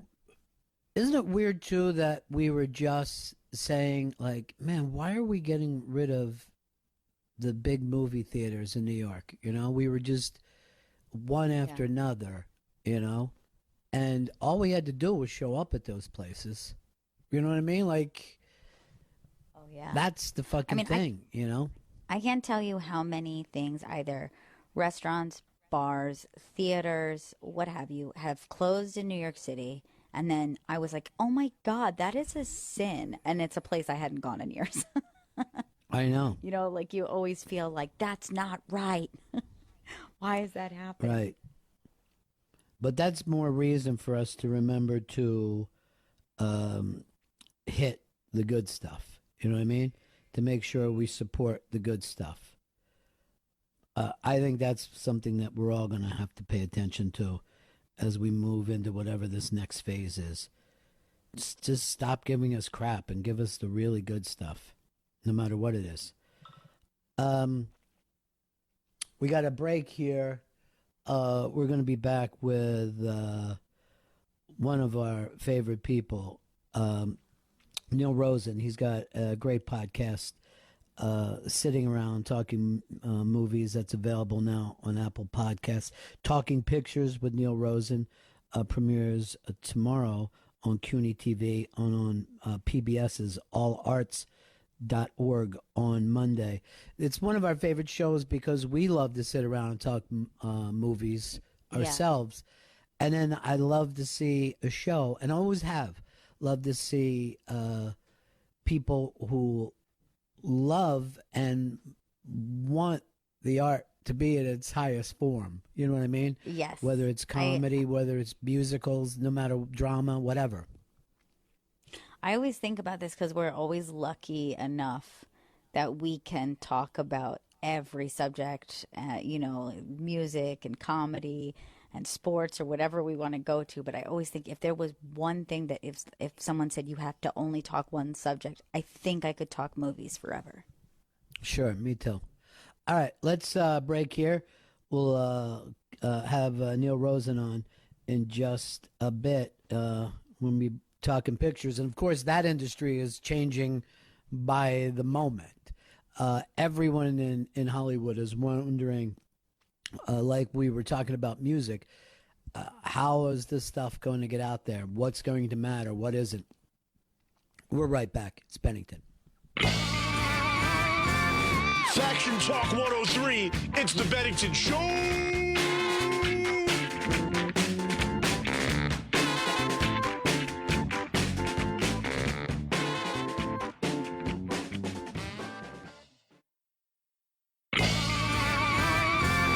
Faction Talk 103, it's the Bennington Show.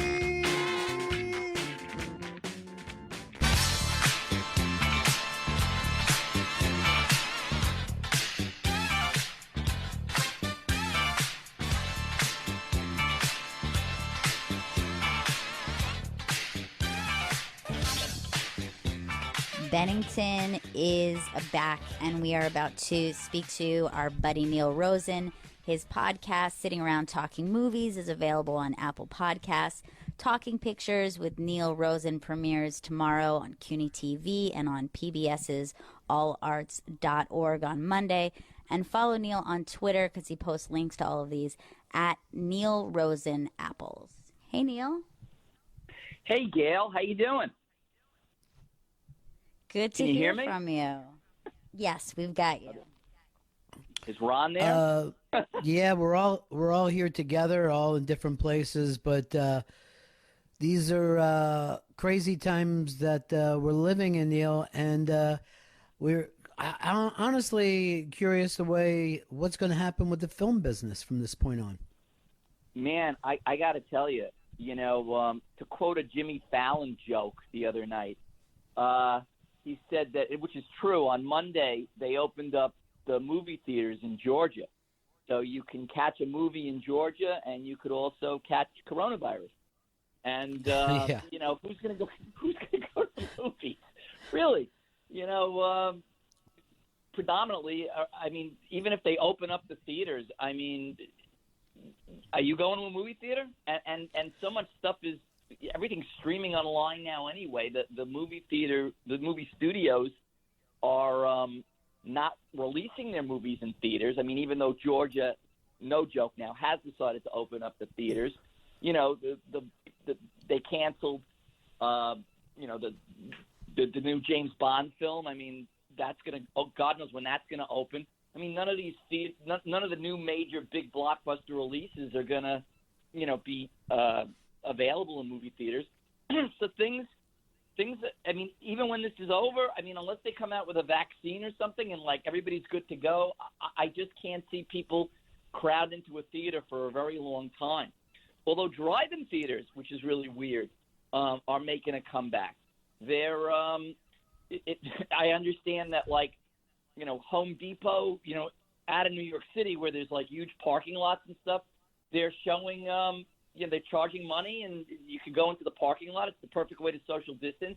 And they're projecting movies onto walls of like, a Home Depot or a Lowe's hardware, big box store or something like that. So that's kind of crazy. Yeah, it's insane when you really think about it. That because, the drive-in experience, I grew up with it, but certainly my kids didn't.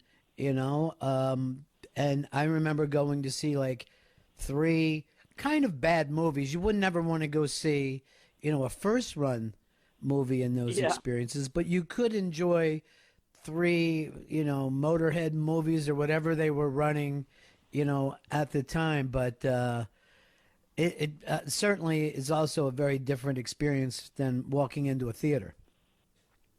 Yeah, I mean, look, the drive-in theaters, which we're around the same age, you and me, Ron. I mean, it's the, it was a different era.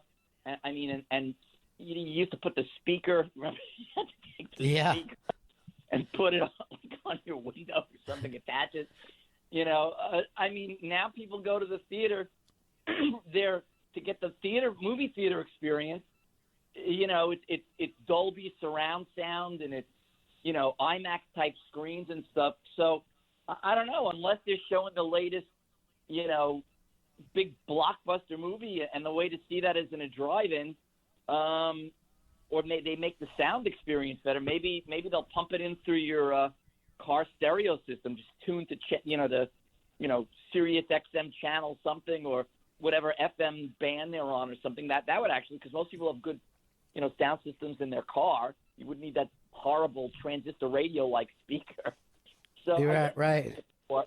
I guess you could make it work, but movie theaters in a lot of trouble. Lot of trouble. Yeah. And there's that. Vito was telling me you guys wanted to talk about that AMC thing that came out a couple of days ago, which I'm happy to talk about. Sure. AMC said they're not going to run any more Universal movies. They're mad at Universal for the way that they said we're going to open some of our things just streaming, just online.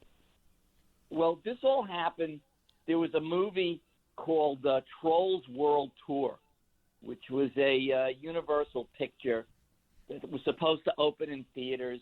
It's a kids' film, and they released it, 1995 on demand. And the movie made a lot of money. I mean, it made $150 million online. And then they announced that this Judd Apatow movie starring Pete Davidson called The King of Staten Island, which is another Universal film, which was supposed to play at the Tribeca Film Festival, which was canceled. And I was going to see it there. I'm a big fan of Judd Apatow's work. That was going to open in theaters, I think June or July, big summer release. And Universal announced that they're now going to go on demand, so you can watch it at home for, again, $19.95. That seems to be the number that these studios like is $20, basically, $19.95. Yeah. So AMC got really annoyed, and they're like, if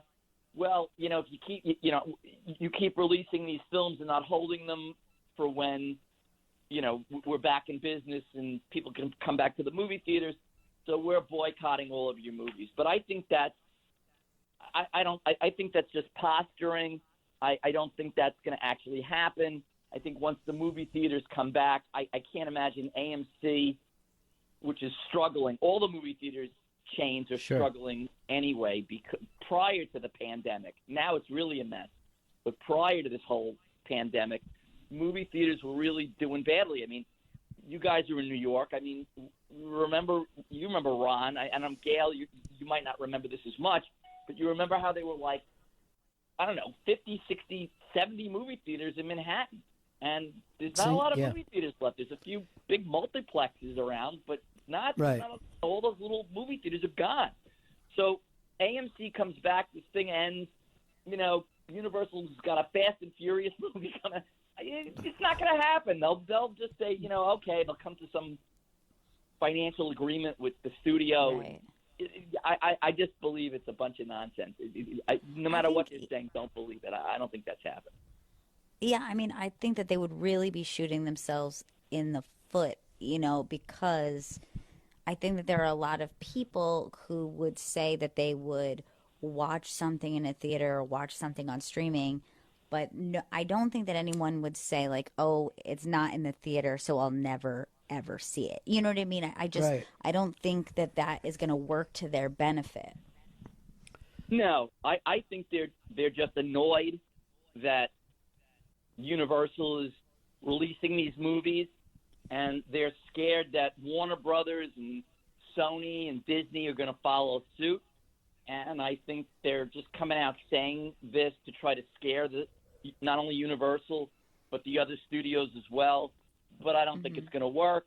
And again, when this thing ends, I think you'll find I highly doubt that AMC is going to stick to that. If Universal's got a huge blockbuster movie coming out where AMC could make a lot of money, trust me, they'll say, oh, yeah, we settled that with Universal and we're fine now. I mean, I think it's just posturing on AMC's part. They're trying to scare the studios, which is not going to work. And I think the studios have found a viable alternative. I think this whole coronavirus thing has altered the movie business. I think when this is over, they're going to see that a revenue stream is possible by not having to, to not exhibit maybe their, not the blockbusters, but their indies, their middle ground and smaller films might go. They used to have this thing, it was called day and date, where a movie would be, released in the theater and the same day it would be released on demand. And I think you're going to find when we get past this pandemic thing that you'll find more of that happening, because I think the movie studios, they make more money too. They don't have to give a percentage of the profit to the movie theaters. If they go straight on demand, they get a higher percentage, So I think everything is drastically going to change. It's changed. And it's now. also got to be so much cheaper for them to market, right? I mean, you're just marketing the streaming movies to people that are already watching streaming movies. That's got to save you a ton of money. Exactly. And, the movie theaters, they make most of their money. I mean, this is going back to like the 1920s. I mean, literally, they don't make their money on the ticket sales as much as they make it on the popcorn and the soda and the candy. That's where the movie theaters really make their money. They get a percentage of the ticket sales from the studios. But even that percentage, from the movie studio's point of view, could be, like you said, it'll be drastically reduced. You put it on demand. It's a much smaller percentage that you pay the cable services to put the money up there, to put the movie up there, sorry. And, I mean, you got a huge blockbuster movie coming out. Yeah, probably, when this is all said and done, people will want to see the big action movie in a IMAX theater or a huge thing. But how many movies constitute such a small percentage of the movies? Look, Netflix last year with The Irishman and with Marriage Story, those movies played in movie theaters for a couple of weeks, and people didn't run to the movie theaters to see them. They're like, well, it's going to be on Netflix in 2 weeks. I'll just wait and see it on Netflix. Yeah. Which goes to another point about, which another thing you guys mentioned you wanted to talk about, which is theatrical release and Academy Award consideration. Right. What do you think is going to, I mean, now this year you can stream and get an Academy Award, right? You can bypass the theater Correct. completely. It was always a rule. I'm sorry. Go ahead, Ron. I'm sorry. Go ahead. No. Well, I'm just wondering, is how are people going to now say that an HBO movie is different than one that just streams on Netflix? Could you take Bad Education and say, oh, maybe for your consideration for an Academy Award? No, you can't. Although, by the way, as a sidebar, did you, Ron, or you, Gail, happen to see Bad Education? Yeah, I watched it last night. Great, right? Yeah. Did you like it? It seemed like a film that you would have seen at the theater in December. Yeah, exactly. Did you see it, Gail? I haven't seen it yet. Definitely watch it. I mean, I don't know if you discussed it, Ron, on the show today at any point, but did you? Because I don't want to be redundant. No. I haven't talked about it at all. I just caught it by, just because I happened to be there last night, so I caught it. And it occurred to me, this isn't all that different from the way Marriage Story played out. You know what I mean? In terms of storytelling. You're 100% right. Yeah. You're 100% right. Listen, just to digress for a moment, Bad Education is a true story that took place in 2002 in Syosset, Long Island. It stars Hugh Jackman and Ray Romano's in it, and Allison Janney's terrific in it, and it's about how they ripped off the school system in Syosset for millions and millions of dollars, and it's terrific. And if you're looking for something to watch during self-quarantine, check this movie out on HBO. It's real good. But to answer your question, Ron, listen, here's the way it's going to work with the Academy Awards. It used to be that you had to have a theatrical release. The movie had to play in theaters for a certain number of weeks in order to qualify for an Oscar. And then Netflix kind of changed the game, and then they reduced that window for whatever it was, 6 months or 3 months, to 2 weeks. It had to play in a movie theater for 2 weeks, like The Irishman or again, Marriage Story for 2 weeks in order for it to be qualified to get an Academy Award nomination. But there were always great HBO movies that did not qualify that were on the caliber of Oscar contenders, like, I don't know, what was that one, Behind the Candelabra with Matt Damon, Steven Soderbergh movie, and Michael Douglas. That's an HBO movie a number of years ago. I think that was an Academy-nominated worthy film. HBO did not qualify for an Academy Award. There was one called, what's the one where Julianne Moore played Sarah Palin? Oh, yeah. I remember that. Really good movie. So the way it's going to work this year is, okay, you don't have to you don't have to play in a theater in order to be eligible for an Academy Award, which makes sense because there are no new movies playing in theaters. But you have to have it had to have been scheduled for theatrical release. In other words, they plan these things a year in advance. Like, okay, we're going to release the new Daniel Craig 007 movie on such and such a date. It's all planned way in advance. So you had to have had a theatrical release date schedule. So back to King of Staten Island.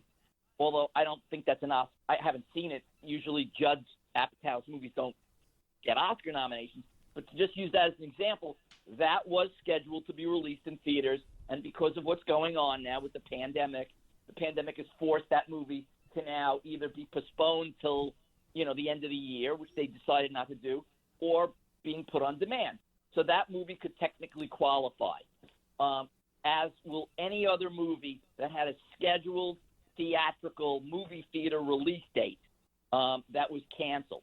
But that would not make Bad Education, the HBO movie, qualify, or any of these other movies that were never scheduled to go into movie theaters, like a Hallmark, made for Hallmark or made for Lifetime movie or something like that. That won't. A movie that was always scheduled to air on television, never scheduled to be in a movie theater, for this 1 year only, will not be able to qualify. If I explain this properly or not, I don't know if I did.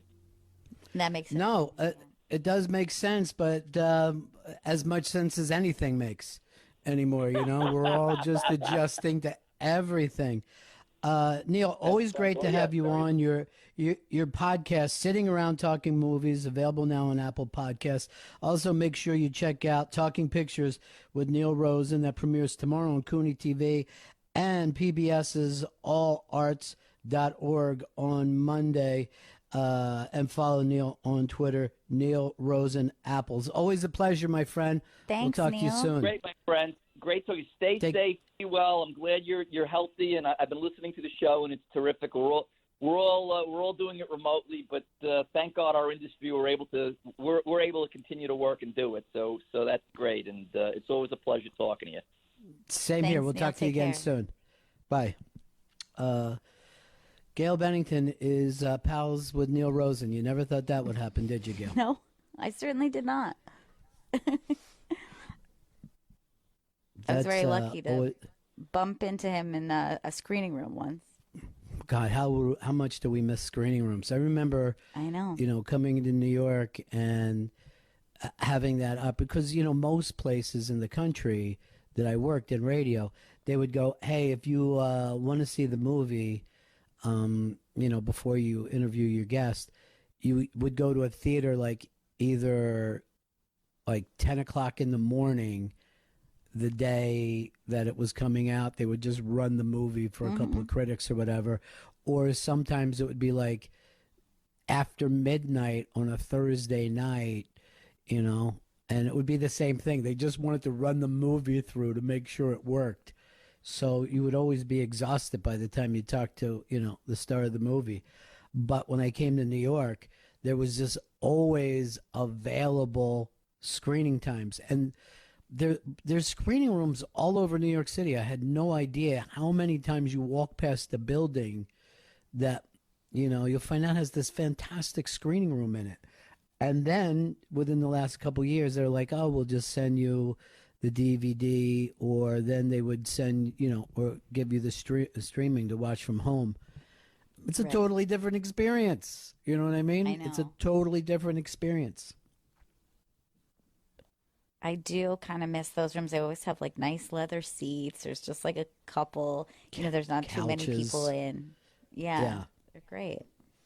And sometimes they would, like somebody from the movie would be there, a director or somebody else, just to talk about it. It was always like I forget, there was something that I saw where Mike Wallace just jumped up. It was before a documentary. Oh, it was about Toots Shore Place.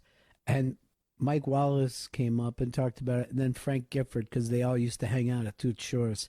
I'm like, well, this is insane. This is the craziest thing ever. But those things were a blast, And again, that was part of the New York City experience that I'm locked in and can't be a part of right now. But this doesn't last forever, does it? No, It doesn't go on forever. Don't think. All right, so many people have written kind words to our email that I think this is more organized. I must have really been in a really low mood yesterday for people to say, hey, you're doing it, man. Thanks. It's really nice, though. I don't care how it happened. Gail, sometimes it's nice to Yeah. hear nice things, Of course. Love checking it. It's very interesting, right, that we've talked what's going to happen with TV with Pamela Adlon, open mic, what's going to happen with music, and then Neil Rosen, what's going to happen with movies. Every industry is wondering what's next. Yeah. The airline industry, meatpacking, farming, everybody has no idea what's next. Yeah, and we have nothing to gauge this on. I saw this thing in LA that you could, they're going to set it up where, like, you can go pick up a shirt on the, you order it and then you drive by and you could pick up a shirt or a jacket and, and it's outside of a clothing store. I'm like, but that doesn't mean you get to try it on first. You know what I mean? I might as well just order it online and have it delivered here. Right. It would be funny, though. It's like you have to try it on in your car. Hold on while I try to unbuckle these pants. I'm going to have to buy a van just so I have a little bit bigger of a dressing room. Look, I'm old school. I remember being a kid, and my mom would make me try on pants in the aisle. I remember she saying, nobody's looking. Yeah, no one's looking. Just do it. I'm like, Mom, you don't understand. This is... I know. That's funny because when I was a kid, I remember being embarrassed. Like if your mom even tried to make you put on a jacket, like not in the fitting room, because you'd be like, stop, though, you're not supposed to do this. Now I'll do anything not to get in a fitting room. I'll do that exact thing. Like I'll put on like pants over my clothes. Like, does this work? Or let me just throw this dress on in front of the mirror. I know. I'm not waiting in that line. That's maturity, when you no longer care who sees your ass. Like, yes, whatever. Good. Yep. Take a long fucking gander. Enjoy yourself. Breastfeeding will do that to you too. Like, sure, you'll answer the door for a pizza topless because you're just like, who cares? What is anything? I know. But that is the truth. Who gives a fuck? Baby, baby, baby, you're out of time. Well, Gail, we went through so many different things today. TV, music, comedy, movies. Now it's time for stand-up comedy. And this is one of our favorite people in the world because she burst through with kind of a whole new genre of comedy.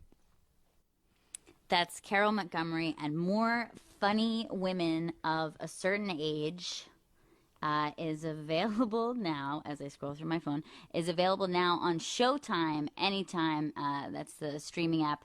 You can go to showsho.com. Carol Montgomery. Carol. Hey guys. Hi. You know, how are you? we were talking about this. We think you were our last guest in studio. I think I was too. I was actually saying that to my husband. I was like, we were joking about this little virus, and yeah, I think it was the last person. Yeah. I remember saying, yeah, I wanted to do the Unmasked with Tammy Pescatelli, but they're worried that everybody would get sick. Carol, I think that you were also my last hug because I remember you came in and we're like, we shouldn't shake hands. And you're like, should we hug? And I was like, that seems less dangerous. Yeah. Oh, yeah, you just woke up. I know. I miss hugging. God, I miss hugging so much. So how are you quarantining? Who are you with? What are you doing? I am with my husband, and we are ready to kill each other because it's been 6 weeks of, what do you want to do today? Okay, not a damn thing. So I mean, we're fine. We you know we're literally a block away from the park, from Central Park. So we try to, you know, because we are of a certain age, we make sure that we go in and make sure we walk every day, just because, you know, they closed the gyms, and I was like, what? So.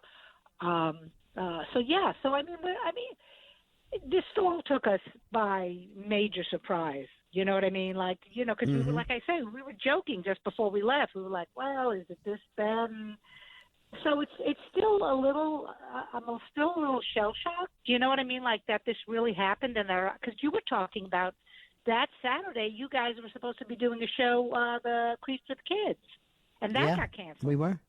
That got canceled, and each one of them came through one at a time, the cancellations. I know you had theater shows set up. Yep.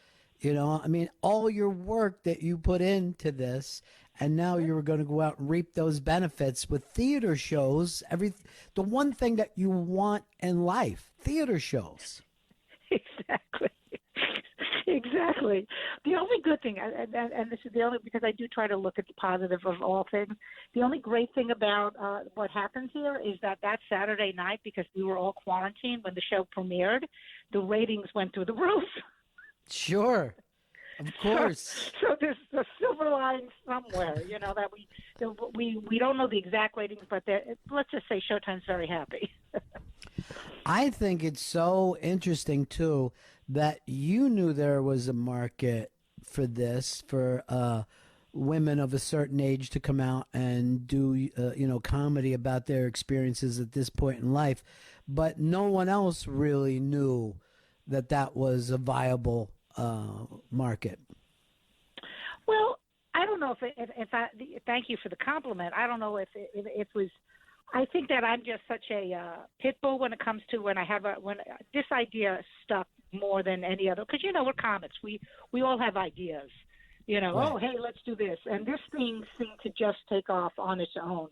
So I knew I had something. But I've been talking about ageism in our business forever, and including men, too, because you guys get fucked up, too, with it. You know, people Sure. don't want to hear from anybody unless they're 12, which is stupid. But you know, I mean, it just came at a really, really, really good time, because, you know, women were like, wait a minute, well, how come we're not doing this? Our demographic, all of us, whether we're men or women, we're the ones that have, well, we used to have extra income, but we're the ones that have the income, so we're the ones buying everything. So that nobody except Showtime was smart enough to go, hey, let's give these gals a show, is amazing to me also. I don't know why it never happened. Tell everybody who's on the last show that you did in this series. Who were the comics that you had? Caroline Ray was our, you know, our big star. Carol Leifer was on it. Thea Vidal, Tammy Pescatelli, Julia Scotti, and myself. Right. So that was six, right? Right? Yeah, yeah, and all killers. You know, the entire show killed. It was so funny to see how good Carol Leifer is, because Oh yeah. there was a time like her and Seinfeld were kind of in the same position. You know what I mean? Like Yeah. Oh, when they were yeah. both doing stand-ups, you know? Yep.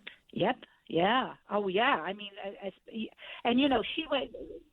The big thing that everyone talks about, of course, is that they the Elaine character, of course, is based on Carol. Right. And so it's and after all these years, she came out. I mean, it was when you've been doing it as long as we have, the pleasure of knowing that whoever's going to go on before you is going to do really well, so it makes your job easier. And I'm sure. Yeah. I'm sure it's the same thing with. Whoops! Did we lose you? All right, Vito, see if you can get her back. Okay. Sounded like we just lost her. Yeah. Hey, Juju. What's that? Yeah, it's a penguin. Yeah, penguin. She likes penguins? Yeah, she did. She woke up immediately talking about penguins. I had to turn the mic down, so she wasn't talking about penguins over Carol the whole time. She woke up and opened her eyes and just went, "Penguin? Yeah, we can watch some penguins." We're watching a live stream right now of penguins. Just penguins doing stuff. Yes, at But an she aquarium. likes- Yeah. Yeah, where is he? He went behind the rock. Penguins go behind rocks. You're We not have going to get Carol around back. that. What'd she say now? She's just looking for him still. Yeah, where is he? Look, Where is he? one's Where's that penguin? that penguin in the water. Carol Montgomery is back on with us. I'm sorry. I'm sorry about that, guys. My son was calling me, and I tried to not accept it, and then I lost both of you. Doesn't he What I know was there's a saying- show going on? Yeah, of course not. He doesn't listen to what I do. Are you kidding me? Yeah. But what I was saying is that the great thing about when you've been doing stand up as long as we have is that you know that it's better for the people you're working with. That if they do well, you're going to do well. So, and exactly the same thing when you were on, with Preach with Kids. You don't have to worry. The guys are going to do a great job. Yeah. You can go anywhere, and you're going to be able to follow them. So that, to me, is always the best thing in the world. Yeah, we did that entire tour, and I would be honest, I would love to tell you that Voss failed, but no. Everybody killed every single show, and we were all just would stand backstage and was like, wow, this is so much fun. Like, literally, this is just so much fun. Yeah, I mean, there's when you're a younger comic, there's that fear of like, oh my God, they killed ahead of me. It's like you want that, you want that. It Right. just makes it easier for you, especially now. I think nowadays the audience is just so happy to see real comedy. So when well, not right now, obviously, but yeah, that was the great thing about both of the shows, even the first special. Everybody just knocked it out of the park. And so the person going on next was like, well, I don't have to worry about trying to get the crowd on my side. I gotta tell you, it's a really fun show, and I like that format better than watching somebody do an hour. Like, you're totally always getting refreshed with a new voice. The person will go shorter and leave you wanting more. Well, how much time do you guys do when you're on tour? We were doing like 20 minutes a piece, so that was Right. 80 minutes, and then we would all come out together and do like a ball busting panel for another 20 minutes, and then run around in the lobby and meet everybody on the way out and listen Right. to Voss do crowd work in the lobby for the rest of the night. Yeah, but you see, 20 is like each of the girls did. I think we did 10 to 12 each of us, and then we edited it. So I agree with you. I think that's a really nice, like 10 to 20 minutes is a nice sweet spot because you're getting different people's, views, but it's not like droning on. There's not a lot of people I think that really can do an hour. I mean, there was Pryor and there was Carlin, Bill Burr, a couple of people, Gaffigan, but everyone else was doing an hour. It's like, do you really need to do that hour? Right. I like, Fast and Furious. Get them in, get them out. Well, then you can remember the bits and talk about it later. But when they're doing an hour, you're probably going to forget what happened at the 25-minute mark. You know what I mean? You've piled a bunch of stuff on top of that. Yeah. Well, in my case, I don't know if I told you this was actually for both shows, because I was also the executive producer. So most of the day I would be on set from 1 until we shot. So from 1 to, let's say, 7 before the show started, I was running around being a producer. So I wasn't thinking about comedy. And Vanessa Hollingshead was at both shows. She was in the first show, and then she was there to give support for the second show. She said, let's go over your act. Let's go over your act. And thank goodness she did that, because I needed somebody to say, okay, now you need to get out of producer mode. Let's go over your act, which I did, which really, really helped. So, and that was for 10 minutes. I can't even imagine having to try to go out there and crush for an hour. I don't even think I could do it. I don't think I could. But was being the executive producer, was that fun for you, Carol? Oh, I loved it. I loved it. Yeah. Because I know this is silly, but because I was a mom and I was the head of the PTA and I was a little league mom. That's all producing is just herding cats. Whether it's 5 or 6 women who are over 60 or a bunch of little leaguers, it's the same thing. It's just I could do that, and I would love to produce. I've done that. I produced a couple of TV specials with the production company, Killer Bunny, which is the guys that did my shows. I did, I think, like 5 or 6 years ago. I don't know if you know a comedian named Shank Forbes, but I helped produce that show, and Paula Gatta.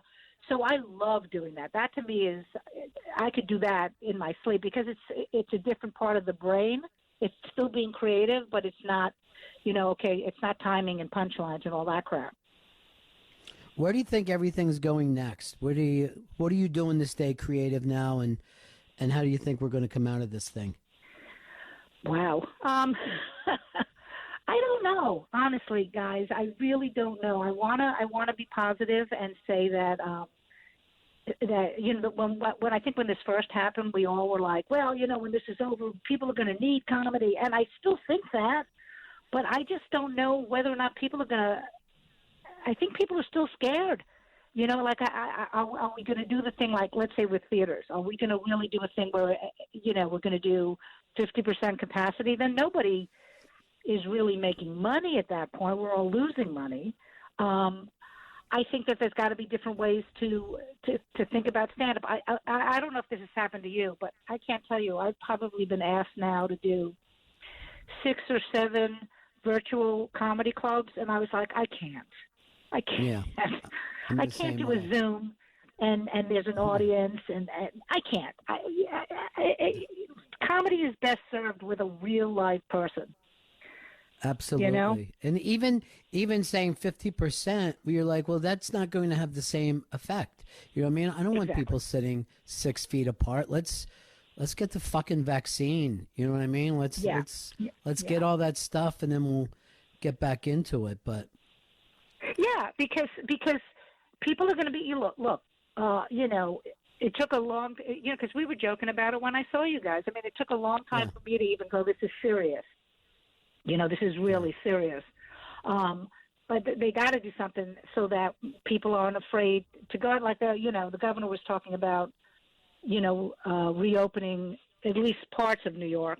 But what's good? Like think about it. Like my son works in the music business. He works in in all the different rock clubs. He takes tickets and he does merch and all.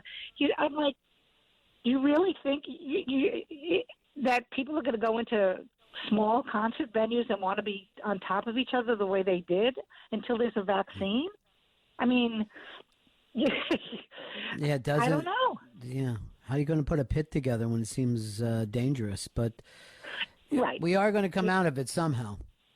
Yeah, oh, absolutely, and that will be the one great thing for our business, because we will shine from this, because people are going to be just so happy to be out laughing with people, because there's nothing like it. There really is nothing like sitting in an audience and watching. I mean, because I think the thing about me in comedy is that I still love watching comedy. I still love watching comedians. And if I'm in the back of a room and one of my friends goes on stage and I'm watching them, I'm laughing my ass off as much as anyone else, because there's something about that whole, being in a room with people. So we either that or we all just start wearing hazmat suits to comedy shows. That's the other. Well, I got to tell you, I'm very, very proud of you for pulling off these shows, and they're just great. And Thank you. As far as I'm concerned, you own this format. You know what I mean? You're the one who invented it. You pulled it all together. Carol, let's stay in touch, okay? Okay, you guys, both of you, be safe. And everyone on the crew and your staff, I love you guys, and hopefully I'll see you live soon, and we can give each other big hugs. Same here. I adore you. Okay. Bye-bye. I adore Carol you. Montgomery. Bye-bye. Bye. More Funny Women of a Certain Age. It's available now on Showtime, anywhere streaming app. That's showsho.com. You guys are live streaming some penguins right now, Gail? Yes, we are. Mm-hmm. Yeah. I'm going to try to get that from you for Chris. I got to keep him busy, too. When he's not baking, he needs to look at penguins. He loves it. I love that. Birds, yes. Yeah, and birds, too. Don't forget birds. She's a big fan of all birds. A penguin is a bird.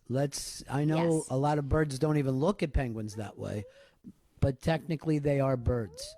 I don't even Just think the because word they're is flightless. technically. Yeah. They're flightless, but they swim like they're flying. Well, that's really how the penguin thing came about. Is she had a general interest in birds after the bird flew in the window, and that was like nonstop birds. And then we were looking for bird content and landed on penguins, and then it's been very penguin centric ever since. I understand. You know what kills me is right in Central Park, there's this great penguin thing that nobody's looking at right now. If I could just take her there, I'd be like, I'm going to show you where the penguins live.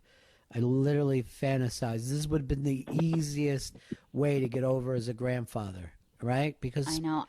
What does she know about a penguin house? Nothing. And then she's going to, I'll just say, this is mine. This is, Pop-Up owns this. Pop-Up's penguins. Yeah, You're this is kind of the Pop-Up's Mr. penguins. Poppers. I guess I am. Pop-Up's penguins. Pop-Up penguins. That's right. Pop-Up owns the penguins. Are those Pop-Up's penguins? No. Oh. No. He thinks so. No. Yeah. Are those Juju's No, she- penguins? Oh. Juju's They're Juju's penguins. And Pop-Up's penguins. What I do, Pop-Up's penguins. What I do with her on FaceTime when she shows me one of her doll babies, I'll say that baby's name is Baby Pop-Up. And then she'll be like, no, it's not. I go, where's definitely Baby not. Pop-Up? Yeah. And not Baby Pop-Up. Yeah. I think one of the great things about being a grandfather is you could take that baby, get them all fired up, and then just give them back to their parents. Like, Yes. Here. Grandparents She's are good at that. frustrated. We're like getting them all sugared up too. It's like the combination of those two things, and then just sending them home. I think that's plenty.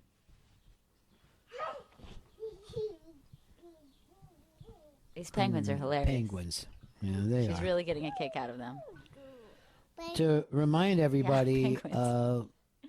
tonight is a marathon. I'll be watching the whole thing. The Better Things Marathon starts, I'm going to guess, 8 o'clock in the East and runs all the way through the finale. And these are all great episodes, and they're a lot of fun. And we covered everything from that today Yeah. through music, through film, through stand-up, and then we end the way we do every day, penguins. Yeah. Little penguin talk. Penguin talk live. Yeah.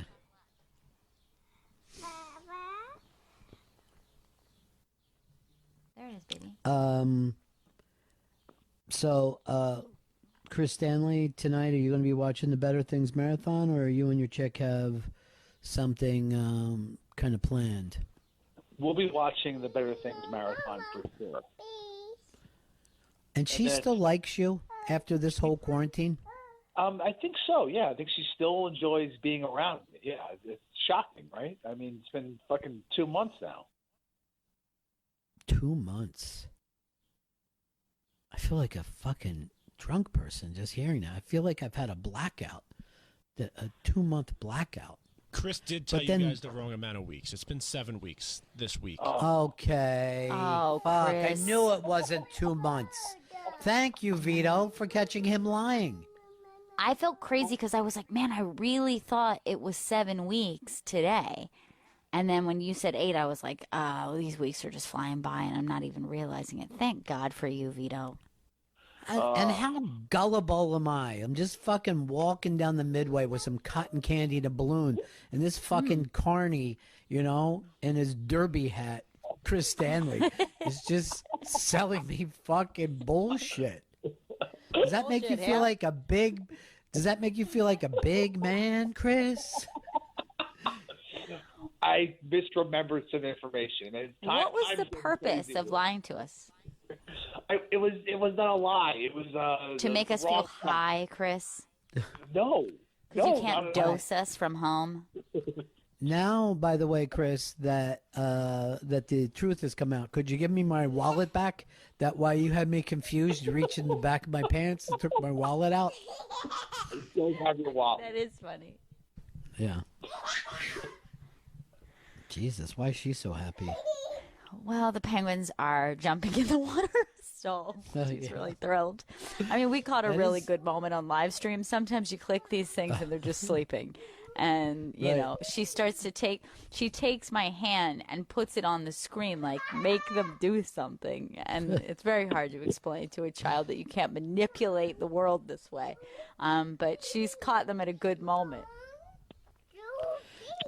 1, 2, 3. That's right. They jumped in. 1, 2, 3. B is a letter teller, not a fucking number. I know, but a lot of things are B. Yeah. 1, 2 B. Jesus. Of course. Come on. 1 2 B or not 2 B. People are like, "How's your granddaughter?" I go, "Well, she can count to B." You know what I mean? She's doing pretty good. She's not even 2 yet. She can count to B.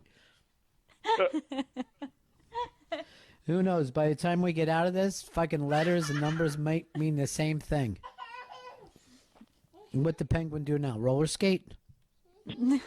Swimming, just very fast swimming. But I also think that she hears me laughing and just wants to be in on the laughter. Yeah. I do that with people too. Oh, a bird. Yeah, there's an owl. Bird. It's a bird. You got to get her out Oh, of yeah. Brooklyn. She can't be talking like an old Jewish man. He eats like a bird. Chris, all bullshitting aside, Bagels by Jared, the guy who's blown up and is running a bagel place that people are lined up for, said that Chris's bagels look great and he can't wait to try them. And this is a That's guy awesome. like yourself, Chris, started making bagels in his kitchen and now has a business that people line up down the street for, including Miss Hoopy Goldberg.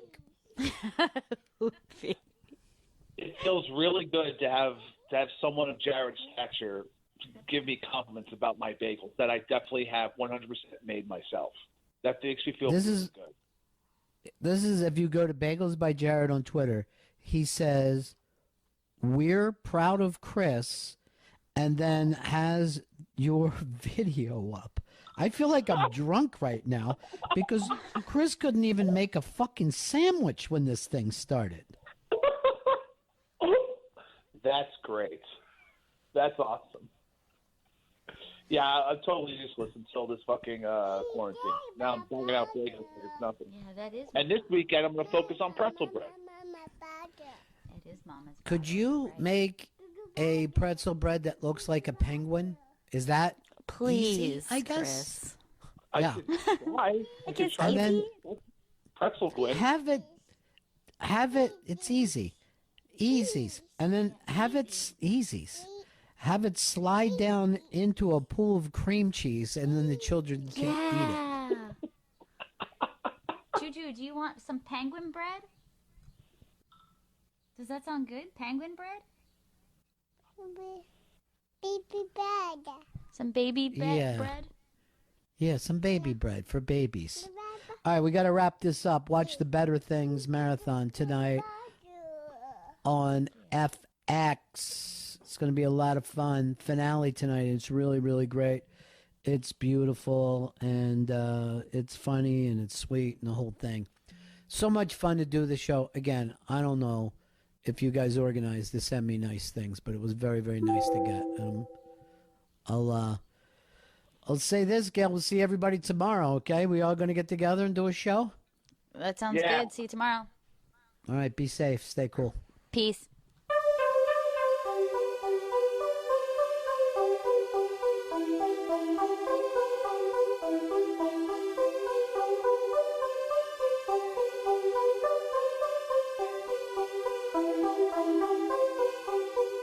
When I get nervous, say something relatable. I'm hella relatable. That's hella legit and not really debatable. I live in your neighborhood.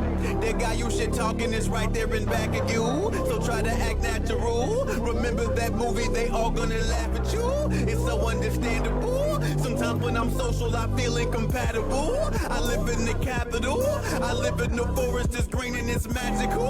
I live international. I am not rational. Damn it, I'm just so illogical. I don't wear a monocle. I don't know which sequels are truly canonical. I'm sorry, don't follow you. I promise I truly can really remember you. I'm not just pretending to. The Bennington Show has ended, but you can always listen to it on demand on the SiriusXM app and on SiriusXM.com.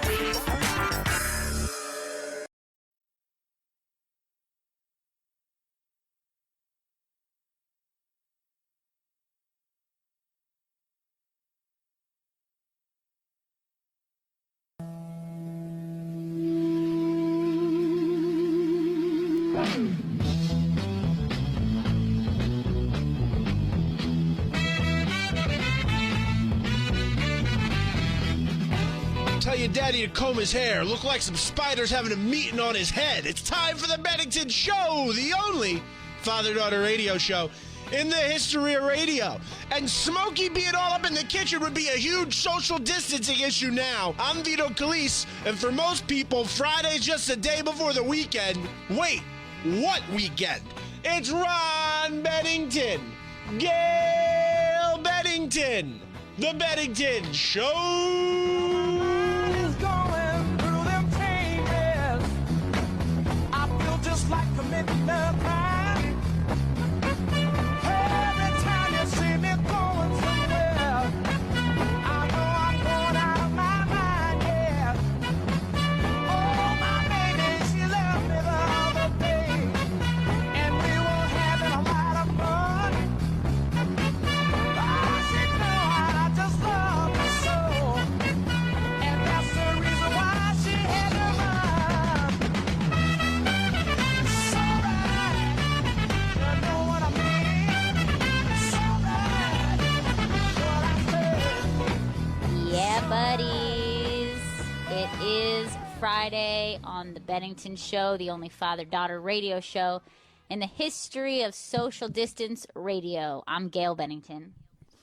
I'm Ron Bennington, and I had no idea it was Friday until that opening. No idea whatsoever. It is Friday. In the real world, I guess. In the real world, it doesn't exist anymore. Right. But it's our I time call in that- here.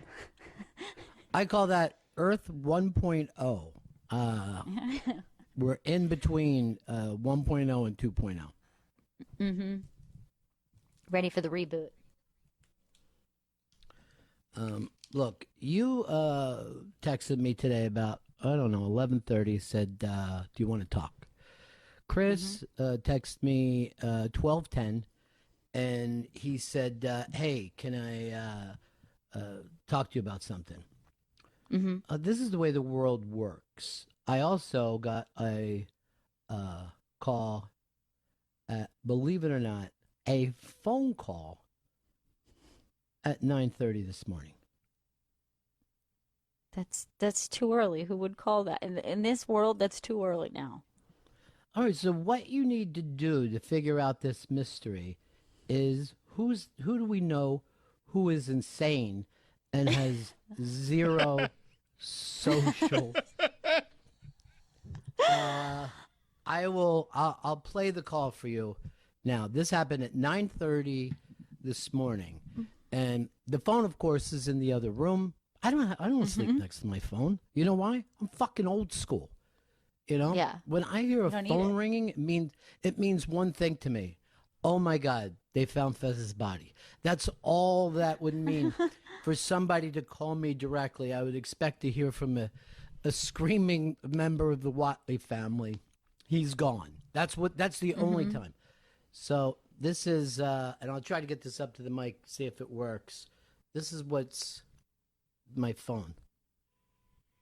Ron, hey, it's BL. I don't know. Are you sleeping? I hope not. Well, if you are, I hope you're having sweet dreams. I just wanted to let you know I just saw my first person in traffic smiling with their wife. Why that would happen, I have no idea. And then I got to thinking about your show yesterday. I was listening to you guys talk about how you miss people, and I'm thinking, do you miss me, Benny? I mean, seriously. Anyway, I just wanted you to know how much I love you, and I miss you. I wish I could just give you a big hug, and I can't, but I can't wait till one day I can. But everything's going to be okay. People are driving and smiling again.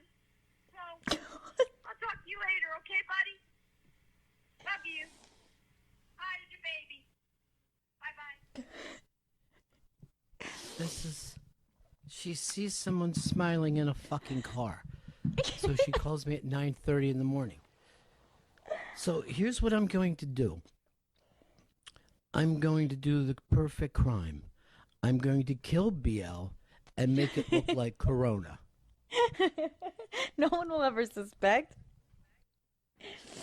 Whenever you hear about somebody being beaten to death with a hammer, you say, I bet they were very annoying. I bet they were so annoying that this built up over years and the person just snapped. Sure. But people are smiling in cars again, and we do need to focus on that.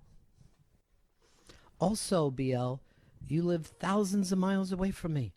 People aren't smiling in cars in New York because their relatives died. So, yeah, if I was in Tampa, I'd be fucking smiling.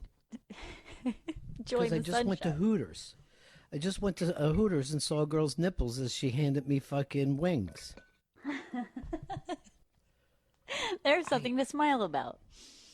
And by the way, if I was to make a list of people I missed, a handwritten list, maybe 2 years from now of writing constantly, I would remember Brenda Lee. Oh yeah, what about BL? I honestly could say this. Last night I watched the Parks and Rec reunion. I miss the fat guy that everybody picks on more than I miss BL. And I don't even know his name. It's one of the great characters of all time. I did not watch the Parks and Rec reunion. However, I saw on Twitter they were tearing up Adam Scott. He was actually trending #1 that I was like, what's going on? I know the Parks and Rec thing. I click it and everyone is just talking about how Adam Scott looks like shit. It was like really mean-spirited. Here's what it is. Did he People look get terrible? nervous. He's a thin guy who got thinner, and perhaps he Right. got a little thinner because he's worried about the world. You know what I mean? Maybe he sat and thinks to himself, "Man, I see this news and I really can't eat."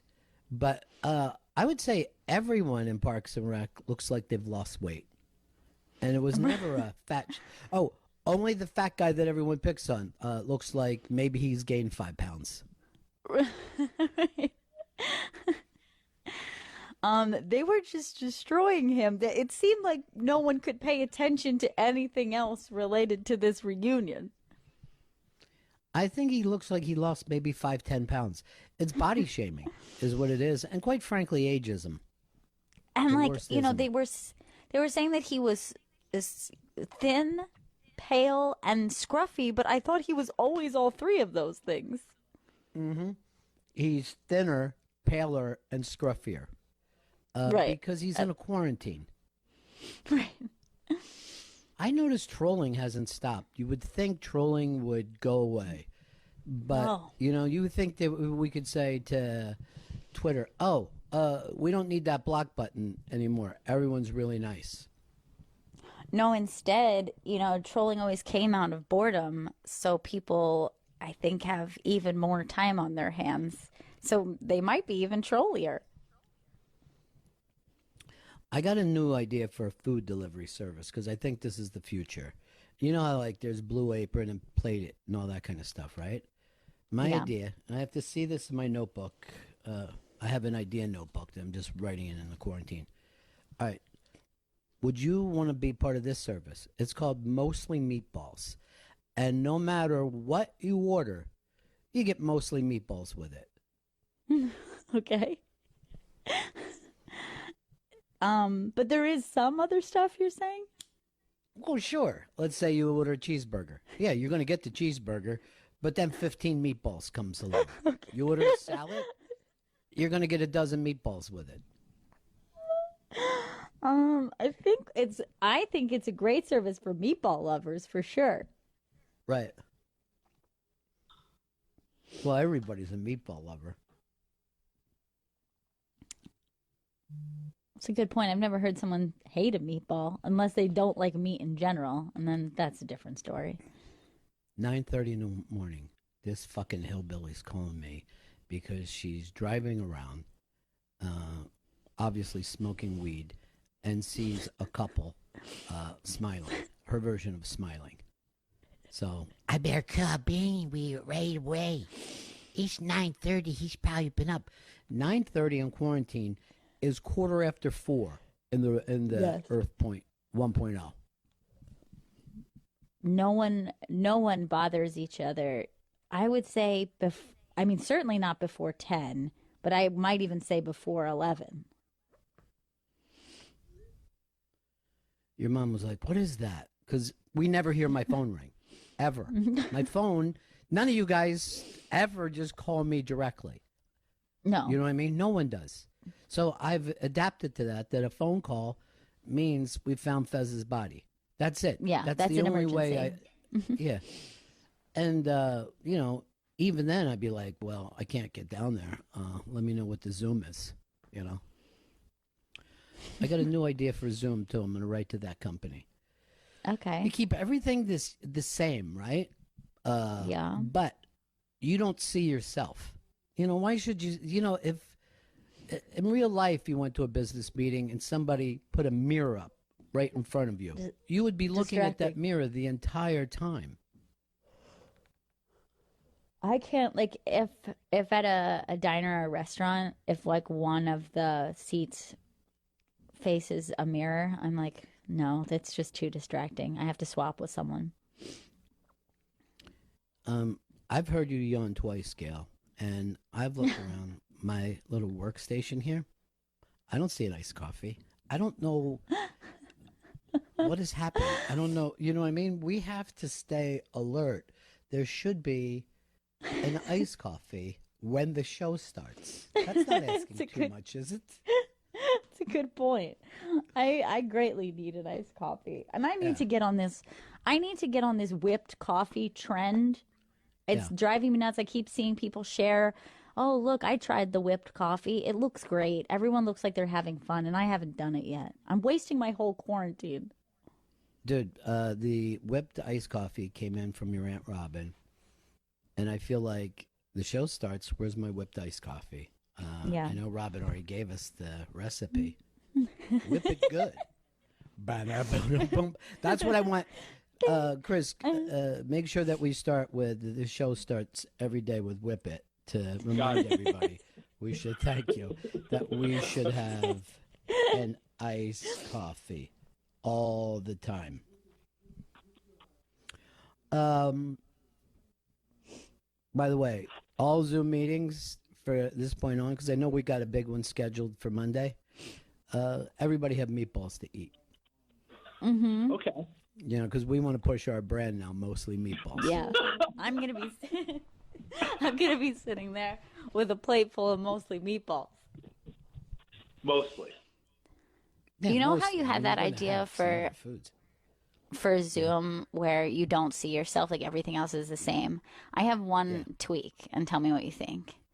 Mm-hmm. Everybody's in these little boxes. What about little circles, you know? It's kind of cute. Like every face is like in a little circle. Here's what we do. We call it mostly circles. And who's ever in the dog house, right, has to sit in a box that says dog house. So whoever your Chris is in your work, like they're gonna be in. Here's the weird thing: the Chris at our work is Earl. You know what I mean? Like I know. Any other Used place. to be Chris. Yeah, any other place that Chris worked at, it would be Chris. But in this case, no. The biggest Chris is Earl. I asked Earl today, you got anything that you wanted to talk about on the show? And he says Johnny Cash's first ex-wife. Now, if we were doing this show in 1967, that still would not be a topic that the public would be interested in. And then I go, do you have anything else? No, I just really thought she got fucked over. Yeah, it's called a divorce, dude. Okay? Everyone is unhappy after a divorce. It seems even like that there's a lot of news right now. It would be strange to think that like that would be the top of your list of what you're thinking about. I have seen a movie about Johnny Cash. Never mentioned the first ex-wife. It's not important. Oh, speaking of movies, movie club. We got to announce our movie club and get it up on the socials. It is my week this week. And I had a big one. My first time around, I suggested a movie that everybody really liked, and I continue to get messages about it, like people who are still saying, "Oh, I checked that out finally." So I feel a lot of pressure about this week's pick. I've never gotten one person say that to me about my pick. They never said, "Oh man, I finally caught up. It's great." Well, I think that what happened is that because it was a new movie, I had nothing but, no one had seen it yet, so it was exciting.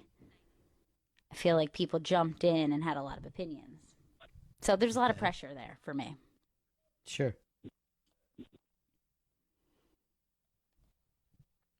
What are you looking for it now? Oh, no. Oh, you want me to give it now? I'm happy to. Yeah. Okay. Well, let's do it. So I thought that this week, rather than pick a movie I've watched, so last time I watched the movie I pre-approved, I'm picking a movie that I've been wanting to see and have not yet seen. So I'm going into this blind as well. Ooh. And it is a movie called Mid-90s. I believe it came out in 2018, so it's fairly new. It's streaming on Amazon Prime, because it seems like that's always where we end up going, because always like the best movies seem to end up there. And I believe it is the debut written and directed by Jonah Hill. Now, not only have I not seen this movie, this is the first time hearing of it. And Jonah Hill is,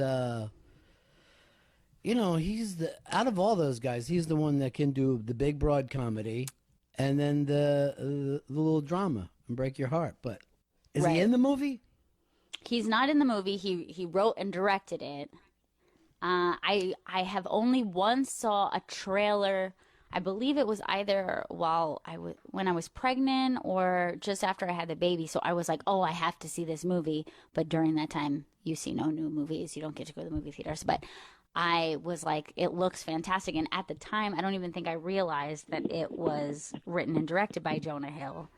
And another thing is it's an A24 film, and they always do interesting stuff. Well, I know you guys are 90s bitches, so that'll be very helpful. And I hope I hope they have all the different 90s references that you all love so much. I know. I think that it's going to, which I'm really excited about. Chris, as a 90s bitch, are you excited? I am such an excited little 90s bitch. I cannot wait to see this movie. I'm already at Amazon. Now, has anyone seen it? I have not seen it. No. And I've always wanted to, like, when this came out in theaters, it was one of those movies I kept saying I was going to see, and then by the time I got around to it, it was out of theaters. Vito, did you just use the word theater? Yes, theaters, because I'm a classy 90s bitch. You're not a 90s bitch. You're a millennial boy. You're a 9/11 baby. Those are different. No, I'm a 90s. Yeah. I'm a 90s bitch. You were born in the 90s, but that meant you didn't know what was going on. The early 90s. Yeah, you didn't know what was going on.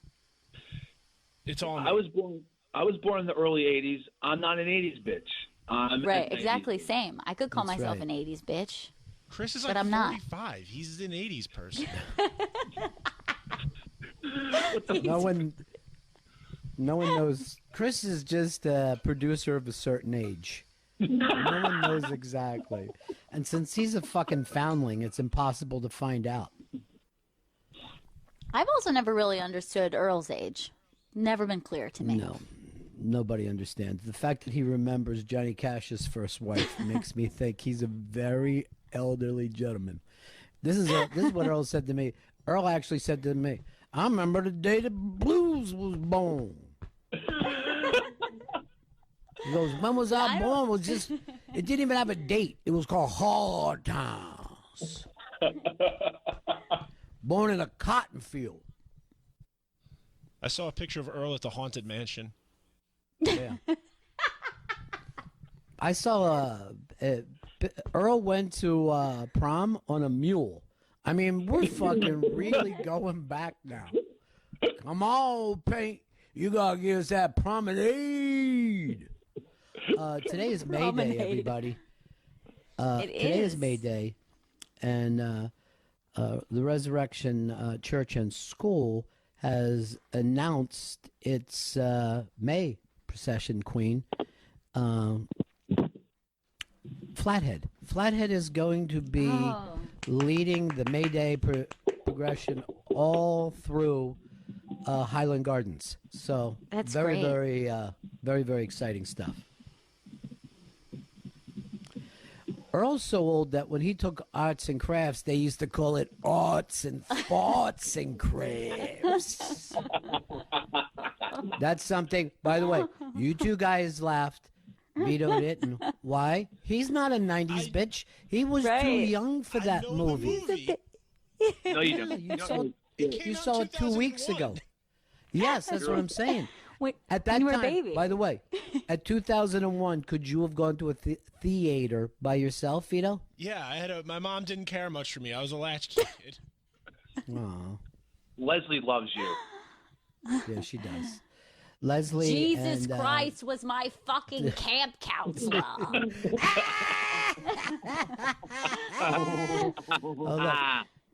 Vito didn't even know to sell that with a big fake laugh. He didn't even know because he's not a 90s bitch.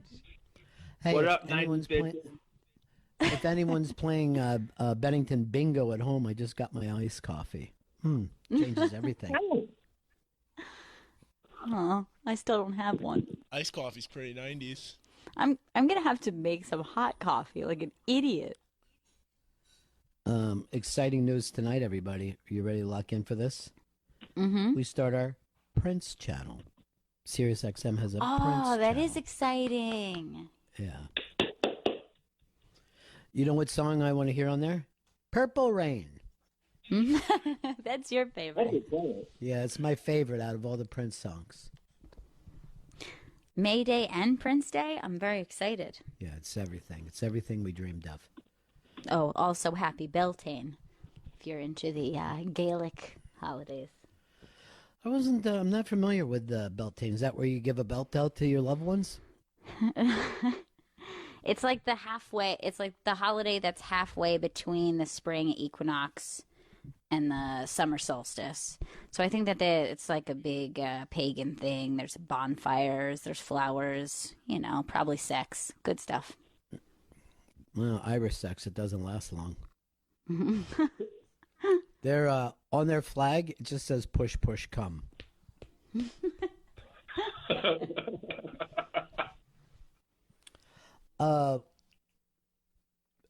I was listening to some Sirius XM. I was listening to the 80s channel, and I heard the song Heaven by a Canadian. Are you familiar with the fact that in the 80s we used to have Canadian pop artists?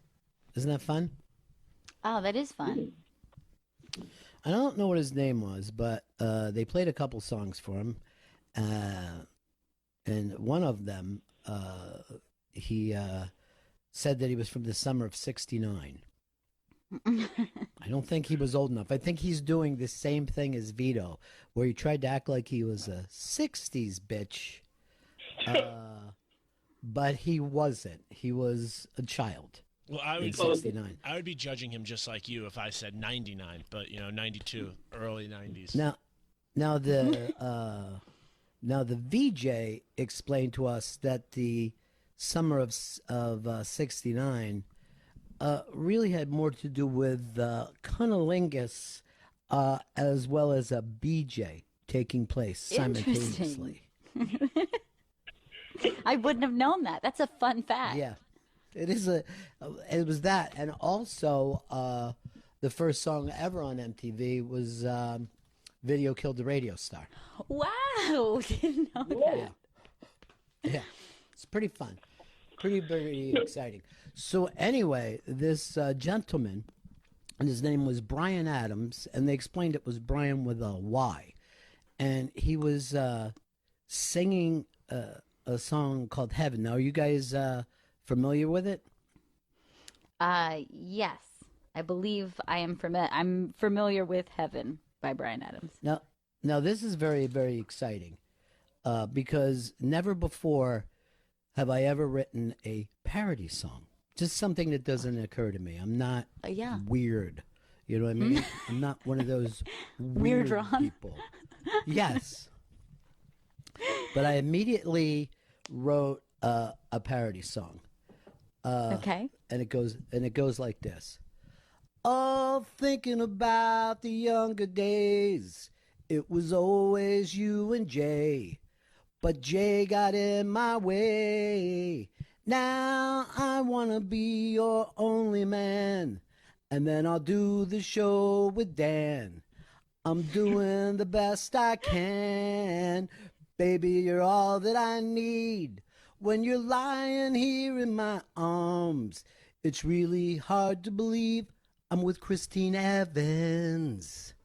And I hope to get that played, and I want to make a funny video, you know what I mean, where I'm pushing Big J out of the way and I'm doing the show on the bonfire, and then I'm going to the big promenade with Christine Evans.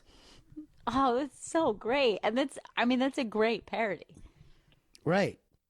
It's a fucking fantastic parody. You guys all want to start singing it at the same time? And we'll all be together? Because I really think the only way we can do a video now is on Zoom. Yeah. We can't do it any other way. Yeah, that's the future and the present. My only problem is, as I try to get this out to mass appeal and get it played on VH1, are enough people going to be familiar with Christine Evans, the producer of The Bonfire? You know what? This is how I think of it. If they're not, this song will make them aware. I love that. And, you know, today we were supposed to be at Moon Tower. I recently hosted the virtual Moon Tower show, doing a virtual New York comedian night. It played at noon today, so obviously trended #1 on Twitter. Knocking off that guy from Parks and Rec who's so fucking pale, so thin, and so stupid. He wouldn't know a fact if you nailed it to his wooden head.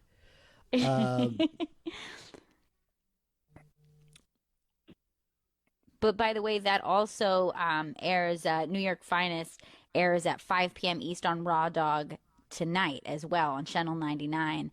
And then you can also listen to the entire Moon Tower Virtual Comedy Festival starting at noon tomorrow on Raw Dog. Now, I wanted to, I had a new food thing for a food truck in Austin, only during Moon Tower. This is part of my big idea list that I have right now. I'm not going to waste my quarantine not coming up with big ideas. There's the notebook. Yeah. When you, during the Moon Tower, like to get moon chowder. So it's a big chowder, big, thick, hot chowder. Okay. That comes in an edible bagel, just a giant edible bagel. I have a friend of mine who's a baker, killing it in the bagel field. His name is Jared.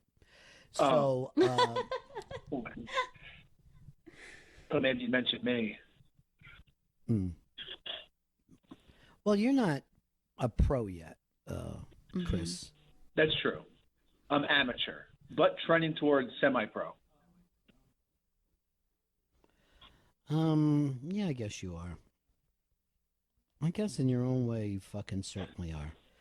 Vito, see if we can't get Christine Evans on the program. I don't know whether you guys know this, but the Bonfire runs Monday through Thursday, 6 p.m. East on Comedy Central Radio, Channel 95. And it's considered the diamond of that entire network. You know what I mean? Yeah. And they literally said Crown jewel. It's time for it's time for our diming programming. And I don't know whether you have to pay extra for it. I don't know right now for the entire month of May, you can listen to them for free. For free. It's a whole deal we have set up. That's very exciting. Do we have Christine, Vito? Yes, we do. Christine. Hi. Hey, buddy. It's been a long time. It's been a long time. How is everyone? Well, we're in quarantine. Yeah. I don't know how to tell you this, but there's a bug going around. And get out. If you go if you go outside, you can catch it. Yeah, it's been is anybody, I'm actually kind of enjoying the forced break a little bit. And I'm thankful, like, we're able to work, we're able to, we're still able to do radio, and we had a lot of stuff pulled out from underneath us, Skank Fest being one of them, but I kind of feel like everything's going to be there on the other side, and I feel like I haven't been able to rest like this in my entire adult life, so. Really? So you're saying this is fantastic. I'm just trying to find a little gratitude in the darkness more. That's nice. I don't know about fantastic. I'm That's the way to look at things. You know what I mean? Gail, you got to start and look at the world this way. You're looking at a glass is half full. Christine's gone, glass is overflowing. It's fantastic.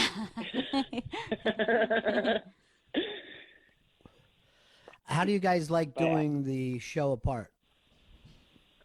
It's not ideal, but we've been doing, we're not able to go live. We've been doing everything pre-taped on Zoom. And now that we've been in it the last time we were in studio was March 11th.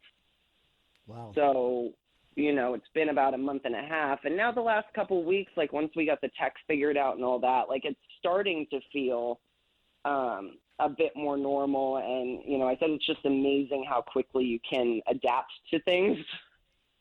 I know. So Isn't it's actually been all right. And your old studio, they've yanked everything out of there. I was up the other day, and they put a hot tub there. So I don't know what is going to happen in the future.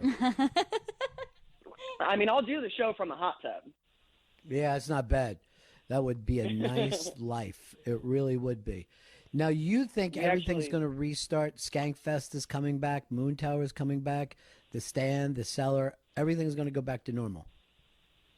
I hope so. That's my biggest thing with all this is I really hope that this doesn't lead to an age where people are scared of each other. I know this is like the first, I know pandemics don't come around all the time, but it is something the world's gone through before. And, especially for somebody like me in the comics where it's like I just crave that live event energy. It's something that has always like meant the world to me, whether it's concerts or live performance or theater.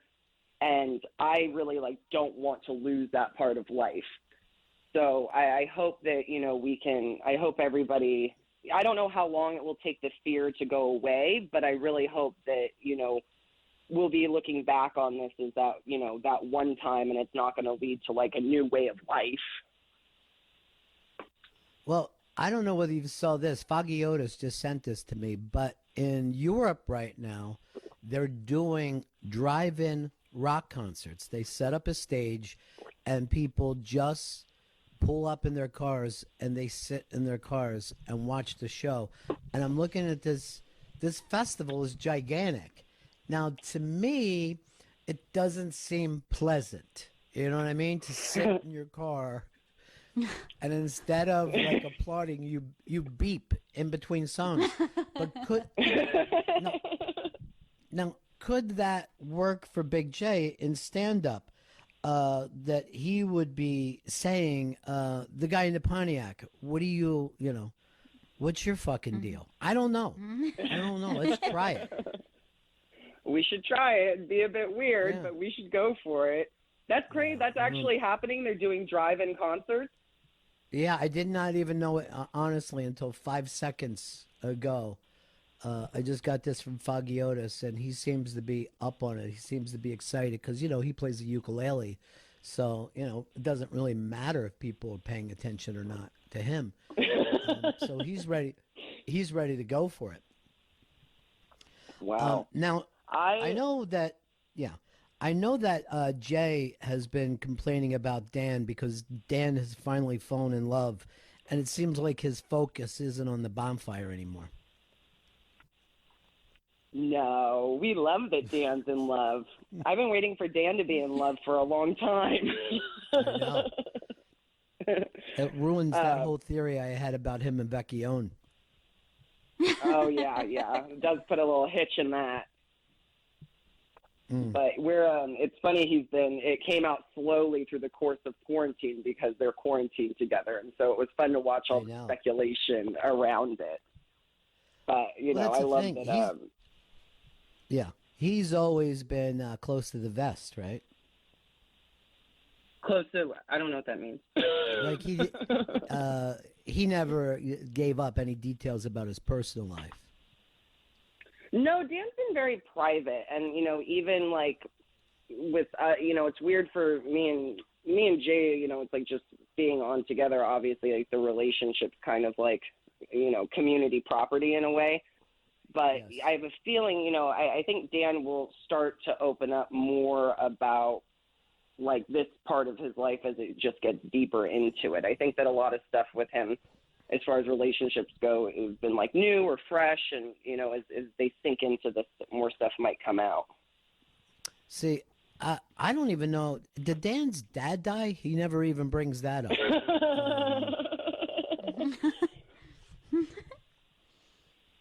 Gail, do you know Gary. that your Gail, do you know that your aunt has like a crazy fucking crush on I Dan know. Soder, and it's all from Yeah. Billions. Oh, well, Dan's a heartthrob of comedy. I feel like there is something to Dan having a girlfriend where it's like you could just hear hearts breaking all over the world. Would you say it's Dan or Chris DiStefano who's number one right now? Ooh. That's tough. I think, well, Chris is single, so the opportunity still exists there. So maybe Chris has moved into that spot. Although Chris has come off like more of a playboy than Dan. I know, but here's it's a smart thing. He's kind of a playboy, but he puts video of himself being so sweet with his daughter, out there that women go crazy for that. Like moths to a flame. Yes, exactly. They're insane about it. All right, And we used to Christine, call, give us... Go ahead. I was going to say we used to also call Gary Goldman the Disney Prince of Comedy back in our club days. Ooh. He's partnered up too, but that was our nickname back in the day. This is a thing of Gary Goldman, though. Zero interest in white women. Zero. Yeah. You got to be exotic for him. So you're doing good, and all right. When have you rebooked Skankfest?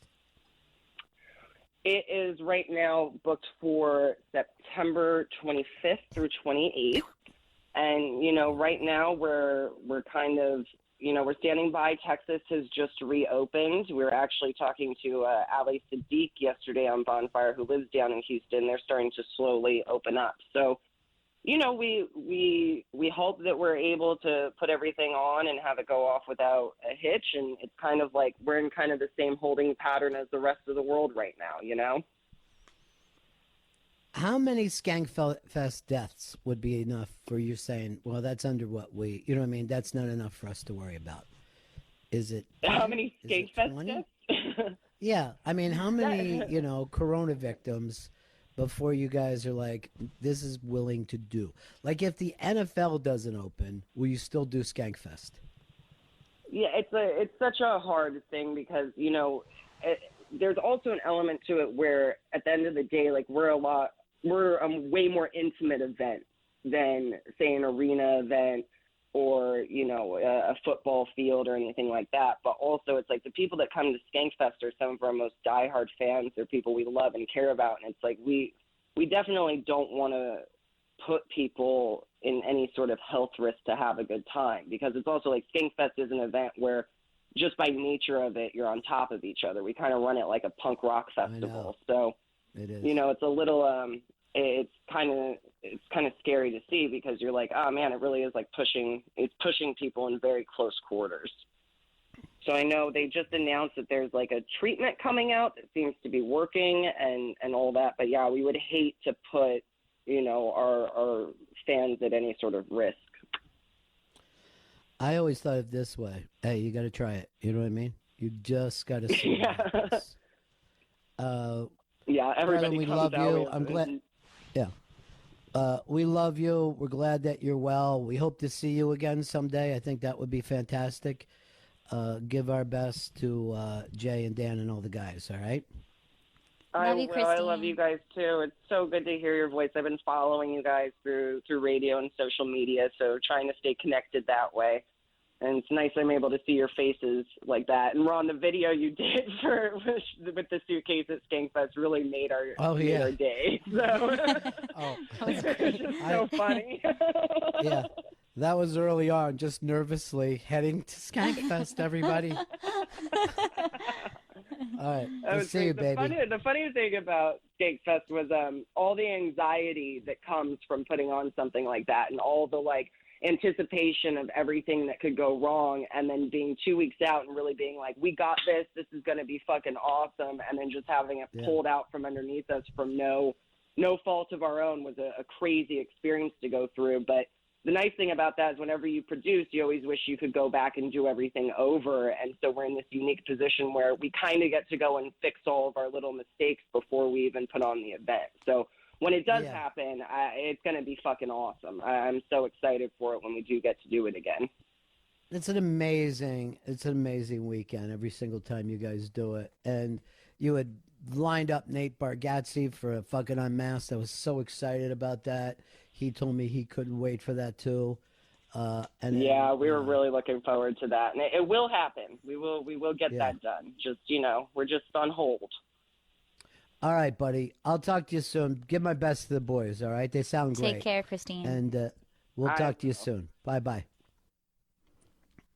I love that The kid. Bonfire airs Monday through Thursday at 6 p.m. East on Comedy Central Radio, Channel 95.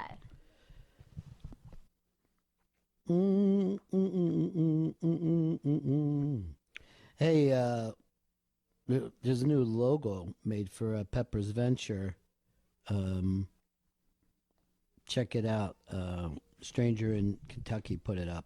Looks pretty Okay, I'm fucking gonna cool, check it. Chris. It's actually, I mean, the only problem I have is a semi-sanitary kitchen is probably not going to be the things that drags people in. I like that it's honest, though. Yeah, it is honest. No one expects It looks Chris to be great. clean. Yeah. These bagels are clean. I clean the equipment. I clean the work surface. I'm not trying to make myself, bread sick here. I never heard that term, bread sick, but I like it. Just I fucking like this screaming part at of someone. at the bottom of the logo. It says 18% Ashkenazi, so that's True. good. I gotta separate DNA test from a different company to make sure that the first one wasn't lying, and I am indeed 18% Ashkenazi Jew. Wow, it came up twice exactly the same like that.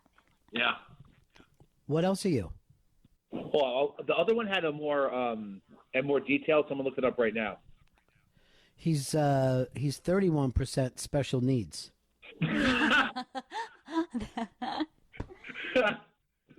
Now, Chris, what's the company that you did the second test with? Ancestry. Okay, I heard that one is more detailed. Man, we're all ridiculous.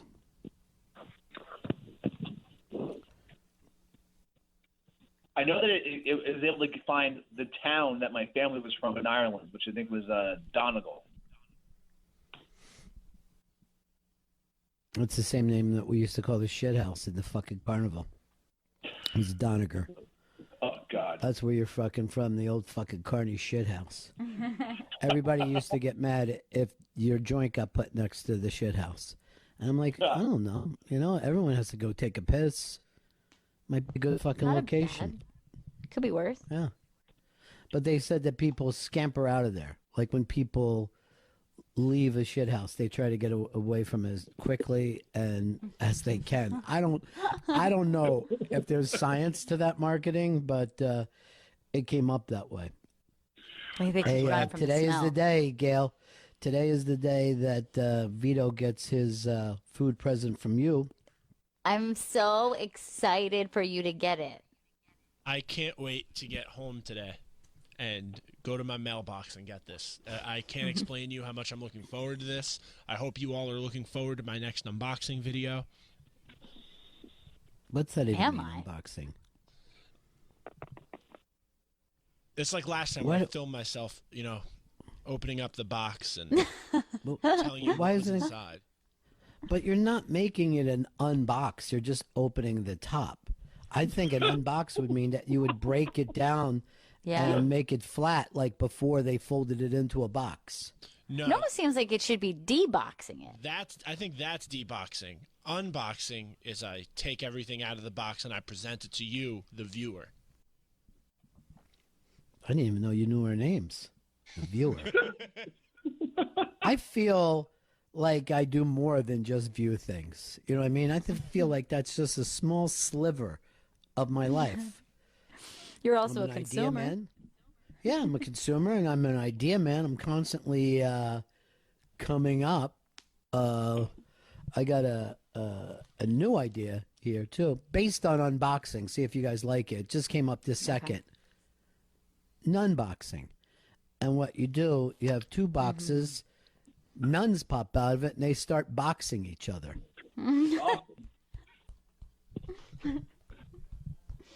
That's going to do well.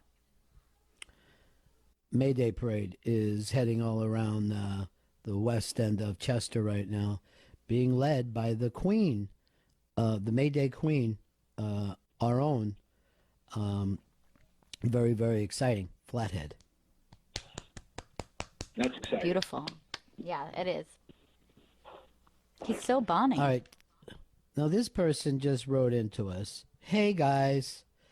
What's Gail's first movie club suggestion? Everyone keeps saying how good it was, but I never catch the title. Thanks in advance. You're welcome in advance. It's called Blow the Man Down, and it was quite a hit with the kids. It's gay porn. Blow the man down. I loved it. Do you think any sailors actually went like this? Hey, we should stop singing that song because everybody's saying we're gay. They're making fun of it. Yeah, they're starting to tease us now. And they're like, who's teasing us? The land people.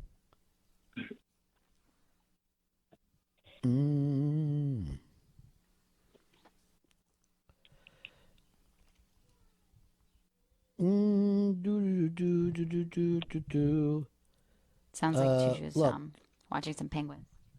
Good. Oh, good. You can stream SiriusXM free for all of May. Give this link to your friends and family. Retweet it. Share it. All you need to do is click to hear Faction Talk and all the rest of the big shows. Go to our social media for that. You click, use the click link that we have, and you just write in Bennington, and it gets you free. That's so great. I'm going to RT that right now. Get the word out. I'm just going to make sure that I don't get billed for it. It's going on Bennington's tab. Yeah. Bennington, he's got a few bucks put away. Beep, I wanted to go out this morning, but too rainy, too ugly, too shitty. And now look at it. What is it? Totally sunny. Clouds just parted. I didn't even know. And it looks really sunny and pretty right now. Yeah, it's nice out now. But it was no really idea. gray and nasty looking this morning. Around BL o'clock. 9:30 a.m. Fucking BL. What a fucking nut. I mean, literally what a lunatic nut from Crazy Town. I mean, you couldn't really expect her to wait to tell you about those people smiling in the car, could you? 9:30 during the fucking quarantine. And I slept like shit last night. I'm not going to lie to you. Normally I do. But I had a restless night last night. Mm-hmm. And then 9:30 this morning, I hear the phone going off. Assuming the worst. Well, it was the worst. I woke up. That was the worst thing about it. But I expect to get that "What about Bob?" phone call. Mm-hmm. Bob Wiley killed himself. Well, okay. I'll just fucking clap, and my light will go back off. The clapper never really caught on, did it? I've never been to someone's house and watched them clap the lights on and off. I have one. I've never. I have a clapper. You do? Yeah, I have a He's clapper. lazy. Yeah. In what room? In your bedroom? In the bedroom, yes, we have a clapper. You got the clap. That's a different fucking thing. They called you the clapper because of the fucking germs you would spread with your dick hole. I worked at a comedy club that had the clapper, and every time the audience would applaud, the fucking lights would go out. And I'm like, we can't. We gotta. By the way, Danny, speaking I of... saw a man smiling today. Made me call you.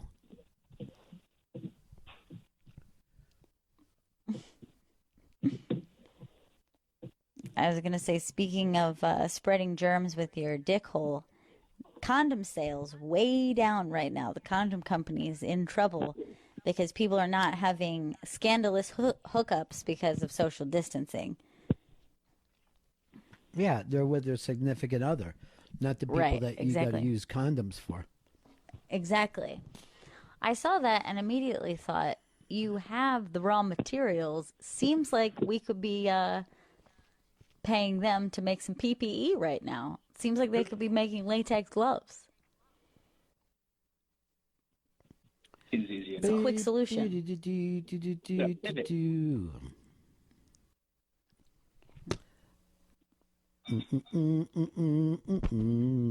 Is that song catching on at all? I think it is. Yeah. Hopefully I didn't, throw it out there too quick. Ba, ba, ba, ba, ba, ba, ba, ba. That 80s channel really plays a lot of 80s music, though. You guys got to listen to it. I heard Turning Japanese yesterday. Really? Yeah. I haven't heard that. Which forever. seemed really, really important during this whole Chinese virus thing that we're doing. Why don't we break, kids? We'll be back, Bennington. Faction Talk 103, it's the Bennington Show.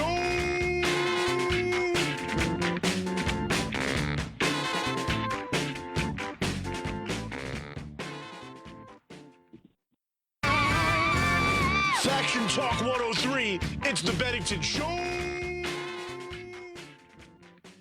Don't let the world get you down. Don't let the world get you down. Even when it's crashing all around. Don't let the world get you down.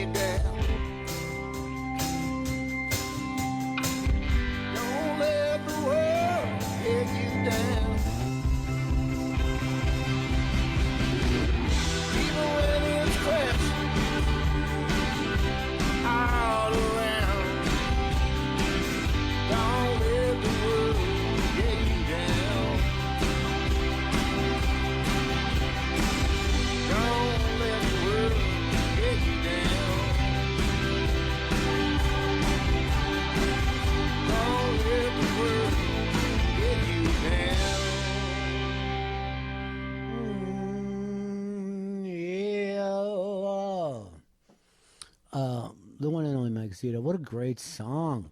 I like these quarantine songs. You know, it's all going to remind us of this shut-in time that we all experience together. It's the Bennington Show Friday. That only means one thing. Vito gets his food tonight. Gail, do you feel like you're going to top my ribs, or would you say fall short? I'm going to be honest. I don't think that anyone can top those ribs. I really don't. But I feel like it's going to be a very successful showing. I feel good about it. I'm going to tell you something right now. You picked out the mid-'90s, the skateboarding thing, right? And I'm going to predict this. That fucking movie is going to be an acid drop. Can't wait for it. You know what I mean? You think so? I'm going to bank straight into this movie and do the big flip. Mid-'90s, that's this weekend's movie club. Gail's always been a big skateboard fan, you know, because she's a 90s bitch. And that's, I'm a 90s bitch. That's when it all came together. And I do a lot of skateboarding, or at least playing skateboard video games. So I'm really looking forward to this one. I'm gonna give it the cook it grind right into a curb cut. Take it into the dark side. It's gonna be so much fun. You're kind of the much Dogtown, fun. and I'm kind of the Z-Boys. You know what I mean? I don't know what that means. Is that don't saying know that I should either. know? You know, I was just kidding, of course. I was part of Dogtown, and the way that happened was the late 70s in Los Angeles, California. We were having one of our droughts, or as I like to call it, yearly droughts, and no one filled up their swimming pools that summer. It was actually against the law because of the drought. And then I got an idea. I said to my posse, Posse, what if we, take our boards and just go around these dry pools and start to skateboard that way? Wow. Fuck if I didn't start a revolution, you know? That's amazing. I didn't know that was your idea. Yeah. I mean, sometimes we'd chip, and other times there might be a dog pissed or a double set. When I would do the drop-in, it would be like the most exciting thing. And that's when we started to do the handrail too, Gail, Oh, really? Yeah. Didn't you invent the ollie as well? I invented the stand and never caught on. And then a friend of mine said, let's do a stand and ollie. And before you know it, everyone had forgotten about the stand. And it's why I didn't get in the movie. If I'm going to be fucking completely honest, I didn't get in the documentary or the movie. And one of the big reasons that they said was jealousy, because I was doing all my stuff on the East Coast, Right. Or, as I called it, Beast Coast. And I'd sometimes go, it's great to live out Beast, And then Chris came around. He started to call it East Coast because he bakes. The whole fucking thing just fell to shit. I'm sorry to say it. It fell to shit. It's a Friday on the Bennington Show. I'm going to get it back and try to write back to people. I now understand that this had to be some kind of an organized thing to write me emails to pep me up. But, I was always fine. I haven't tried to commit suicide in 2 years. Last fucking time. What? Yeah. What? What'd you just say? I'm sorry, saying it once isn't enough. You know what I mean? It's like if someone came out as gay, would you go, wait, what? Say that again. It takes a lot of courage to say what I just said. I don't know whether you guys watched Joseph Biden today on the shows. Joe Biden has said, he came out because he's been accused of Me Tooing somebody. And and I thought that he was very presidential. He says, look, I'm a hugger, I'm a squeezer, and every once in a while a finger's going to slip in. I didn't mean it, I didn't mean it that way. He said, I really just tried to hug the outside of her crotch, and he said he slipped one in. So it happens. It all goes down that way. Now, I got together with some buddies from Michigan yesterday, and we did a bum rush on the state capitol. All of us brought our fucking AKs with us, because we want to open back up. And I'm happy to say this. The President of the United States said we're good people. Yeah. We're couple of good people.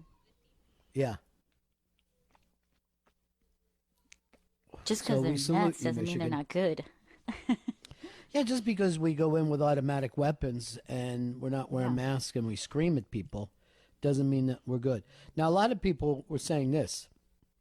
Well, imagine if they were African Americans doing this. If African Americans went into a place with a bunch of AKs, how would that go over? And I go, and this was my response, but we're not African American. We're white. Don't forget it. Yeah. We get to pick and choose the rules that white people always had the privilege of picking and choosing the rules they want to follow. It's fun. Well, most of the times we set the rules up. I mean, if you have to remember the founding fathers, you know what I mean? Right. They were all white. But if one of the other white people make a rule that a white person doesn't like, it's okay to voice that opinion and go, I'm not crazy about this rule. I'm not going to follow it. Well, follow it or, pay the consequences. That's what I say. He had every opportunity to not do that, no matter who it was. That's what I say. He had every opportunity to listen. You don't go up to a cop like that unless, you're a white guy with an AK. And then you can obviously do that. Right. In that circumstance. Founding father, any circumstance, Sure. We got a Second Amendment. Yeah. I don't know exactly what it says, but I do know the term Second Amendment. Now, Gail, our friend Frank from the Bronx, who of course, yeah, went on a ventilator for 4 days with the COVID. We're checking in on him now, and he's got some news for us. Frank. Hey, Frank. How are you, buddy? I'm good. How you guys doing? It's funny. You're right. Bum rushing with AKs and we're white Americans. It's called white privilege because anybody else would have been shot down, like Bobby Brown, if you know what I mean. But that's just the nature of the beast. So real quick, just an update. We all thought we escaped the situation, but the oldest daughter and my wife have the 19, and we are separated right now. They are upstairs. Me and my boy are in the downstairs, but they are currently dealing with it. Very light symptoms, but they tested positive, both of them. That's a never-ending thing here, man. Yeah. I mean, you have bad news, then you get some good news. Now you're back to having bad news, but you said light at this point, huh?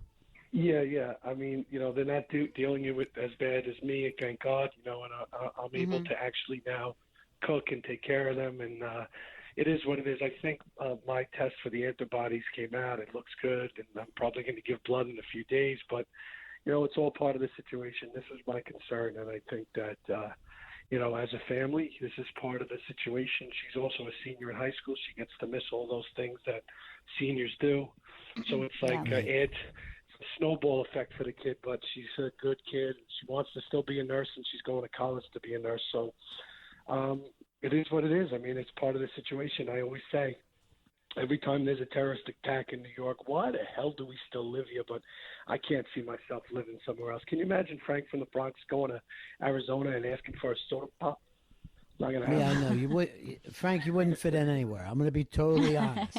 I don't even think you would fit in Yonkers. They would be going, what? Excuse me? And I'll just, my name is Frank Smith, and they'll say, oh, witness protection for sure. That's got to be one of you guys. Anyway, yeah, no kidding. I just want to tell you, hug your friends, your family. Tell them you love them, and you guys have a great weekend. I just want to tell you, always listening, always happy to listen, and give that Juju a big kiss, all right? And tell her there's other birds, but penguins, Yeah, I know. She's pretty locked up on penguins right now. Oh, jeez. I know, that's so hard. That's so hard. So 4 of them in the family. Frank gets the COVID. He goes into the hospital. He's on a respirator for 4 days. He gets home. Everybody's happy. Now his wife and his daughter have the same disease. Right. Let's open it up. That's the only thing we can do. Let's just open it up. Open up the Bronx. It's the best thing for everybody.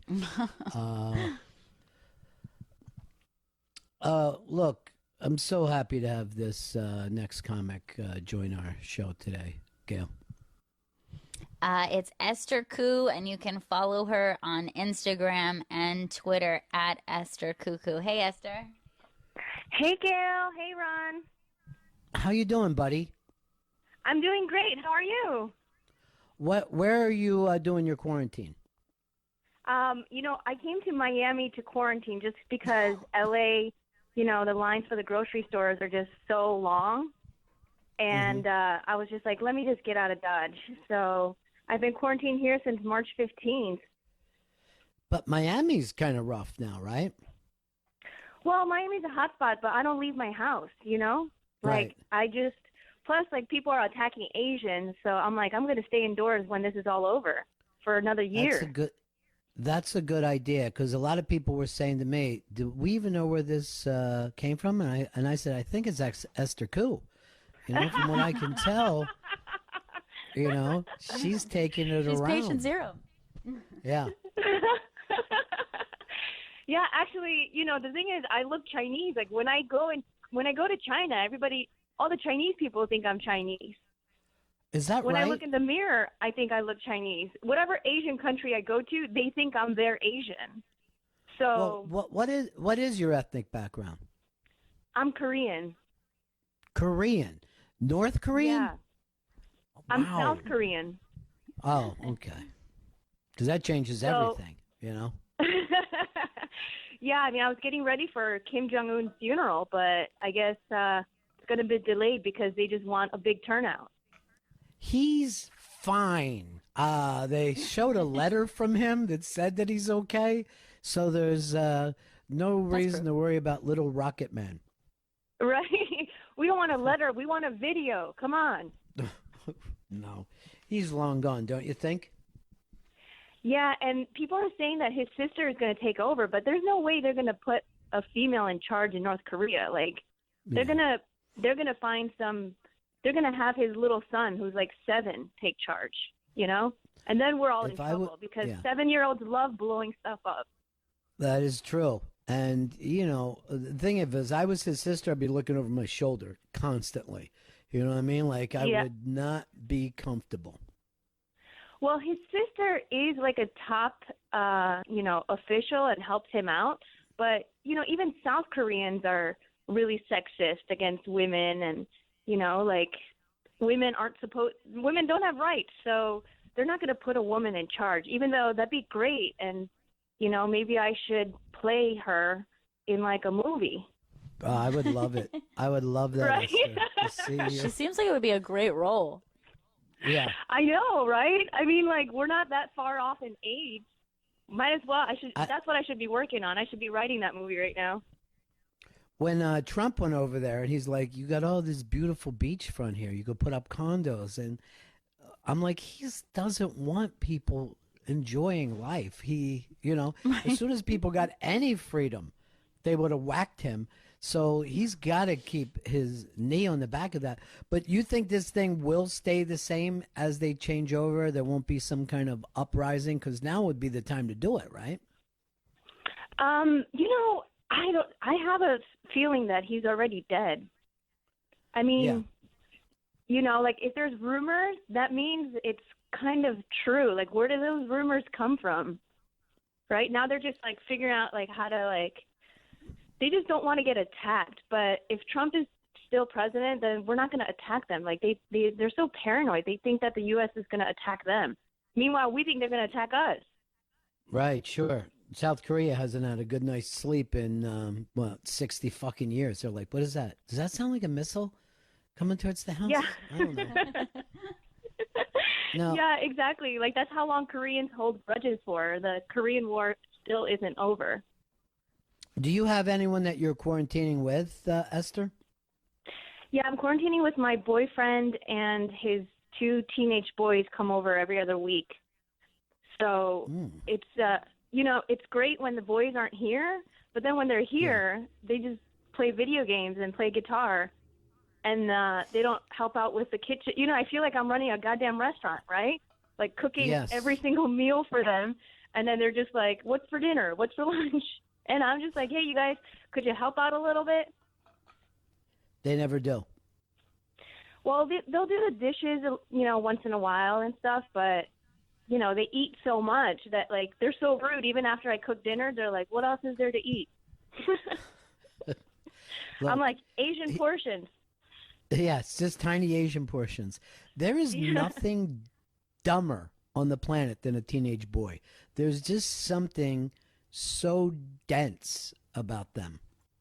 Yeah, they're just so full of themselves. They think they know everything. And then plus they have my boyfriend's DNA. It makes them even dumber. I could see that. I could see how that would be a problem, that he's passed on his dumb genes to them. Now, here's what I'm going to tell you, Esther, and I hope you don't take it the wrong way, but I bet both of these boys have masturbated thinking about you. Well, that's what my therapist says. And yes. It's a weird thing for your therapist to bring up. Yeah, so she's going to call in 5 minutes as well. And I mean, the thing is, I've been in their lives since they were like kids, since they were shorter than me. Right. Now they're taller than me. I will also let you know that doesn't matter. It doesn't mean anything because they are teenage boys. I didn't know that you were in such a long relationship. Well, they do. I didn't know either. I just smoke a lot of weed, and then all of a sudden I'm a fucking stepmom, But the boys, they do watch a lot of anime, so you might be right. Yes. Anime is the kind of gateway drug to that kind of thing. Now, so aren't you guys worried that they'll bring the COVID in and out of the house when they come over like this? Yeah, I got to spray them down with bleach and the hose and, because I don't know who their mom's fucking. So I just got to be vigilant and careful, like we're just supposed to accept people at their word. And, like we're just going by their honesty. But I wipe them down and everything. That's going to get them going. I'm not going to lie to you. That's going to get them going. Esther, what was the last gig that you did? Do you remember where you were when this whole thing came apart? I did a show in Long Beach. I'd say March maybe 11th or something. Mm-hmm. Yeah, and I remember I had gloves on, and no one else had gloves on. And then the other comics, they all come up to hug me, and I'm like, no, you can't hug. You know what I mean? Right. So I was like, after that show, I was like, okay, I'm not doing any more shows because you can't trust other people to not come near you. See, you understand because you're South Korean that these things actually happen. It's, people over here, we always looked at Asians like on the subway, like, what are you worried about? You know what I mean? It's fine. Stop it. It's a germ. And here they were ahead. They were ahead of the curve. Yeah, I was ahead too. Because I'm addicted to Twitter, so I've been following this since it was in China, and I bought gloves and masks in February. Wow. And but all my friends thought I was crazy because it wasn't here yet. But I was like, well, if Shanghai and Hong Kong are on lockdown, those are huge cities. It's going to get here any day now. And but I follow hurricanes since they're in Cuba. And when Irma happened, I freaked out all my friends. I was like, we got to evacuate Miami. Get out. Everybody needs to get out. And I lost friends. My friends got mad at me. They were like, stop freaking us out. And I'm like, I just like to be prepared for, pandemics.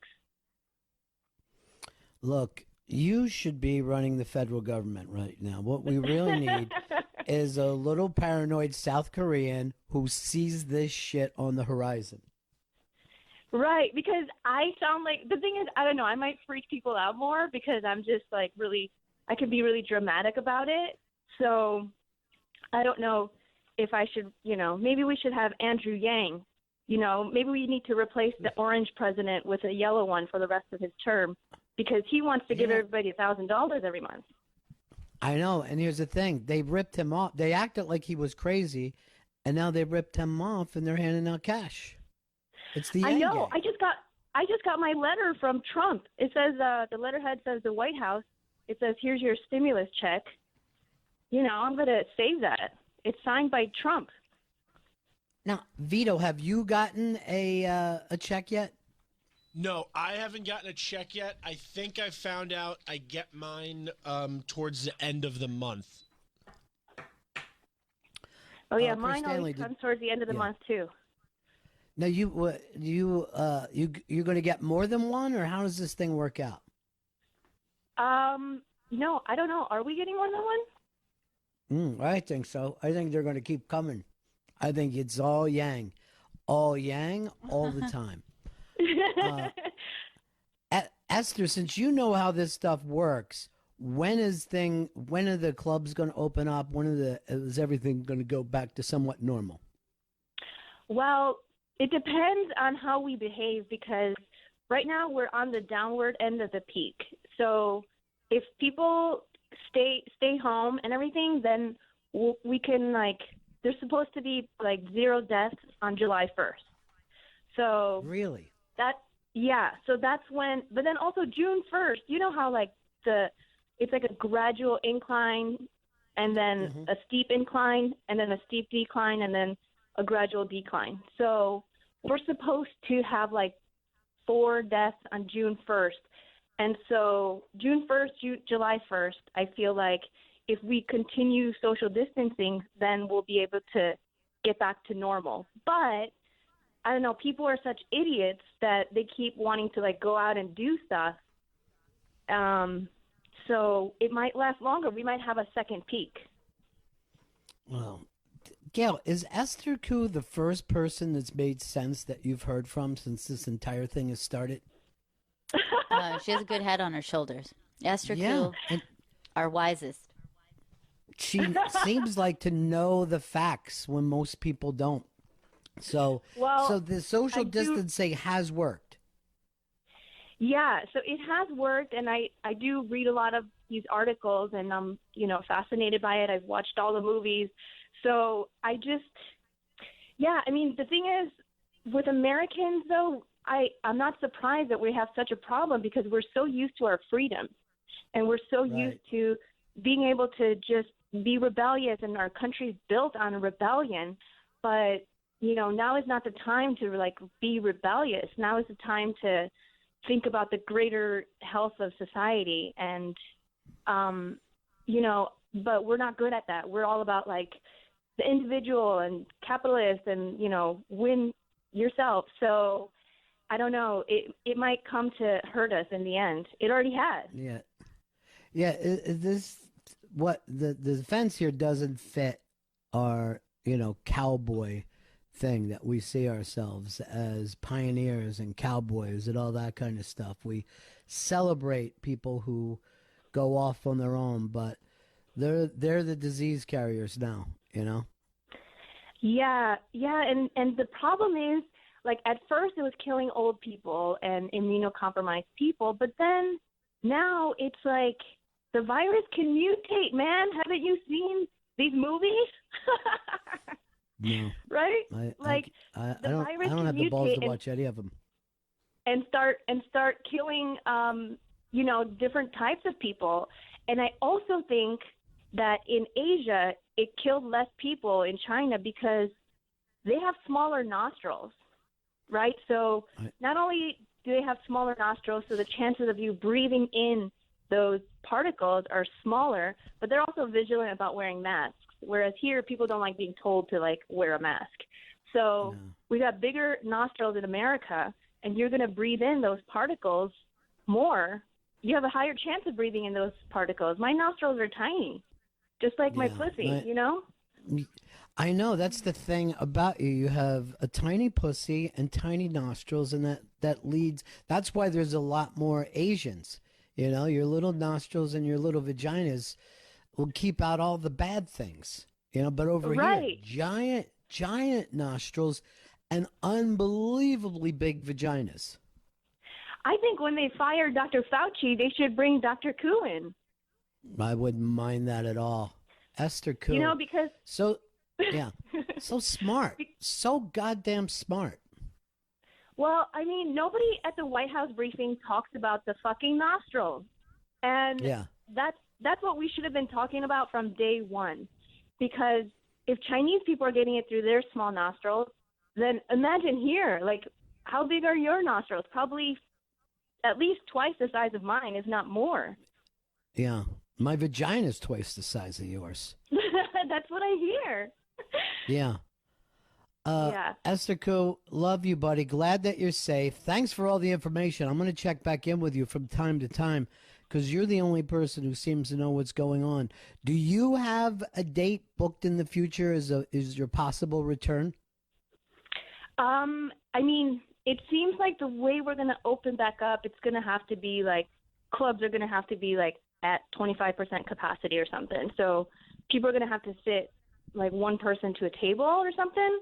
I mean, I'm supposed to go to Kansas City in June, but who knows if it'll happen. And so I've just been keeping myself busy. I've been doing my YouTube show called Korean Teens. So you guys can check that out. We definitely will. Adore you, buddy. Glad that you're safe. And we're going to check in with you from time to time, okay? All right. Glad you guys are safe, too. And stay vigilant. Okay, Take that's care, what we're going to Esther. do. Bye-bye. Esther Koo, Korean Teened. It's all happening, Gail. Mm-hmm. And you can follow her on Instagram and Twitter at Esther Cuckoo. Esther Cuckoo. Yeah, her little stepsons are masturbating thinking about her. There's no doubt about that whatsoever. Thinking about her tiny little nostrils. I'm reading this book about the making of Chinatown now, and Jack Nicholson is in it, and he's looking into the mirror, and he goes, "I have perfect teardrop nostrils." That's the kind of confidence it takes to be a movie star. I want to point this out to you, Gail. Our buddy Dan Perlman has a new album out.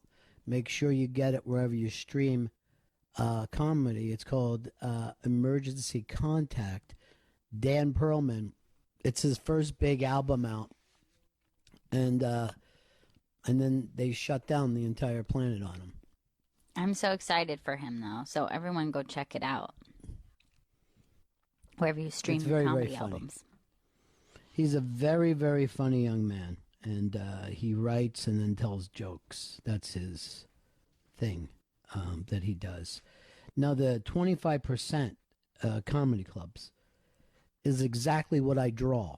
So I basically will be fine in the future, you know?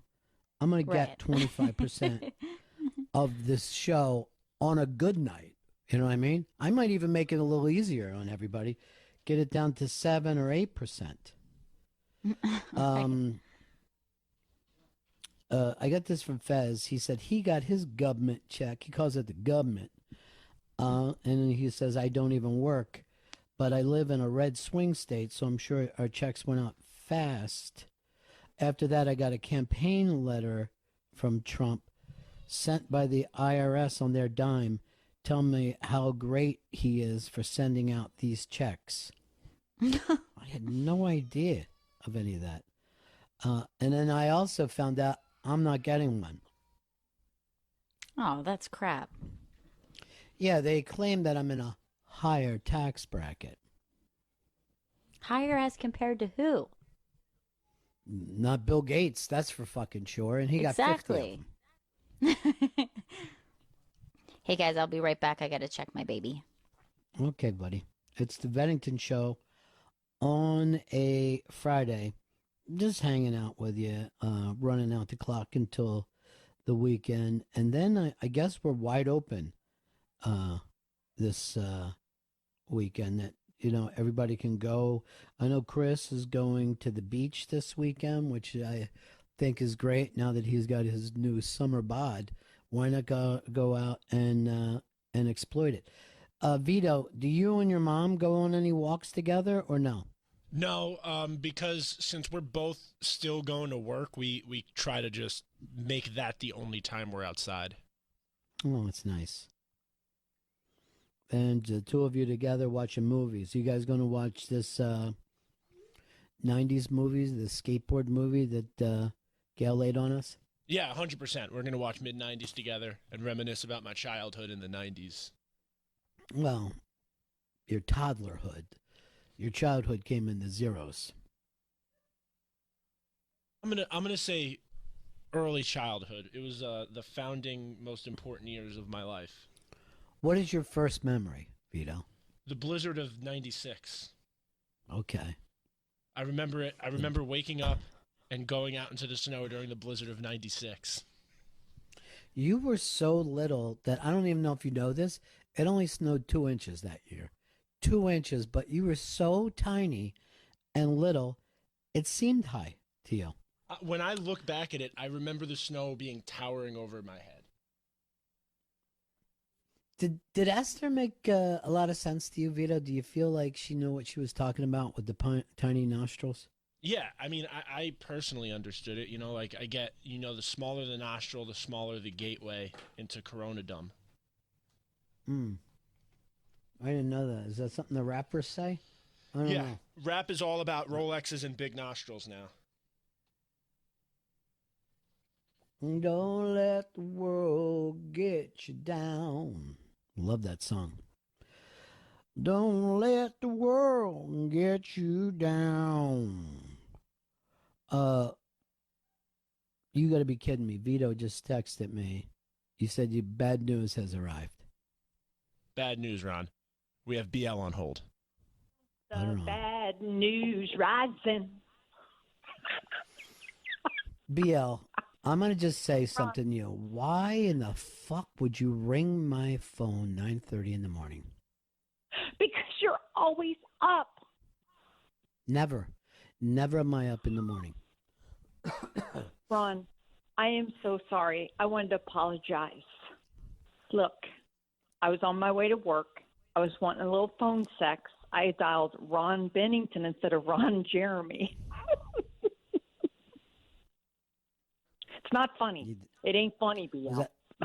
Was that your planned gag that you No, when I get on the air?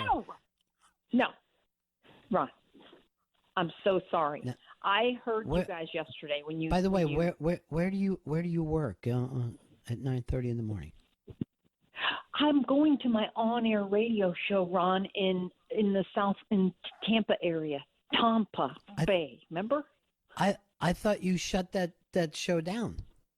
They gave me a stimulus. I got that place rocking. Everybody's wanting to buy ads. It's wild around there. It's like I'm getting all kinds of stimulus things. Well, that's not what stimulus is. But are you saying that you're keeping your AM radio show going? Yeah, it's really going well.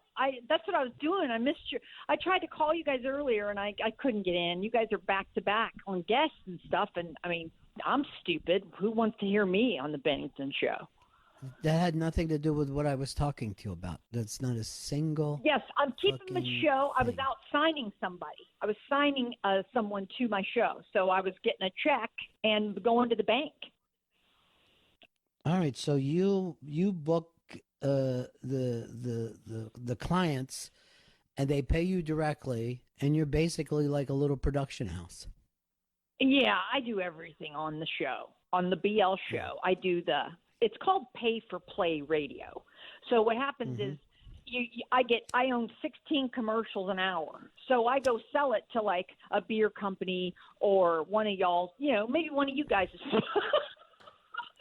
one of those people you guys talk about all the time. Right. It's an ad. What keeps people listening, baby? So anyway, that's what I was doing. But you told me, Benny, I'm shutting the show down. The show ends. You just can't in this environment. And then somehow you decided you're keeping it going and you're saying you're doing very well. Even though, from what I understand, the advertising business is doing pennies on the dollar for what they used to do. It is pennies, but the deal is, I only need to make like $3,000 a month to pay my bills and get by. So if I'm making that, I'm halfway there, and I'm able to pay my 2 hosts. So I'm okay. I'm surviving. Do you ever pay your guests? Because I've been on your show twice, and I feel like I should get a stimulus check.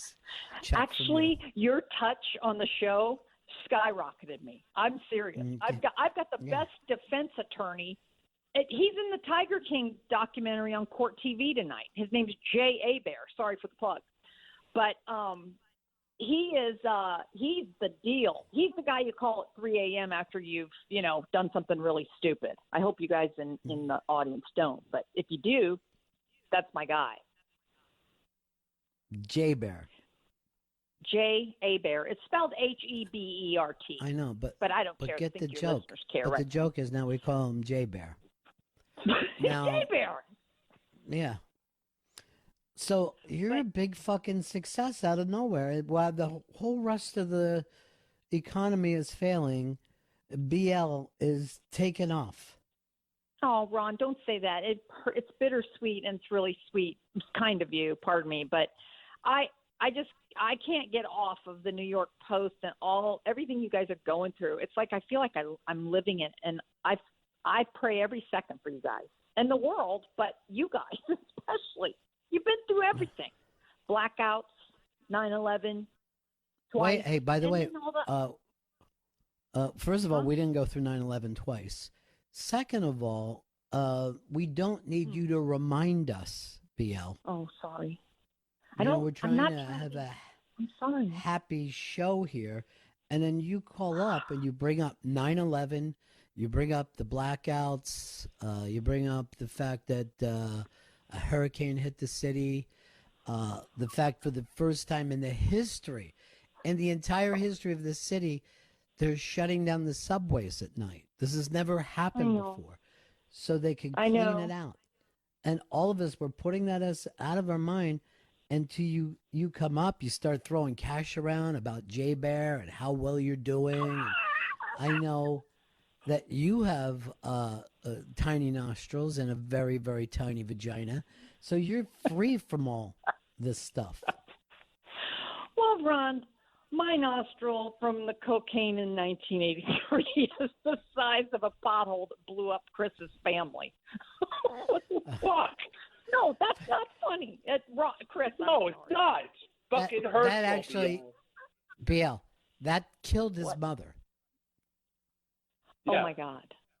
Yes, I'm and sorry. you would bring that up as a joke. Does anybody bring up that your brother died in a hamper? No. Why? Because it's sad. What the fuck, BL? That's not cool. That's what I'm sorry. telling So you. So the Mets died with Chris and. What? So sorry. Kind of fucking BL. What, buddy? You know that 7 fucking Mets now have the coronavirus, and this is your joke. 7? Tell the funny story about your brother in the hamper. No, man, that's my boyfriend from high school hung himself in the closet and fell into the hamper and was unsuccessful at hanging himself and wound up on ICU and all that stuff, and he's dead anyway. He wanted to truly kill himself for dating me. He doubly killed himself. Most of the guys that most of the fucking guys that you date end up dead. Now, yeah, they all, dude. How could you date me and my boyfriend that's locked down in Corona? Jesus, what could? I don't know. I don't know how anyone could get an erection with you. That's the thing that surprises me. Oh, he likes this. He likes this, that, there, baby. I was trying to give you a little piece over the phone today, and then I went, "Oh, this is Benny. I'm calling at 8:30 in the morning." You and me don't have that kind of thing. I could be naked with you in a room, and I wouldn't do you. Nor you would me. If you were naked in the room, I'd hang myself in the fucking hamper. Now, are you still BL? Are you? By the way, what is sicker than BL? Like he like dish. He like dish because you know she was pointing at her fucking vagina and ass. Now, BL, you're still with the pawn shop guy? No, dude, don't bring him up. Why? Come on. No, you know that ended. That ended a 9-year nice relationship. Tragically ended. He's dead?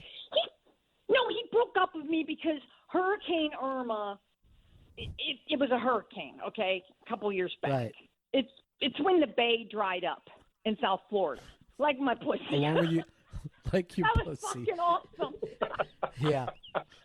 Ron, Now- I set you up and you weren't there. Where were you? No. Hanging? Well, when you hanging in your hamper, but BL, when you set someone up, you got to do the pause, not throw in the next line. Now, he had you arrested, right, BL? No, not arrested. He did give me a 100-foot warning thing. He got mad because he told me when he went, he had to go guard the pawn shop because there was a hurricane coming. There was no electric but there was no electric at our condo, so I had to stay there and guard the gold and the silver. Well, what happened is he said there's $2,000 cash in the drawer. If you need it during the hurricane, take it. Well, I took it but forgot to tell him until 3 weeks later. So he thought I stole his money. Got pissed at me. You did. Why would you take it and carry it around? Why wouldn't you Because just I wait for needed the it emergency? in my bank. I was out of money. Why This do I is tell you everything that's real? Because I just want people to understand how fucking terrible you are. So he's saying there's emergency money. If you need it, there's emergency money in the drawer. You take it, put it into your bank, and fucking treat it like, okay, now I can go out and buy whatever I want. No, it wasn't materialistic purchasing. It was like paying bills and stuff like that. I admitted Yes, my that's- wrongdoing. Why do you get all Where- those answers out of me? I hate telling you the truth. So you had to go into court and told them what you did? No, he called it off because he loved me. He did. He still does. But also you were driving back and forth in front of the pawn shop till he called the police again. I know that. Yes, I did that. Yes, I did. Anyway, do you have to bring up old wounds? The old wound is your vagina. Shut up, Stanley. Yeah, I know. I know. There was no You reason guys for him to suck. laugh at that. You know, I thought I could call my buddies because yesterday you end your show with, I wish I could hug everybody. And I'm thinking, does Ron mean me? All right. Now, Chris, did I end the show saying I wish I could hug everyone? No fucking way. BL No makes fucking things way. up 'cause he's fucking psychotic. You know what she found Ron. out? She found out I got $2,000 hidden somewhere in the fucking apartment. She's trying to get up here, get to it. I paid him back.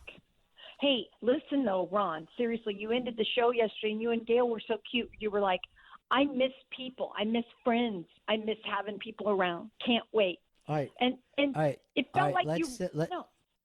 Let's use the word friend. You know you're not my friend. You know that. I've told you you're not my friend. Fez has told me time and time again to fucking shake you off. He said you stole 10 grand from him.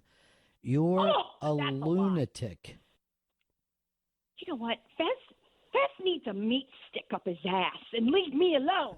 He doesn't want to be friends with me. I begged him. He doesn't want to like me no more. I don't want to be friends with you. I beg you. Don't call my fucking... Don't make me change my number, BL, because you have it. I'm not gonna. I will never call again. I'm sorry about calling at 8:30 this morning. How many was fucking uncool. times... By the way, how many times have you said to me, I'll never call you again? Lots, Every but I call. always do. Yeah, you Just always because do. we have a good damn time. Well, Never. I was excited because 6 years ago you always taught me, Ron. I never You taught said- you. BL, have Chris and Vito open you a Twitter account. Well, 6 years later, like my pussy, it's dust, okay? So I opened don't myself wanna a hear- Twitter I account. I'm don't- thinking Ron's going to be happy. So I got this account. I don't know. It's like a newborn baby, like a juju. I don't know what to do with it, so I thought you might help me open the Twitter account. BL, do you notice that I don't have a Twitter account? I don't do that. The show has it, but I don't because I don't give a fuck about Twitter, and I know I never told you to open a Twitter account. Now, You Flathead did, and you tells told me Chris to help me make it, and he didn't do it. But he had plenty of time to spend money on the XM account for extra Cokes in Central Park. I remember. She threw my name in there. I didn't work on the show 6 years ago. Yeah. You know what you were doing? Drinking Gatorade from my nipples, you kinky little fuck. why is there room in your nipples to pour Gatorade into? That's They're the inverted. disgusting thing to me. How's that an insult to No. me? You know the whole story, Ron. I'm not going to bore the listeners.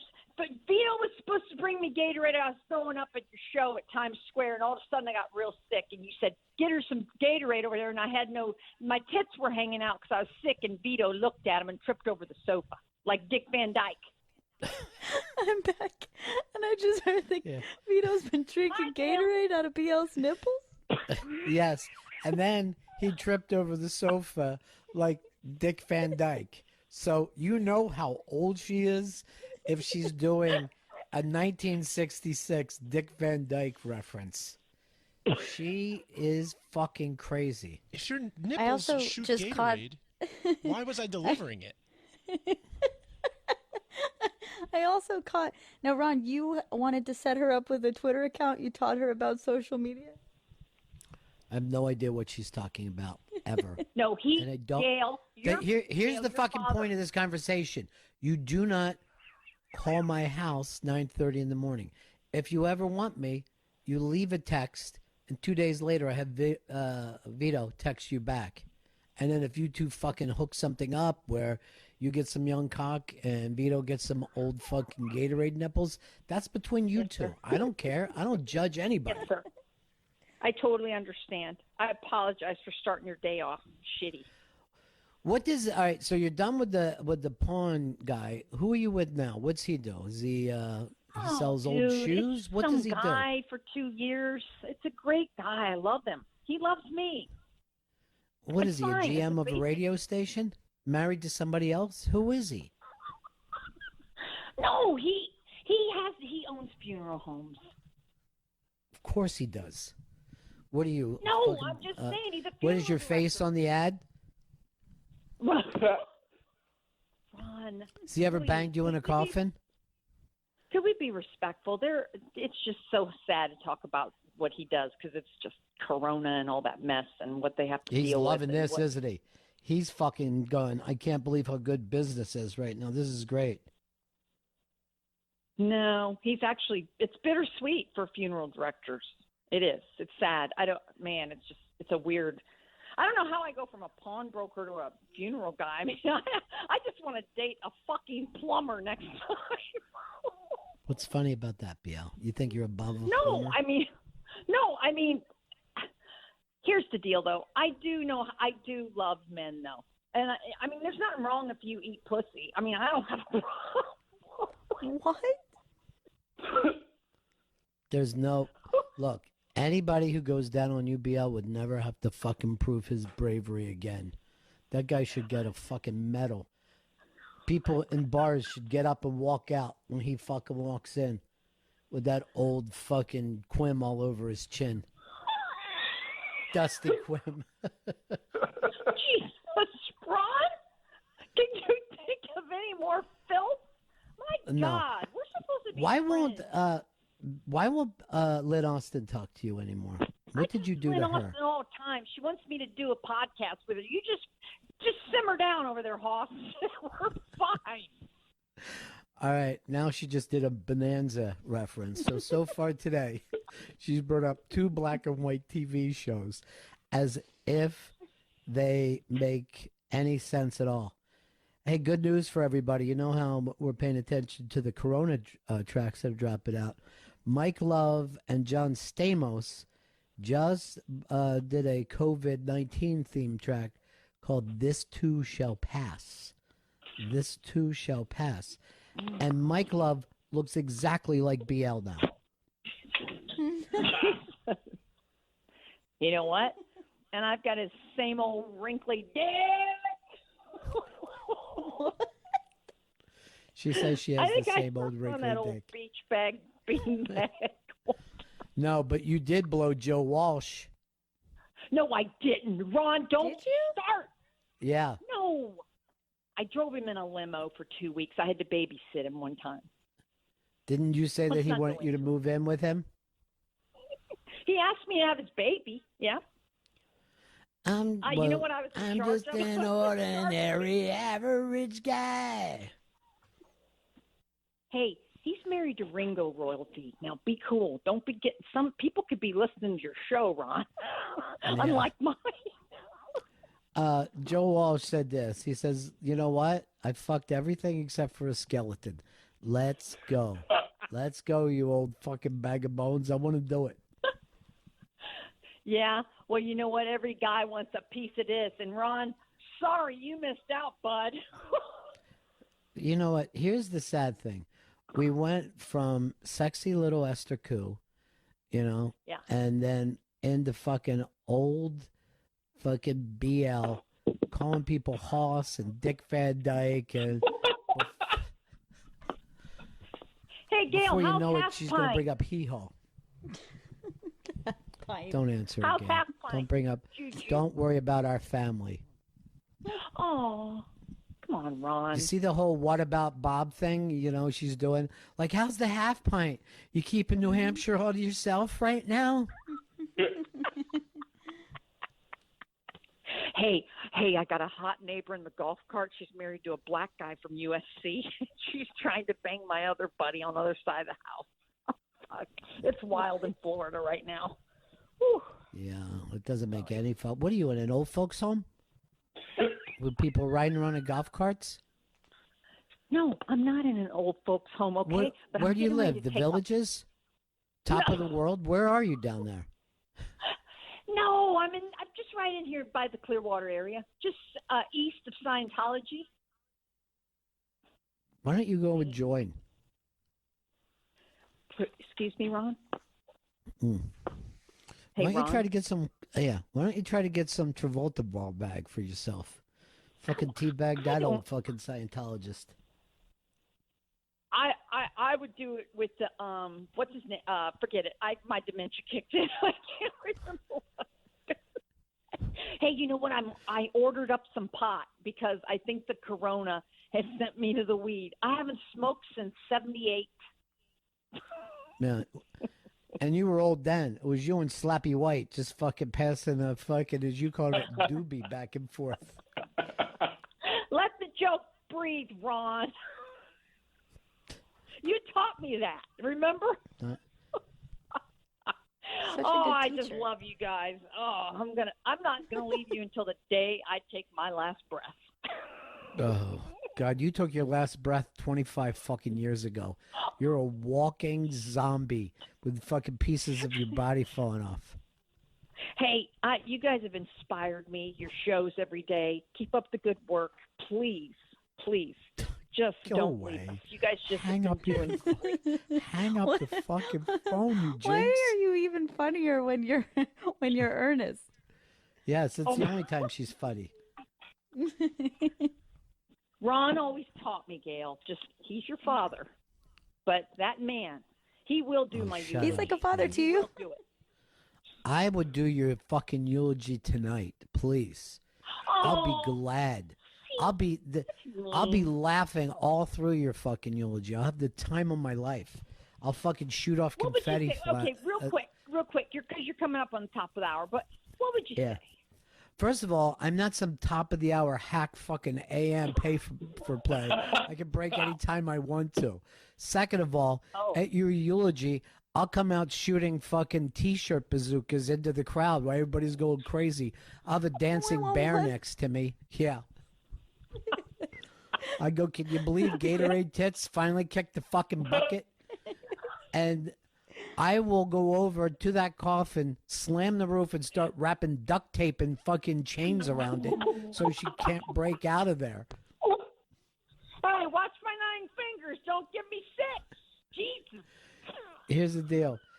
Then I'll go, here's the song we all need to dance to. We'll play fucking Ding Dong, the Witch is Dead. And then I'll run into Times Square and dip a nurse and kiss her. Don't make fun of that gentleman. His name's Joe Q, Ron. If you have any respect for American veterans. Oh, I forgot. You fucked that fun guy. of that gentleman. Yeah. That's his name, You know- Joe Q. He lives in Clearwater. Or, excuse me, his daughter does. I'm sorry. Let me tell you something. I know this for a fact. I'm going to give away a little BL fact is. And she's been with a lot of dudes, a lot of fucking dudes. 16. And every single one of them had to use a strap on. They could not do it with their own penis. She was in a gangbang and had to hand out 8 fucking strap-ons. You know what? I feel I like you am can still claim virginity then. Yeah. Yeah. That's just my opinion. I am the president of Let's Walk Down a Hallway. I don't even know what she's talking about. Camel toe you, breathe. Listen to that wheezy laugh she has. Her old beat up fucking lungs. She was Listen probably to sitting you there with old an mug oxygen moose fucking thing right up to her. Now listen. These I'm drinking. I know her. It's 4:30. These laughs are Lisa. gonna These laughs are gonna turn to tears. I fucking know it. Come on, Ron. The tears of a clown. Do, do, do, do, do, do, do. I met Smokey at your studios, remember? Nope. That did not happen. And here's the other thing. Yes, it Where's her did. song from? You guys had the 1966. You had the Temptations in. They all came into the Bennington show 6 years ago. I was there. If Chris First of has all, any knowledge of the producing, well, hold on, BL. Smokey Robinson is not a temptation, you fucking racist Missouri motherfucker. well, I know he's a very African American, nice person, and I met him at your studio. He was a blacker gentleman, and he was sexy as hell. He was like 80. None of this is true, just so everyone knows. There's no fucking way I would ever allow, if I had Smokey Robinson as my guest, which I did, I would ever risk fucking letting BL anywhere near him. No, delusional. he would have dug a piece of this. I'm sure he's got a big old, big old meatloaf east-west, is what I'm saying. Listen to that wheeze. First of all, It's the fucking fact- hideous. The amount of vile things you've said on this call, and you said, he's got a big old wah. Like that's when you decide then she I don't want to calls go it- too far. Some pretty Then lips and sing it. It feels good. Open them up. Then you know what I'm saying? Then she calls it a meatloaf and brings up east to west. She's fucking insane. And then she wheezes with those Swiss cheese lungs of hers, and it's so vile. It's so horrific. Well, they call me Wheezy. Well, we're moving on up to the sky. Oh boy. Honestly, with those lungs, I don't recommend her taking up weed. I don't think it's a good idea. Look, I do. Here's Weed the and thing Willie. about BL. She comes down twice a year to get salt and some flour with her mule, and then she heads back up to the fucking hills. Ron, come on. Now, come on. There's a level of nastiness, and we've achieved it. There's the wheeze. Is that a cowbell clanging around? Yes. Yeah, it's hanging around her fucking neck.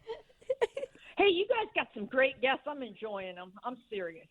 Really, Yeah, I well- love that Emma girl. Is she a lesbian at all, or? Emma girl. Who's she talking about, Gail? Do you know? I think she's talking about Emma Willman. Yes. Yeah. But she gets hot chicks. What do I get? I'm the skank. Yes. She's not fucking grannies. That's for sure. You know what? No I'll gills. forget it. I'm just tired of being. You just make me sound so ugly to the audience, and I'm really a kind-hearted person. This is the exact opposite of what you are. You're a fucking mean old witch from fucking Witch Town. Hey, You're Ron. witchy poo. You're literally Ron. witchy poo. Yeah. I let Chris backdoor me in the taxi one time. That Chris. never fucking happened. Yes, it Chris, did, that Chris. is- Fucking I can't finally believe the that truth. happened. No, that's more of her crazy fucking lies. You backdoored her in a taxi cab? No, I didn't backdoor her in the backseat of a taxi. No. I was an Put your intern. He girlfriend confided on. in me. Put your girlfriend on. I want to tell her about your fucking skanky old fucking shit dick that you've been carrying around. I want to keep that away from her. Chris wanted some of this sweet honey pie is what he wanted. I don't want any of that nasty old fucking veg. You know what? Yeah, well, now I I don't really know. believe it because that sounds like a Chris quote. Yeah, it does.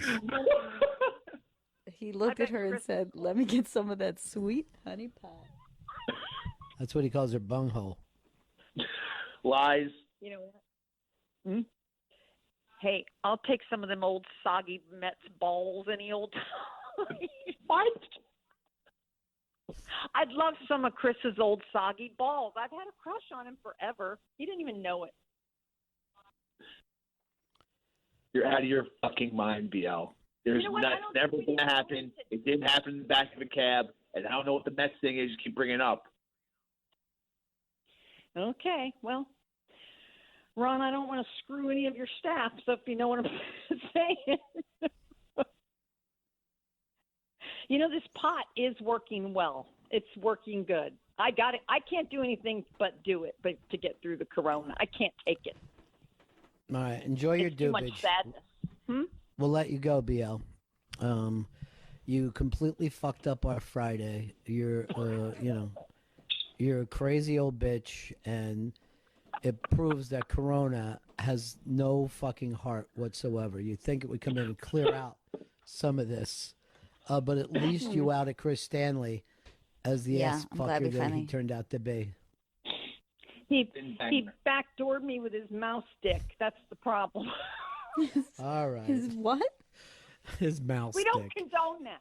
Hey, I love No. you guys. Okay. Hope you have, All right, I'll be bye-bye. praying for your country, your city. I love you yeah. guys. Bye-bye. Thank you, BL. That means everything You've coming done, from you. By the way, you've done more fucking harm to this city than the COVID-19 just by calling in today. It's a little rough. Oh my God, Vito, she's still on. She's still on. She's What not don't gone. you know about? She's never Yeah. gone. She's never gone.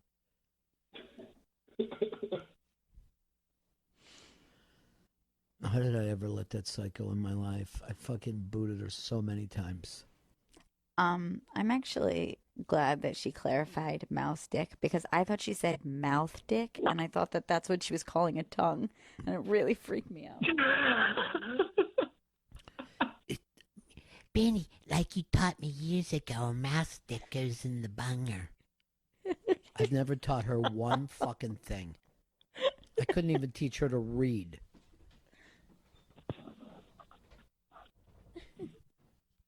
Now she's diving in the Seamont Pond, just fucking having the time of her life. Pawn guys, funeral directors, everything about her is just sadness and fucking doom. All right, why don't we take a break here? Everybody use this time to shower off the skank.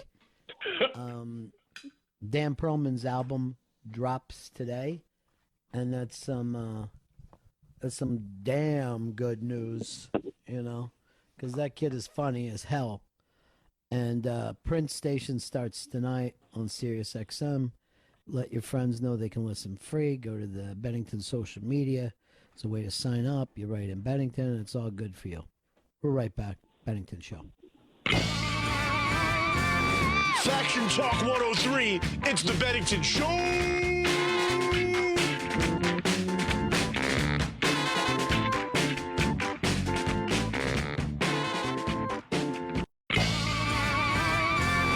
Faction Talk 103, it's the Bennington Show.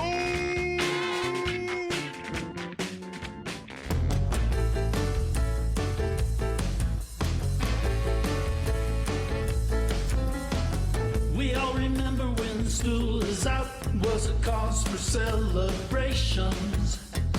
Nobody ever even thought about closing down entire nations. Washing hands and wearing a mask, and it's not even Halloween. shaking hands is a thing of the past due to social distancing. People are wondering how long it'll last. As the saying goes, this too shall pass. Well, I believe the best is yet to come. So let's get back to having fun, fun, fun in the sun.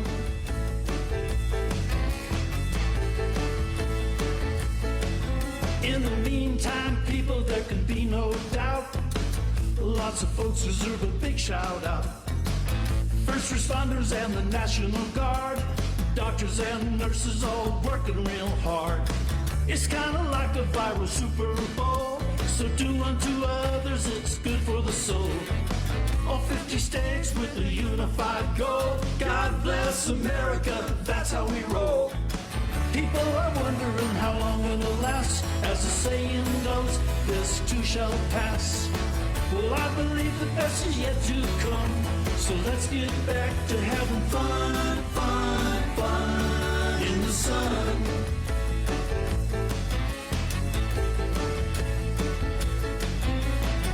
We're turning lemons into lemonade. Just be cautious, don't be afraid. Do what the doctors recommend. The sooner we do, this pandemic will end.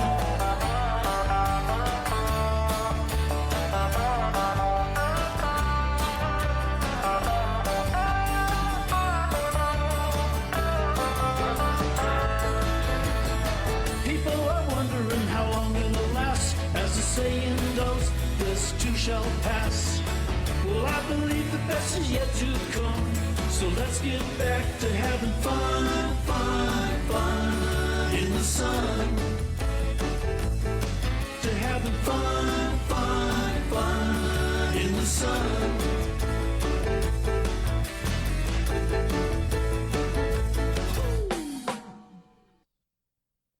Bennington. That's the big Mike Love hit, huh? Yeah, Mike that's Love? the big Is that Mike who that Love, was? John Stamos joint. Made me want to lick a COVID seat, but that's me. You know what I mean? I'm more of a hip hop guy, you know. But I did like this part. Having fun, fun, fun in the sun.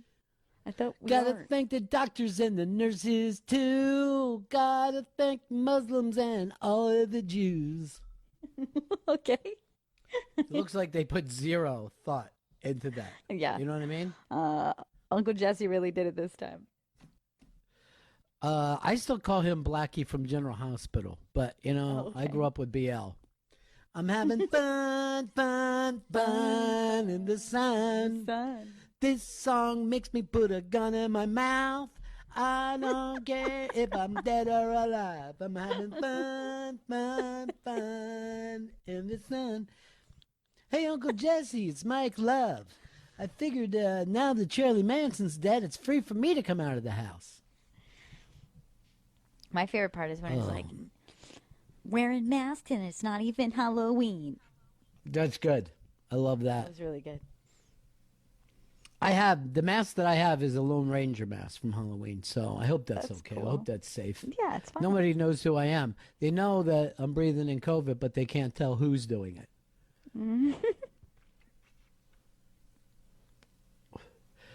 Every time I go to Central Park now, I see like a couple in a mask, and I'll yell, "Isn't that fucking de Blasio?" And then after that, I start having fun, fun, fun in the sun. There was like no reason for that part to pop up. You know what I mean? None at all. No, it's just what they're used to. Taking my Woody out to Malibu, got a surfboard and I got mescaline too. Shooting up heroin like it was the waves and having fun, fun, fun in the sun. Well, I've got a high fever and I'm shitting bricks. Everybody's thinking. Fucking Mike Love. What a perfect name, though, right? I know. It's lucky.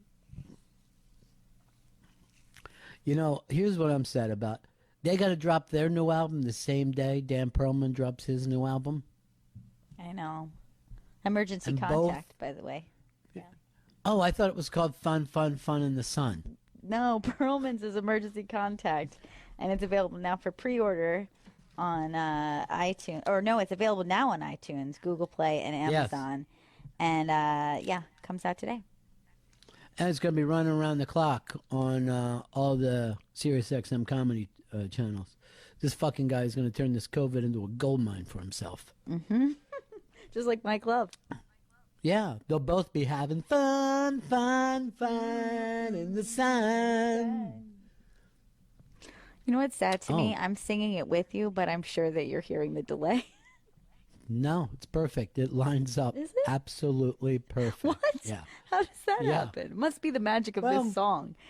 Yes, that it is is. sometimes titled "This Too Shall Pass" and not "Fun, Fun, Fun in the Sun." I just got a text from Brian Wilson, and Brian said, I'd rather hear Mike Love eat shit than sing a song.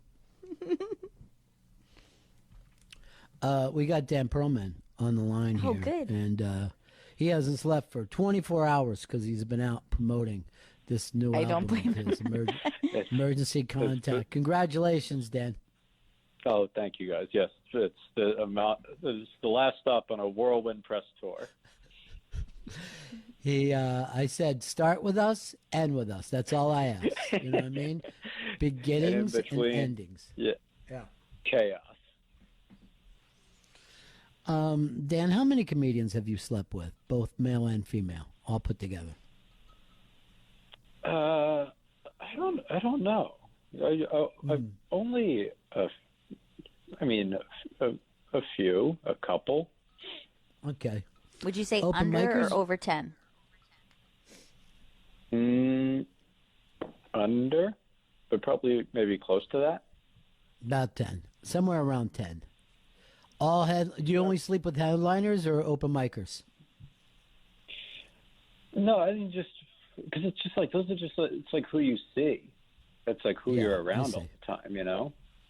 Right. So you started with open micers, and then you've moved up. Right. Yeah. And here's the thing. Open micers, he only bangs for 6 minutes, but a headliner, he goes them straight 45, you know? Nice. Because he's traditionalist. All the times are allotted. They're there for a reason. You work You your know, way Dan, first of all, congratulations on the album. The album's fucking spectacular, and everybody's talking about it. But I've never heard, in my life, do you have any other interest outside of comedy? Well, we talked a lot about basketball last time. We'll have long NBA talks. So that's it, just basketball. I like basketball, and then I like. My friend was just asking this, but I like movies. Movies are good. I'll enjoy those. Do you? All right, Dan. Everything that you like has disappeared. It no longer exists. You know. You can still watch movies and sports. You know, there are games I haven't seen that used to exist. You know. Okay, so you'll watch a game from, let's say, 1958 basketball. You'll just put that on in black and white. Pre dunking, when it was just it was the sort of guys dribbling around a grainy black and white footage. Love it. Love to see white guys play because they slow the game down where I can finally enjoy it a little more. You know, I could see what's happening. Maybe like 6 possessions a game because there's no shot clock. No, it's really probably too much in terms of comedy. It probably shouldn't be as much of a thing, you know? Thank you for admitting it. Thank you. This is a great fucking step for you that you shouldn't be constantly, you know, I try to have a conversation with Dan and he's always like, great premise. Are you going to use it or can I have it? I'm like, Dan, I'm just trying to talk two fellas. That's all. Two buddies. Yeah, I don't mean to interrupt a couple fellas talking. You know what? That Mike Love song is stuck in my head, Gail. I can't fucking get it out. It's just... Yeah, it's a good tune. It's ear That's candy. why. Yeah. What are we going to do? So you're having a Zoom album release party tonight. Is that right, Dan? Someone suggested that, and I thought what would be a better gift to people was to not make them do that. That's nice true. of you. Yeah. Right?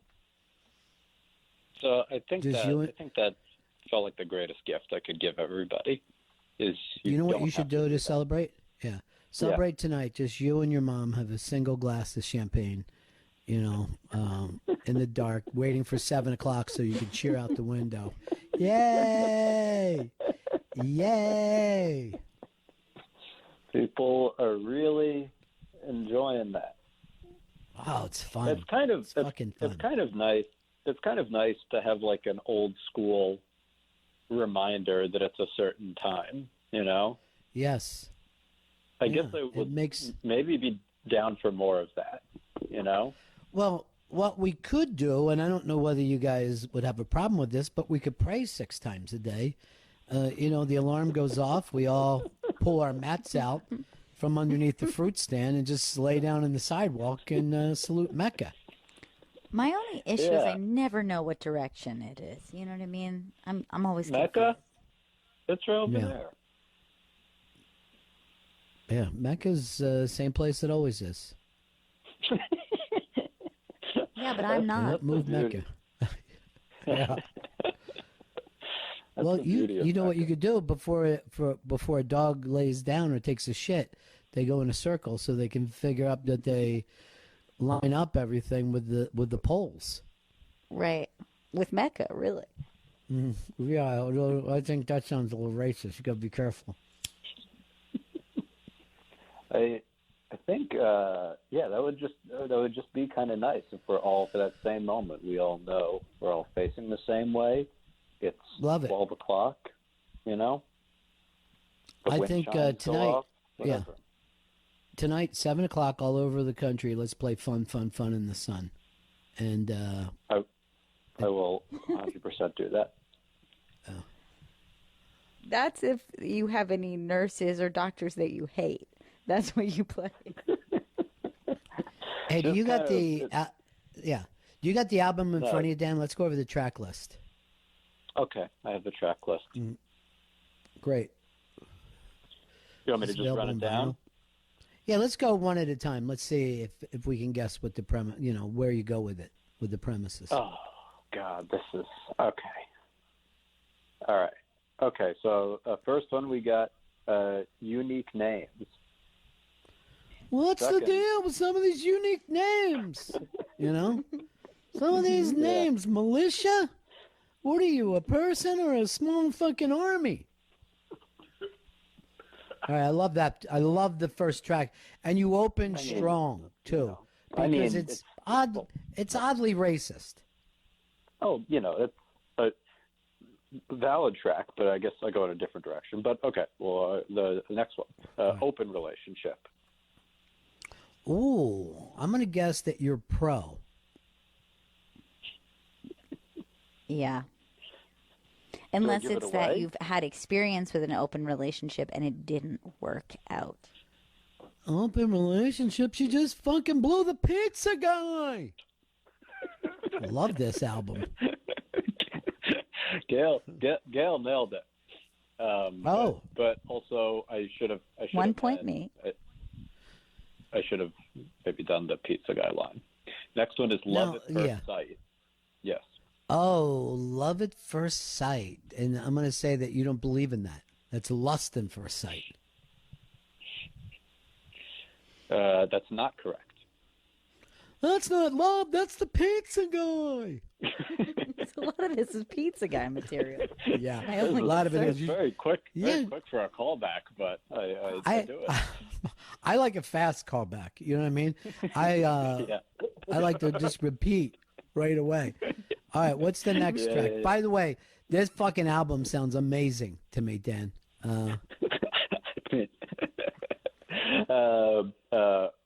Mom sex, no objection. Ooh.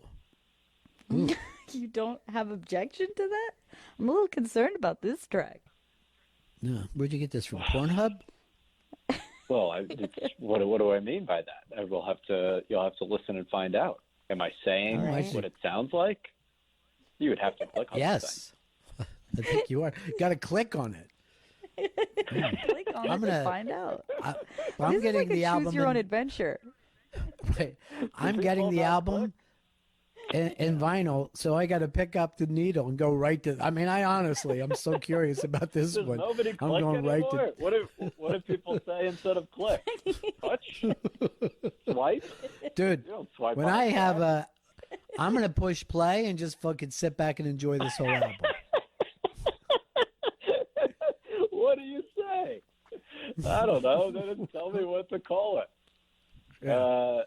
The next one is emergency contact. That's the big one. Yeah. It's like how there was Thriller on Thriller, you know? Yeah. And to me, though, I got to say, I think Thriller is the worst fucking song on Thriller. You know, I'm embarrassed of that song. I think it's so bad. I think I agree with that. Yes. Mm-hmm. It's not a great song. No, it's terrible. And The Girl Is Mine is pretty fucking hideous, too. I'll be honest. There's two good songs. I maybe like that one, but you couldn't. There's two good songs. Name it that. Yeah. There's two good songs on Thriller, period. End of fucking story. Lock it up. You heard, I finally did my criticism of the Thriller album. Put it in Rolling Stone today. All right, so this album that you guys, just sailing along now. I mean, at this fucking point, I might even have to pause so I could just regroup a little bit. I'm laughing so hard. You're laughing hard, yes. The next one, David Blaine is a coward. Wow. That could lead to lawsuits. That one, wait, why is he a coward? Is it from his stunts or his magic tricks? You'll have to click. Oh, I'm gonna click. Again with the click, right, Gail? What is this, 1999 when we used to click on links? The next one is Clueless Dads. This sounds like gold. Yeah. Like, it's just kind of like it's dumb. Not even mine, you know. But it just might be. Is it going to be something that feels maybe, I don't know. Who knows? Who the hell knows what I'm talking about? Now the next, I'm looking at it now. Who the hell knows what am I saying? The next track that I'm looking at is called "Gots to Get That Pussy." What is that about? And not what I was not. Why take such a strange swerve in the middle of the album? You scrolled to Cat Williams. Oh, my bad. You're right, because they're right. C's next to D. You're correct. All right, what's the next track, Dan? You got to watch what you click. Oh, it is? I'd spell it like a white person. I'm sorry. Next one, God greater than math. God is greater than math. With the religion, greater huh? Sign. Yeah. Now, here's the problem. When you get into religion, you know what I mean? The Catholics might have a problem with this. No, I think they would love it. Well, then the mathletes are going to be pissed. And they're so mathletic. You got to anger someone, Yeah. you know? That's true. That's true. The last thing you want to do is come in vanilla. You know what I mean? Somebody's got to get mad, or you end up selling albums like Jim Gaffigan. You know what I mean? Just nothing. Oh, wait, he's gigantic. You got to go after the math people. Okay, next now one. the next track, the next track is called "The Big Yellow One's the Sun." Aren't you concerned it's a little too close to somebody else's bit? If there's overlap, I haven't heard it before. Okay. A coincidence? Okay. There's such a thing as parallel thinking. And parking. No one ever brings that up, but no one ever complains, hey, I started parallel parking. And obviously someone did, you know? That's true. What's the next track? Inheriting Love and Holocaust Art. Oh, boy. Here comes the Jews. You don't want to make them mad, Dan. Really, really, this track and the next one, working at the 9/11 Museum, I almost grouped together and called "When I Almost Lost the Audience." Right.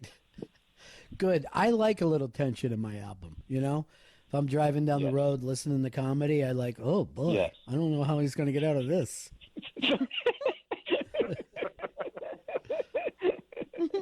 Yeah, it's all smooth sailing. You know, yeah, go ahead. no, I'm going to hear you. No, I was going to say the next one, the self-delusion and confidence. It's a long album. Was this a double album? Was it the White Album you got coming out now? We just got two more. Okay. We have a suicide hotline. This is a fun one. Boo. Wow. Too edgy. And then, man, BL's going to hate that because her boyfriend died in a hamper. And then my day with Dennis Rodman. You won me back. Oh, and that ties in perfect right now. You know what I mean? With this whole Last Dance thing that's going on and the fact that Kim Jong-un killed himself. But I saw the video of you and Dennis Rodman, which was, I was always amazed that you had him as a guest and the weirdness that went down there. Yeah, well, he had me as a guest. Oh, I thought he has a podcast? He briefly started a podcast, and it never took off. Why? You could tell a lot of the reviews of it were from him because he writes a certain way where it's like every period, word, period is period, separated, period, you know? Right. So all the reviews were like Dennis, period, this, period, rules, period, you know? Yeah. But he started it, and then it was to give advice to couples, and that's why my friend and I pretended to be in a relationship, so we could go and meet him, and he gave advice. If there's anyone I'd like to get advice from, Dennis Rodman's the guy. Mm-hmm. But then she said we were comedians, so I just had to hear. So I just had to give it. So I was like, okay, well, I can't make up a thing. I was just going to make up a thing and kind of make fun of him. But then I was like, all right. And so then I just sort of talked about actual relationship issues I'd had, in a fake context to the worm, you know? Yeah. Was he helpful? You know what? I'll buy the album. Yeah, you can click. But I guess I would argue no. But I do think, I don't know. I guess I gave it too much thought. But I guess I would argue no is fucking perfect. Dan Perlman, get some rest. Yeah. Get some rest, buddy. You have done all the fucking talk shows. You've done all the press, Time Magazine, Newsweek. Get some rest. Gail, tell everybody how they can hear the album. It is available now on all your streaming platforms. It's Emergency Contact, and it's available now. Dan Perlman, congratulations. Thank you, buddy. guys. Talk to you soon. Love you, Dan. Love you. I guess it's true. Everybody wants to book the Pearl. It is true. And did you see that I just made Dan say I love you back to us? It's just like how I also force him into physical contact because I think he needs a little warmth. You always say that he smells good, though. He does. He smells delightful. And I can't remember who it was once, but a comment came in and was like, have you ever noticed that Dan smells so gross? And I was like, it's 100% the opposite of that. Yeah, that's what started it. And then you told us that he smells well. Smells like the earth, you said, I think, or yes, rain. It's very earthy. It's like summer rain. Yeah. Mm-hmm. I think Fox I said very that much after like sitting next to him at the Thanksgiving show. Who was it? All right. Now we're getting to the bottom of it. Thank you, Vito. Okay. Fuck tried to spread this goddamn lie. And you were like, no way. He smells good. He uses High Karate. I think High Karate is the name of his cologne. He's got to fight the women off. Well, Dan helped me recover from BL, I think. You know what I mean? Dan's so funny and he's easygoing, and he was willing to do something uncomfortable like read off the track list and have us guess. And you see how he's like the exact opposite of BL. He is. He's the anti-BL. God, if there was only something like that could kill her, the anti-BL. I honestly would murder her if I thought I could get away with it. And you could She's push like a a cockroach, toothpick so through that that she'll spine. never really be gone. Well, she's like a cockroach that she crawls around on the floor and eats fucking crumbs, Oh, yeah. The sound of her scuttling about. Oh, that's gross. That was a horrific sound you just fucking created. I'm kind of the Bennington show's Foley artist. Hey, plug the movie club, Gail. Movie club this weekend. It's called Mid-90s. You can find it on Amazon Prime. It's a new-ish movie. I think it came out in 2018. And directorial debut by Mr. Jonah Hill. He also wrote it. And the theme song is Maria Muldaur, Midnight at the Oasis, which Good. it's a very surprising thing as a theme, because you don't think of, love at the Oasis as being something that skateboarders would be thinking about. But I feel like they grab you right from there, right from the opening theme. Now, yeah, but it makes sense because midnight, mid-90s, of course. Right. Mid-90s at the Oasis. Bring your camel to bed. What? What the fuck are you talking about? No idea. Muldaur?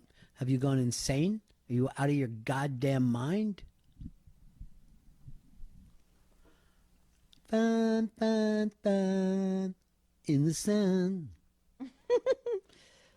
What's a better song, that or Midnight at the Oasis? Midnight at the Oasis is the best fucking song that's ever happened in the history of the planet Earth. And worst thing that ever happened, COVID-19. It has fucked us up. Well, Yeah, I got good. plans this weekend. Now that we've all cleared it up, I'm going to Michigan and going swimming in a swimming hole, having some fucking fun in the sun, Yeah. It's a big rope tire there, and I'm just going to hold on to it, and off I go. It's going to be a blast. Also, this mid-90s movie you have about skateboarders, Gail. I just looked up on the IMDb. I know you said don't even look, but I did it. Sorry, I ruined it.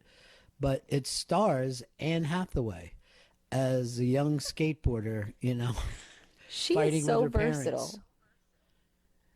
parents. Is it versatile or versatile? I hear it come up both ways, and I want to be careful with that.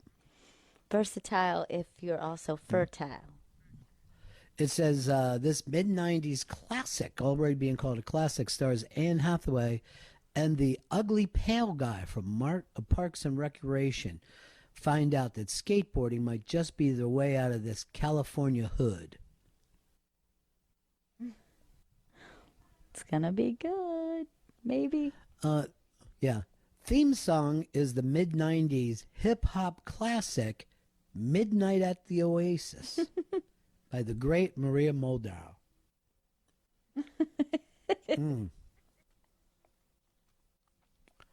Also starring in this, and this is surprising to me, Harley Quinn. So I guess this is kind of a part of the DC universe, Fun. I think what would... Yeah. also that it's an A24 is a big reason I'm giving it a go. Yeah, you always say A24 is A+. What would you like to see Chris Stanley bake this weekend, Gail? Oh my gosh, I would love. What about like a, this is the Southerner in me, but what about like a cornbread? Have you thought about that, Chris? We'll have up on the docket this weekend some pretzel fucking rolls. Oh yeah, pretzel rolls. You know what goes great with pretzel rolls is donut holes. So you'll be having rolls and holes all weekend long. Tight holes. Guess what I'm craving right now, right this second? Cornbread. Just for fucking bringing it up. Cornbread is an underrated fucking treat, and you really only get it next to fried chicken. It doesn't go with a lot of food, but it's perfect next to fried chicken. Delicious. By the way, where I'm from Chris, we call it cornbread. Oh. Bring in some of that cornbread. Cornbread. Yeah. Delaware County? Yes, Delco. We call it cornbread down there. See, I'm from Codell South. You know, that was the all-star team that I played on. Yeah. We called it the league Codell as a way of doing Delco. We would have been sued by the county if we called it Delco. I was literally the first all-star in the history of the Chichester Comets. So, bam, fucking put that in the Wikipedia. And then have a little side of cornbread with that. Cornbread. What time you making pretzel rolls, Chris? I'm not sure. I think tomorrow I have a lot of washboarding to do because I hear it's going to be sunny out, so I need to get on that good weather. But maybe on Sunday I'll make some pretzels. Now, you're going to do the pretzel rolls with cheeseburgers, or what are you going to do? Just put peanut butter and jelly in it and just eat it that way? You know what? I was honestly thinking a tuna fish sandwich on the pretzel rolls, but I don't know. You love your tuna fish, that's for sure. Why don't you? What about this? It's a pretzel roll. What do you put inside? Potato chips. Hello. Sounds great. Hello. While you're doing it, could you make a couple pretzel rods? I'm not sure. All I right, can try. we got to wrap up this fucking show today. What a show it was. Esther Koo, Christine Evans, BL, and, you know, it was a girl show. So we ended it with Dan Perlman. Perhaps the Why? Because the ladies love Dan Perlman. They do. Everybody loves the pearl. They want a pearl necklace is what they ask for all the time. Vito's doing an unboxing because Gail is sending him thanks for all you do celebration party. And you feel like you hit a home run, and you said your man helped you with this, Gail. Yes, he helped me out with this pick. I'm very excited about it. I'm very excited to see the unboxing. Thank you to everybody for. Yeah, he is an essential worker. Come on, let's all applaud Vito. Love you, Beats. See you guys back here on Monday. Stay safe, everybody, and stay cool.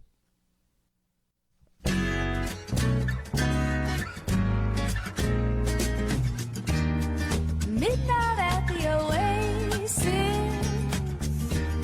Send your camel to bed. Shadows painting our faces. Traces of romance in our heads. Heaven's holding a half moon. Shining just for us. Let's slip off to a sand dune. The Bennington Show has ended, but you can always listen to it on demand on the SiriusXM app and on SiriusXM.com.